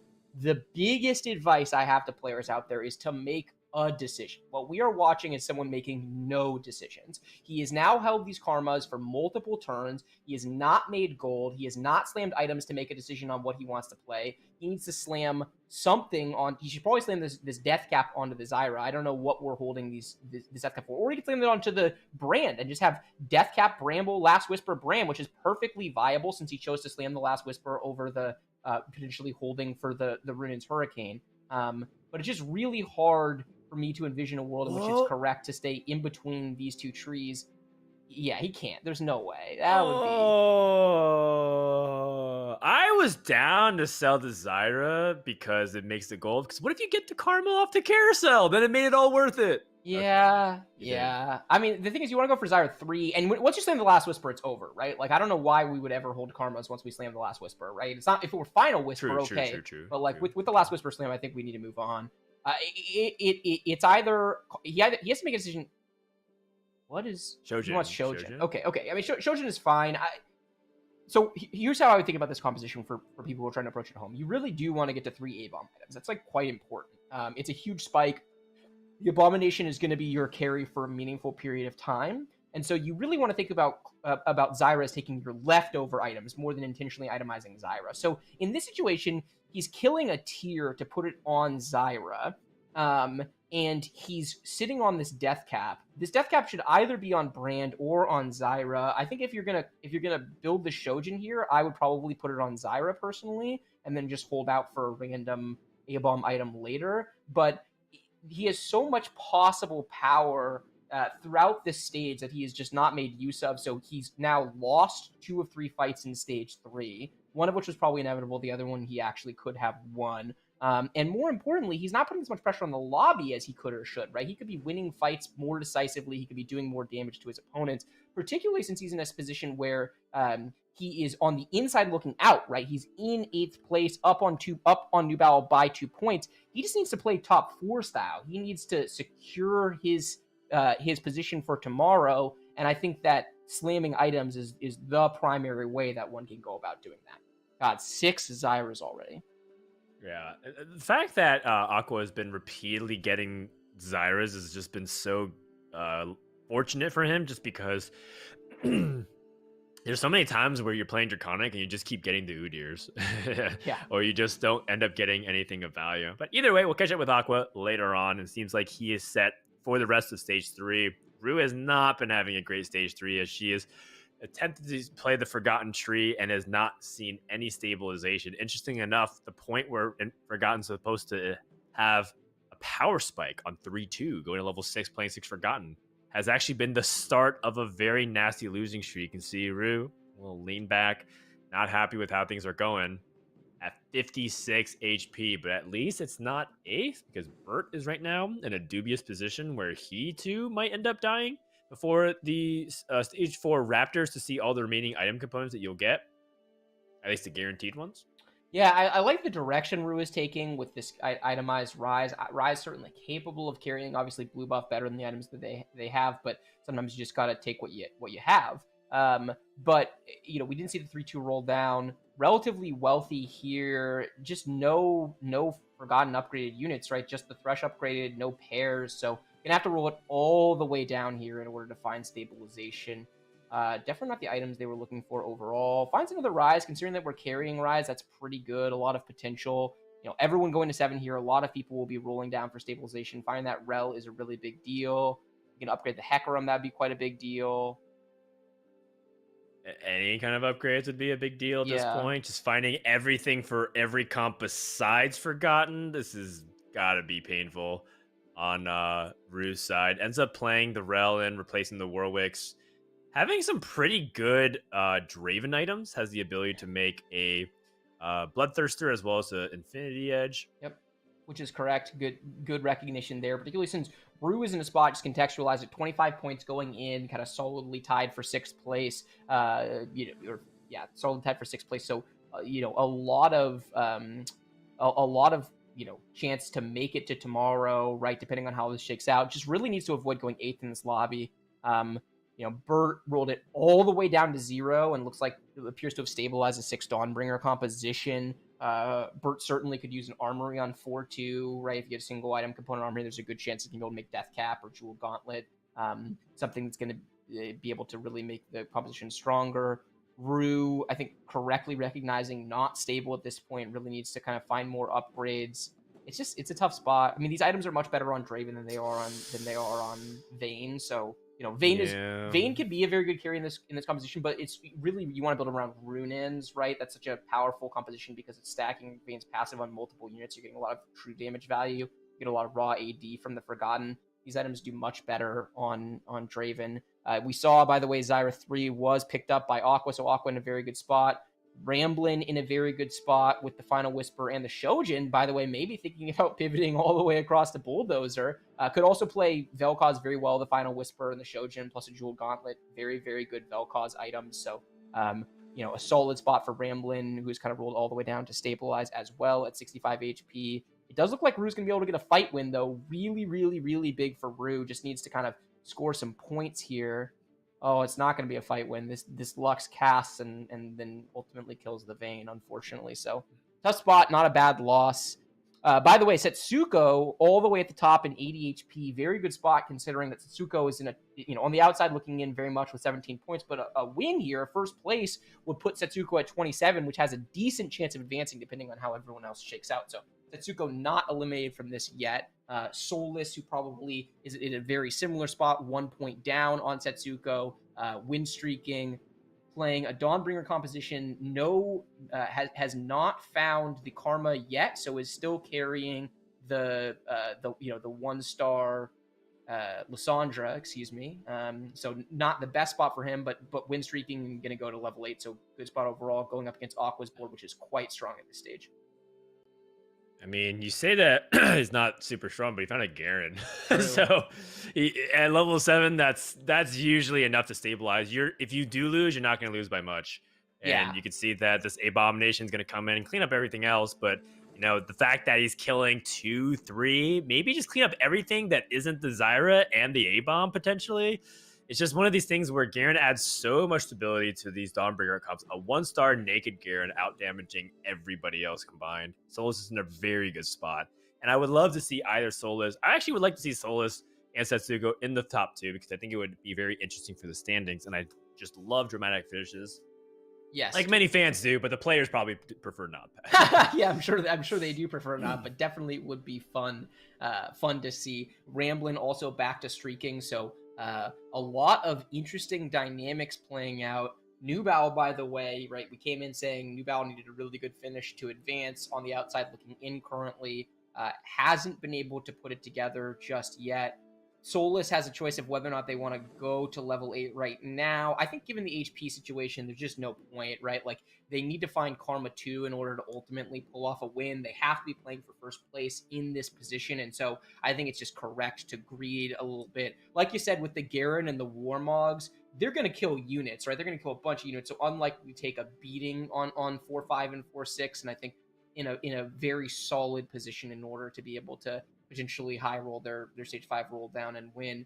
We do see Nubal, scouting out Nubal going up against that very scary early Zyra 3. Nubal is playing the Bulldozer that basically gets one shot by that Zyra. Just so much damage on that Zyra 3. Yeah, that's got to feel extra bad if he's contested to try and see if he can get a stable finish. And Ramblin is like kind of low key contesting it. Yeah. Solus gets a win over Ramblin and might end his stage 4 campaign here on top of the standings alongside Setsuko. Right now, Setsuko unstoppable. Do we know which comp Setsuko's playing off the top of our head here? Because I just want to know what's also going well with Dawnbringers at the moment. That's a great question. I think we've poked our head at Setsuko's board once, and I was going to say, I think he's holding for Dawnbringer. So he had the early Yasuo 2 holding Karma items, and he's just using this Yasuo to bridge the gap. It's not quite the full Nightbringer across the Dawnbringer pivot that we saw earlier, but yeah, very much that is the intention, right? Kind of bridging the divide with a Dawn/Nightbringer board. This Yasuo showing the versatility of the items. Yasuo is just an insanely good unit. If you want to win lobbies with Yasuo, you need something resembling his best items, right? Because it's so important for late game carry to have that Rune-ins to apply damage to multiple targets, RFC to keep it safe, etc. But these items are more than sufficient for Yasuo to carry all the way through stage 4, as we're seeing here. I mean, just look at him slice and dice Whew. systematically. Every single unit Draconic is just not a problem. Aqua now enters the bottom 3. And at the end of this stage, there's basically the story of Setsuko and Solus, and then everybody else. I guess Rambler's done a really good job. Usually in these kinds of contexts, when I look at the lobby, I think the person that's in third did an excellent job and has probably played the best out of anybody, because they did not completely buck to the pressure of number 1 and number 2 that has just this insanely powerful board, right? Hitting early Dawnbringer pairs and tripling up so they get 2 stars, or hitting things like Garen at 7. But for the rest of the lobby, though, 3rd to 8th place is pretty much up for grabs. Yeah, Or 4th to 8th place. And I'm really nervous for the players at the bottom of the standings, right? If Rue takes an 8th place, could go from what was position A heading into this, final situation where they had a very, very good chance of advancing to now, potentially on the outside, depending on how the lobby shakes out. Although Nubal performing poorly is definitely good. Setsuko rolling down, needs to find a Karma. This Dawnbreaker tree is really contested. Heimerdinger's out though, right? You can easily carry Heimerdinger with these items. They're quite good. You can kind of play a legendary support. Also has a Nico's help, so could theoretically wind up getting a 2-star Heimerdinger online. You splash in the Renewer trait. There's a lot of value to that Heimerdinger potentially. Okay, so he's going to stick with the Karma for now. Having Karma 1 is a big deal. No Garen, though. I would say this roll down for Setsuko was pretty disappointing. He was really trying to play for first place. He needs first place in order to advance, most likely. And he had so many potential hits there, and just finds 1 Karma, 1 Volibear, no Garens. Just doesn't really find what he's hoping to find. He doesn't find what immediately he's looking for, but he did find an out, which is the Heimerdinger, Ivern, Volibear composition. Yes. Which many people argue is just even the better version of it. If you could play that comp every single time and guarantee it over the Dawnbringers, you would, because it just has a higher ceiling. And he's still stable, and he's still streaking. I think overall, as much as you're right, like he didn't find the Garen, the Karma 2-star, he has actually incidentally found a pretty good alternative right now, which is a stable board. Also, it's a bunch of addition through subtraction too, right? Some people like Nubal and Ray losing is just something that gives him an opportunity to potentially continue to fight for those points. If other people slowly bleed out, it gives him outs and time to eventually hit those 2-star legendaries. Speaking of, that's a 2-star Viego on the other side from Souls' board. I don't even understand that. That's just going to go in the comp. And Kurum has 2-star Garen, by the way, we see on the sideboard. So some very interesting turn of events. The Viego gets onto the Ivern, which is, not very good. Obviously, you cannot steal that Ivern while its Revenant buff is still up. It acts like a Guardian Angel, but doesn't matter. Too much power over on Solus' side of things, and that's big, right? We've talked about this. We went into this lobby talking about Aqua versus Nubal. It looks like Nubal is going to bottom out and not advance, probably, unless he's able to hard stabilize at 8 HP, which would be a very challenging thing to do. Now, unfortunately, Nubal is our first player eliminated from the tournament as well. So now the question is anyone else going to leapfrog their way in? Aqua in a pretty good spot, hit that very, very early Zyra 3-star. So while, maybe not going to win the lobby from this position, although it's possible, it is certainly not going to finish in 8th. We have guaranteed that. So it's going to hit us, break the streak. And now the question is, how does all this shake out? And will anyone be able to leapfrog Aqua or the other players that are on the bubble on the inside? That's a really good way to frame it. And Solus is one of those players looking to see if he can get the correct Viego 2 positioning going up against Ramblin, who shrouds that Garen. But Garen's still going to get that cast off. Anyways, Karma almost gets one shot by the Syndra that throws into the back line. And now, finally, Viego is going to cut through and start to systematically pick apart that board. And Solus is making that rampage to try to see if he can dethrone Setsuko from first place and have an opportunity to get that first place finish to jump up in the standings. Rue ends up dipping out in 7th place. Kurum ends up taking another loss. We already know that Kurum is eliminated, so his placement in this game is only for a spoiler. And as we go to the 5-4 carousel, we're down to our top 6. Burgessaurus, one of the points leader, is going to take a bottom 4 position pretty soon. And if that's the case, then that's another opening that's created for players like Solus and Setsuko. Yes, it is. It's good for those players. It's also good for Aqua, right? Like each place Aqua moves up is making it that much more likely that they're able to move on to tomorrow. They were right on the cusp. I think, a top 4 is very likely to advance them. So feeling pretty good about their spot, particularly since it does Whoa. not seem like Burger Kerm are that strong, although Kerm does have a guarantee. We haven't gotten a chance to look at Kerm's board in a while. We did see the pivot across from Dawnbringer. We saw a Teemo purchase. It looks like it's going to be the 4 Invoker, Heimerdinger carry board for Setsuko, a board that, if he's able to hit his 2 stars, is absolutely capable of winning lobby. So good spot for him. Solus also in a very good spot with this Viego 2, the early Garen with very good items, as well as the Karma 2. So, Dan, you might wind up getting your wish. We might be on a date with Destiny, Setsuko versus Solus. Winner likely advancing to tomorrow. Only time is going to tell. Well, he's going to go up against Bert, who has come online. Doesn't have the Garen, but does have the Taric 2. But the Karma from Solus snipes Bert's Karma. And all of a sudden, Bert's DPS has just been evaporated outside of this Nidalee trying to get it done with Rage Blade. How much damage is this? Bert is out in 6th place. Which does leave us with our final 5. Those mirror matchups feel so bad because it's just RNG, right? Like whose karma blows up the other person's karma first? Are you landing the crits? Are you getting your shots onto the back line? And once Bert's karma is dead, he just has no damage left. Meanwhile, Ramblin's Lux taking care of business, dealing some damage to Aqua. It's getting very, very tight for this final 5, and it does feel like anybody can win. It does. And also because it just feels like a lot of people are consolidating around this AP dynamic as well, which is interesting to see how people are going to flex the additional traits. Are they going to drop certain verticality in favor of Mystics for magic resistance? Are they going to focus on positioning, or are they just going to roll Shroud on their Thieves Gloves and make this a lot simpler than I'm making it out to be? I mean, rolling Shroud is definitely one way to do it, but the call out there is absolutely correct. Wow, he swaps the Shroud back to the other side. The call out there is absolutely correct, which is in this lobby with literally everyone playing AP-based compositions, you've got to find a way to tech in Mystics, as many Mystics as you can get. You see a lot of players being willing to drop 6 Dawn in these situations to play multiple Mystics. You can even go up to 4 Mystics depending on what composition you're playing. For example, Aqua's Abomination board has the ability to wind up teching in a bunch of Mystics, right? You get one naturally with the Rise, and you can easily play a lot more around that. So, if you're scouting well and understanding the dynamic of the lobby, you could be in a position to be very resistant to the primary form of damage. Ooh, it's a 3-item drop, Dan. The 3-item drop off the Drake. And we see a mixture of some defensive items, a little bit of offensive items for Aqua. Setsuko gets a Heimerdinger starter package? What? That's also good for the Teemo? Yeah, it's a Teemo starter package. So good. I mean, this is really powerful for Setsuko, who did take a loss to Ramblin. Ramblin, by the way, rocking that Vel'Koz carry. So this is really spicy. All of a sudden, power levels have completely shifted based off some of these items.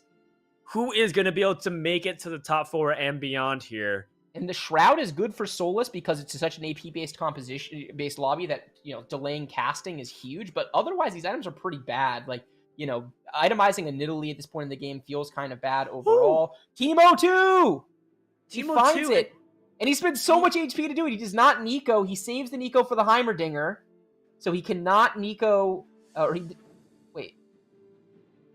Interesting. He's Nicoing the Heimerdinger in order to move the items over to the Teemo. Yeah. I am a fan of this, right? Getting the items where you want them, getting them on the Teemo 2. Who knows, you're going to find another Heimerdinger. Plus, as we've talked about before, Heimerdinger 1 hits just as hard as Heimerdinger 2. It's just a little squishier. So as long as he can keep it alive, as long as he can keep his front line up, then Setsuko could be in a very good position to win this lobby. Oh, yeah. I like this a lot. I was thinking about how Teemo is just the ultimate damage carry on the side of evil because just how much he's able to do AoE. Kerm stays alive. No one has died whatsoever. Instead, we just have a couple of HP shuffling. Sees another Teemo. Sees another Teemo.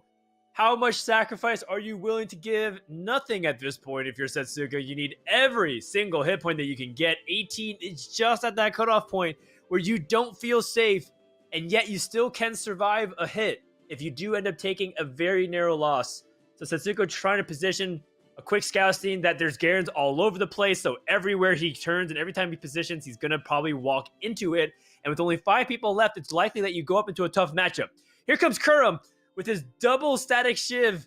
Karma in the back and his 2-star Garen in the front. Tries to see if he can slice through this Taric 2. The Teemo is stunned and is getting hit by the Karma. And Teemo barely survives. But Setsuko is not able to stabilize. How much damage is going to be able to be dealt? He's trying to eliminate every single unit he possibly can. Only a few units remain. And now it's just down to Garen. So Setsuko is going to live. And Kurum lives to fight for another round. Yeah, really interesting positioning nuance there, where Setsuko opts to put his Heimerdinger and his Teemo right next to each other, theoretically safe in the middle of the board, no assassin jumping onto them, but when the Karma ults either of them, it's doing damage to both of them, so he winds up losing both of his carries in short succession, just doesn't have damage left to deal with the rest of Kurum's board. Kurum, looking to play spoiler, no chance of making it tomorrow, but definitely has a chance of stopping the other two. The volley 2 hit is potentially big, right? We talked about this earlier, volley 1 versus volley 2, and oftentimes not a huge difference, but it is very much securing the cast. It's certainly not going to hurt anything. It's really just a positioning game for Setsuko now. How can he position around these boards? He absolutely has to win every fight out. He is on 1 life.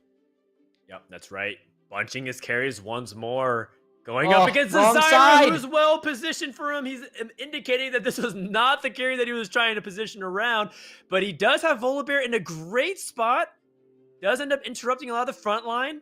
Teemo does end up getting the cast. The Hextech Gunblade could potentially restore a lot of life. No, Zyra's going to eliminate it right before Teemo's able to get the heal. Now it's just up to Heimerdinger and the front line to hold down the fort and stall long enough for Setsuko to make this comeback and be able to win it off the legendaries. And it seems like Aqua just has a little bit too much stuff. Setsuko is going to take the loss here and is now out. But no one died. Setsuko's in 5th place. Wow. That was a 5th place board. Are you serious? I mean, just so close. The 1 life feels so bad. We get to look at it from Aqua's POV as he takes the W, feeling very good about that. By the way, the prophecy is not out yet.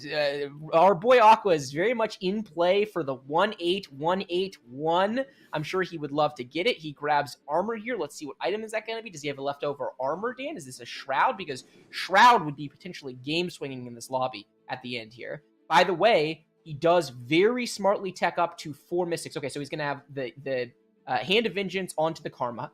So this is very good late game adaptation. We were talking about it being an all AP lobby. Everyone's struggling to fit in Mystics. These Dawnbringer boards do not naturally play Mystics, but the Abomination board absolutely can and does. So he has 4 Mystics in. That is no doubt why he was able to defeat Setsuko, because Setsuko's Teemo and Heimer carry were not able to put out enough damage, and the Zyra was able to get off many casts, ultimately snipe the backline, being on the wrong side. He's on the right side here as well. This Zyra should be able to hit the Karma, do meaningful damage. Let's see how the fight plays out, Dan. Oh, but the Soraka actually moves up just 1 hex, which means the Karma is not hit, and we'll have to wait for another ult from the Zyra in order to activate. Meanwhile, the front line of this Abomination is potentially about to go down. The A-Bomb not able to get through the Garen. The Karma still survives just enough. That big burst of damage able to get through and shuts down Kurum. And you mentioned the prophecy. Aqua setting his sights on the first 8 first. Is in the landing zone within level 9. Can actually go 9 right here, right now. The question is it worth it? Or would he rather greed once so he can get more gold to roll? And at this point, if there's anything I've learned about Aqua, is that he is a greedy player. He's greeding. This is so disgusting. Oh my god. Okay, he's not greeding. Okay. Okay. That would have been so sick if he had greeted here from the spot, potentially 1 life if he takes a really bad beat. Wait, he didn't reposition at all. He just moved his unit over there and then didn't move it back. So he eats the Shroud. The Karma is going to be very safe in the middle of the board. Smart positioning from Soulless. The Volibear does end up landing, shutting down the shields. His front line's completely gone. Abomination comes into the fight. Can he clean up enough by the time Soulless gets his backline? The backline's evaporated. He's out of damage. I think Aqua is going to be able to shut down the rest of this comp because the Abomination it's just not going to go down. There's no DPS left for Soulless. With 4 Mystics and Bloodthirster on this A-Bomb, it's just so hard to deal with. I want to take another look at Soulless's board. I don't think he has any anti-heal, and so I just don't know how he ever kills the Abomination, right? Like even if he's somehow able to randomly burst down the Zyra 3, which is a challenge given that there's 4 Mystics in play, and he will wind up getting some healing off of the Hand of Vengeance at some point. I have no idea how he gets through the healing of the 4 Abomination Scion with the Bloodthirster and the innate healing in the trait. It's just so challenging. I think Aqua's going to do it, Dan. I want to take a deeper look at Solis's board, figure out if there are possible win conditions here. We know Solis is level 9. He's been level 9 for a little while, so maybe he's going to be able to do it. Aqua's like checking chat. He's not picking up the gold. He's He's not picking up the gold. This guy, you got to love it. He's living it up. He comes in as the second lowest rated player in the tournament, someone that we didn't know much about, someone that I'm sure a lot of the field counted out from the beginning, and he's in a position to potentially be able to win 3 of his 5 lobbies today. The other 2 losses began. No! He put a gunblade on Abomination. He put a gunblade on the rise. This is Abomination unit. He's not repositioning, Dan. He just doesn't care. He's feeling his Wheaties. He's reading chat. He eats the Shroud. The Karma is positioned perfectly. The Viego is positioned perfectly. I didn't see if the A-Bomb got the Bloodthirster or the Gunblade, but Solis is getting everything he wants out of this fight. Is it enough, though? Yeah, Solis really needs his first place to try to bump up all his points. The Abomination comes through anyways with the Hextech Gunblade. And it comes down to the Zyra and the A-Bomb versus the Garen. The Gunblade. Spell lock. I mean, the Gunblade is actually keeping things alive just a little bit longer, and now it comes down to Zyra versus Garen, and I think we know who wins these. Finish this off. Oh! 1 life. Okay, all right. So he has 23 gold. He can roll for Heimer 2. He can roll for Kindred 2, and he can position. So there's a bunch of ways that Aqua can get better and win this fight. He could also swap out Heimer for Garen if he feels like he needs magic resist shred. Okay, Heimer 2. Oh my. Okay. Here it is. All right. So now he just needs to position. He needs to not give up the important units to Viego. Even if he just splits, he's probably okay. I'm not sure he wants to be fully cornered like this. He's eating the entire Shroud. Okay, he's going to swap 1 unit. Okay, the Shroud moves, so the Shroud is in the wrong spot. Solis is anticipating a swap, but he does not make the swap. The Viego is on the Zyra, though. Can it steal it? That's right. The Viego's trying to go onto the units and, give a lot of time. Viego is onto the Zyra. And it's interrupted by the A-Bomb coming down. And now Garen is the only last remaining unit that can deal reasonable damage. Volibear trying to see if he can stall long enough. And Aqua with an offensive GG once more. I mean, you saw what this guy likes to do. He knows that he's already going to be able to get it done. And he's been autopiloting ever since. Gonna wrap up the day with the perfect bookend of 1st or 8th, landing on 1st once more. Game number 5 taken by Aqua as he's gonna wrap up day number 1 competition in style. Wow. Just wow. The prophecy has been fulfilled, I guess. The Mad Lad did it. 1-8-1-8. We got to watch him in the late game a couple of times. I think it's generous to say that his late game decision making is questionable. I totally get it.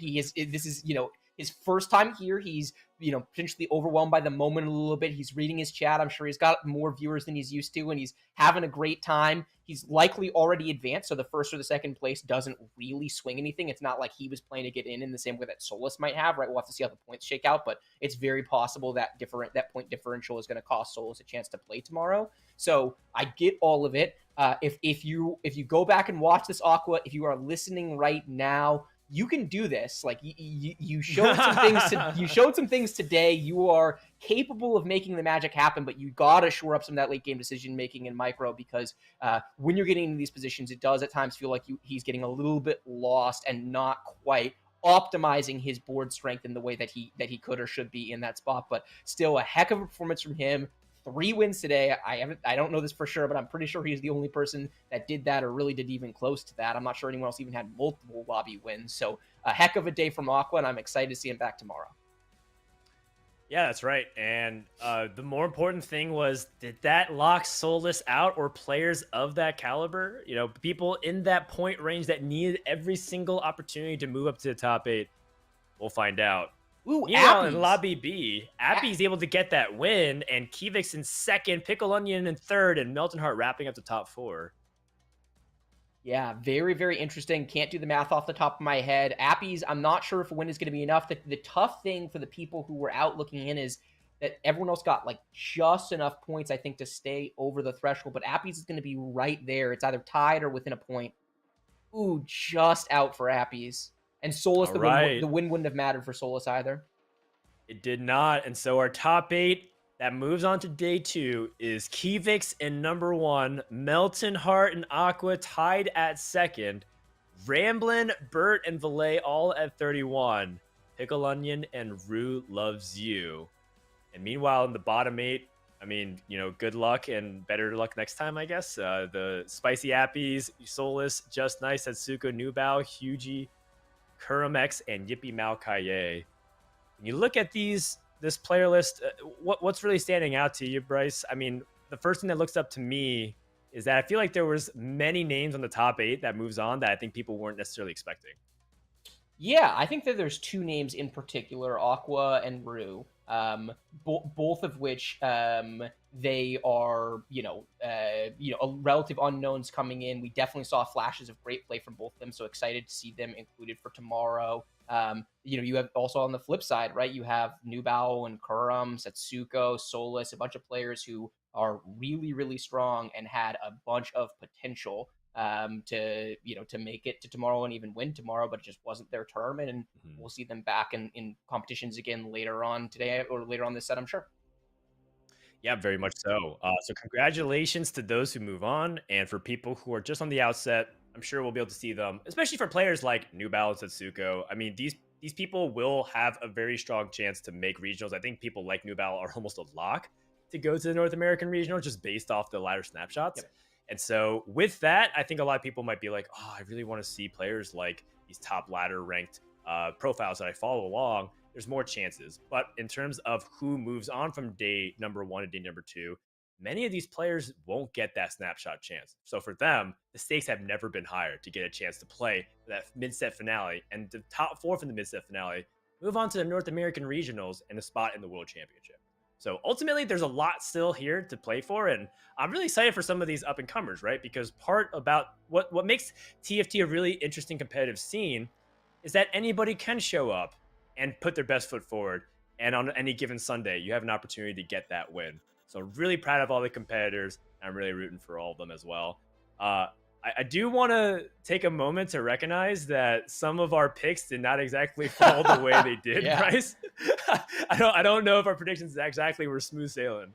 Well, we whiffed Lobby B, the original Lobby B, really hard. Nubao and Kurum really struggling today. I think, the 2 of the favorites coming in. Ramblin' and Bert did pretty well, though, 2 very good players. And look, the reality is small sample size. They're great players. Sometimes it's not your day. You're not hitting. You're not, as mentally locked in as you could be. You don't have as good of a beat on the patch, whatever. Like, there's a lot of variance. I think there's sometimes some overestimation or underestimation of player agency, right? When you get to the top, you'll talk to challenger players and they'll say that events like this are like rolling a 16-sided die. I don't think that's true at all. I think there's a ton of opportunity for skill expression in tournaments like this. I think it's not true across the board, right, that everyone who advanced today deserved it and everyone who did not advance today did not, right? Like, there's a meaningful amount of RNG. The reality is we don't get to see enough of these games to really know. We get these snapshots of these moments of players' games and we get to try to put ourselves in their shoes and talk about them, but we don't know. We're not in that player's head. We haven't seen the whole flow of the game, the whole flow of the tournament from their perspective in order to understand exactly why they're making the decisions that they're making. So I'm certainly excited for everyone who made it to tomorrow. It should be a wild ride to see who's gonna, get that final spot in the mid-set finale. All right, with that being said, we are going to prepare for a winner's interview. Hopefully, with all the markets closed on the Ball Street app, y'all who was playing for Little Legend Eggs are able to get some of those nice little cosmetics for your rewards for following alongside. So shout out to Ball Street, fantasytft.com. Definitely check it out. If you didn't get a chance to play today, check it out tomorrow as well. When we come back, we're going to be interviewing a player about their day 1 and talking about day number 2. So the conclusion of day 1 of the Challenger Series is coming up next. So we'll be right back.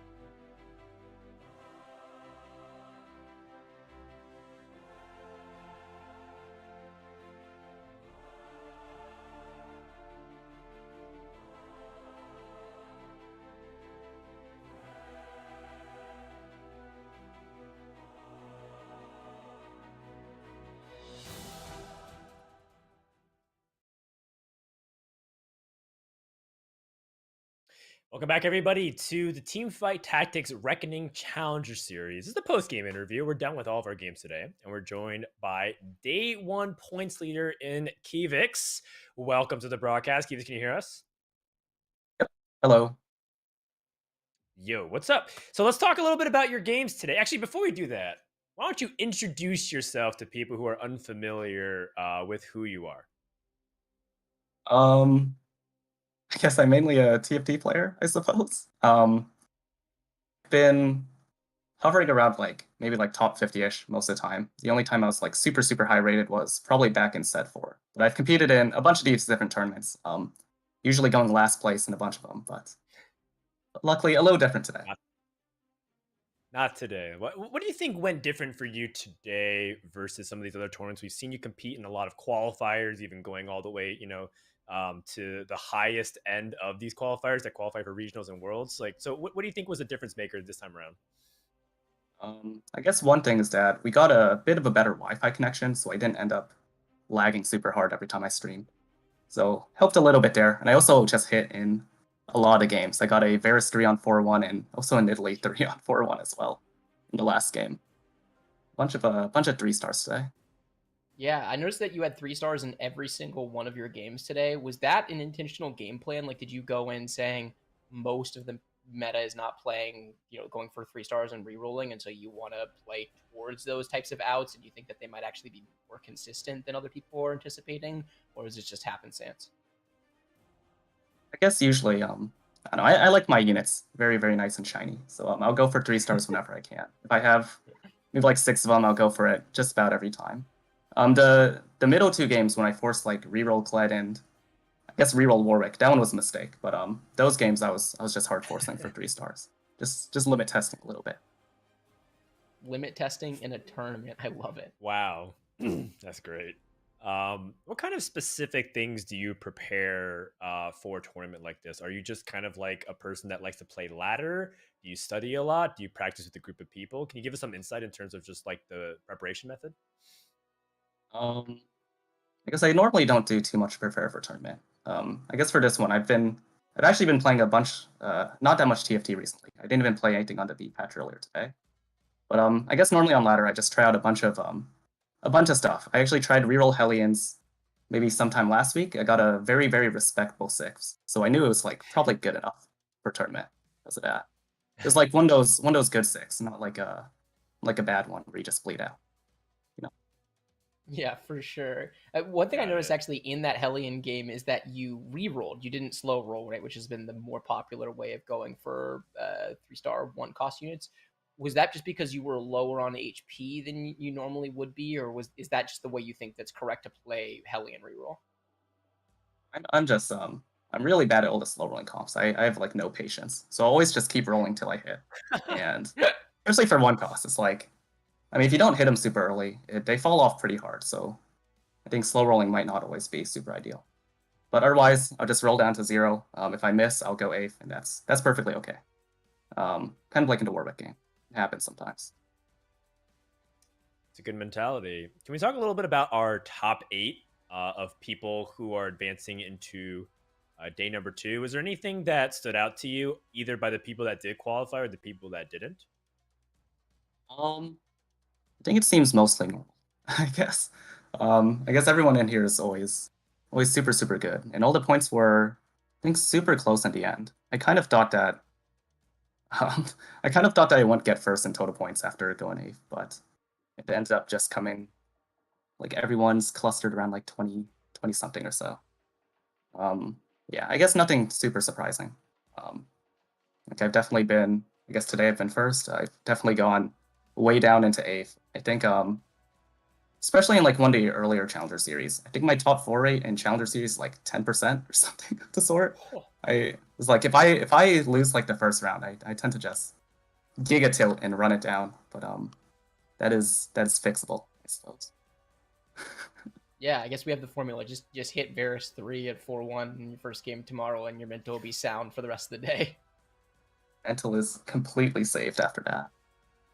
I love it. I love it. And on for tomorrow, totally different format. Only one person can win. you did that today. Does that make you feel like you can go back tomorrow and approach your games the exact same way, or do you think there'll be a shift in the way in which you're approaching your games? I don't know. I guess, to be honest, I don't get first a lot especially in tournament games. I think I've only gone first. I've been in a bunch of these tournaments. I've only gone first, I guess, twice, including today. So probably won't be super likely to win off of that. But I guess I'll try to play a bit more, a bit better. I don't know. I like to keep rolling until I hit a lot of the time. So I'm very not super likely to win off that.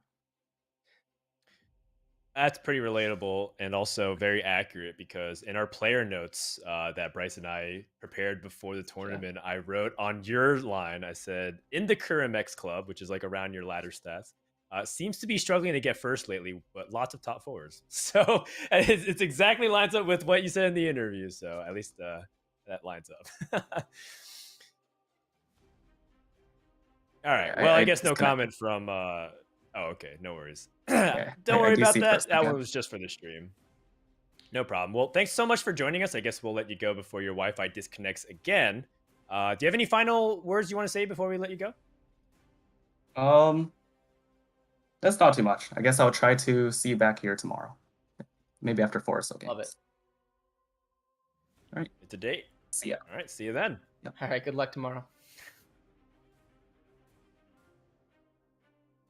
All right. Well, thank you so much to Kivix for stopping by for a winner's interview. Didn't have the webcam. I guess in this case, we were lucky to have internet connection at all. Apparently, it explains a lot of why Kivix, streams on that quality in particular, because we're just not sure if it'll hold up.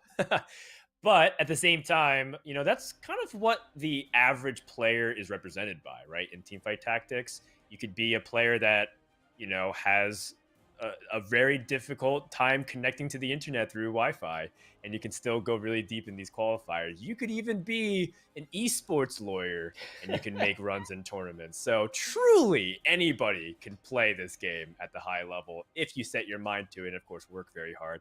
I think one thing that always gets lost in these interviews is that these players don't necessarily want to brag about how much time has been invested. Players like Kivix have played a lot of TFT and are almost, being overly reductive about the entire amount of hard work and sweat and painstaking losses in many tournaments to get to this point. But hopefully over time they'll build the confidence. And I think, he mentioned that it felt like his mental turned a corner today. Yeah, hopefully he gets off to a good start tomorrow and we can kind of see that potential play out again. Because he has struggled in tournaments in the past, and it was cool to see it all click for him. And tournament play, I can tell you firsthand, is just so different than ladder play. It's a completely different beast. The amount of pressure that's being put on the lobby is astronomical. Just having such a packed group of good players who are all trying their absolute hardest, right? Like, ladder's a grind. People are playing a lot of games in a row. You're not getting full undivided attention on those games at all times like you do in a tournament setting. So fun to see him put it together, and let's find out tomorrow if he can repeat the performance.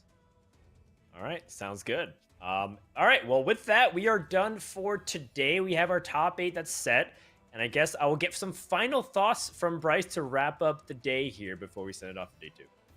I'm excited for tomorrow. It's not just the tournament meta from today. We'll have, 24 full hours on the B patch tomorrow to see how things shake out. So, Redeemed saw almost no play today and did pretty well when it was played. It'll be interesting to see what happens on ladder, and if Redeemed is still performing really well on ladder overnight, then I would expect to see players paying attention to that, looking at the data sites and saying, you know what, I was kind of shying away from it because I wasn't sure, and now I'm sure it's still good, I can play it. Or maybe it's not good, and we'll see them continue down that path, right?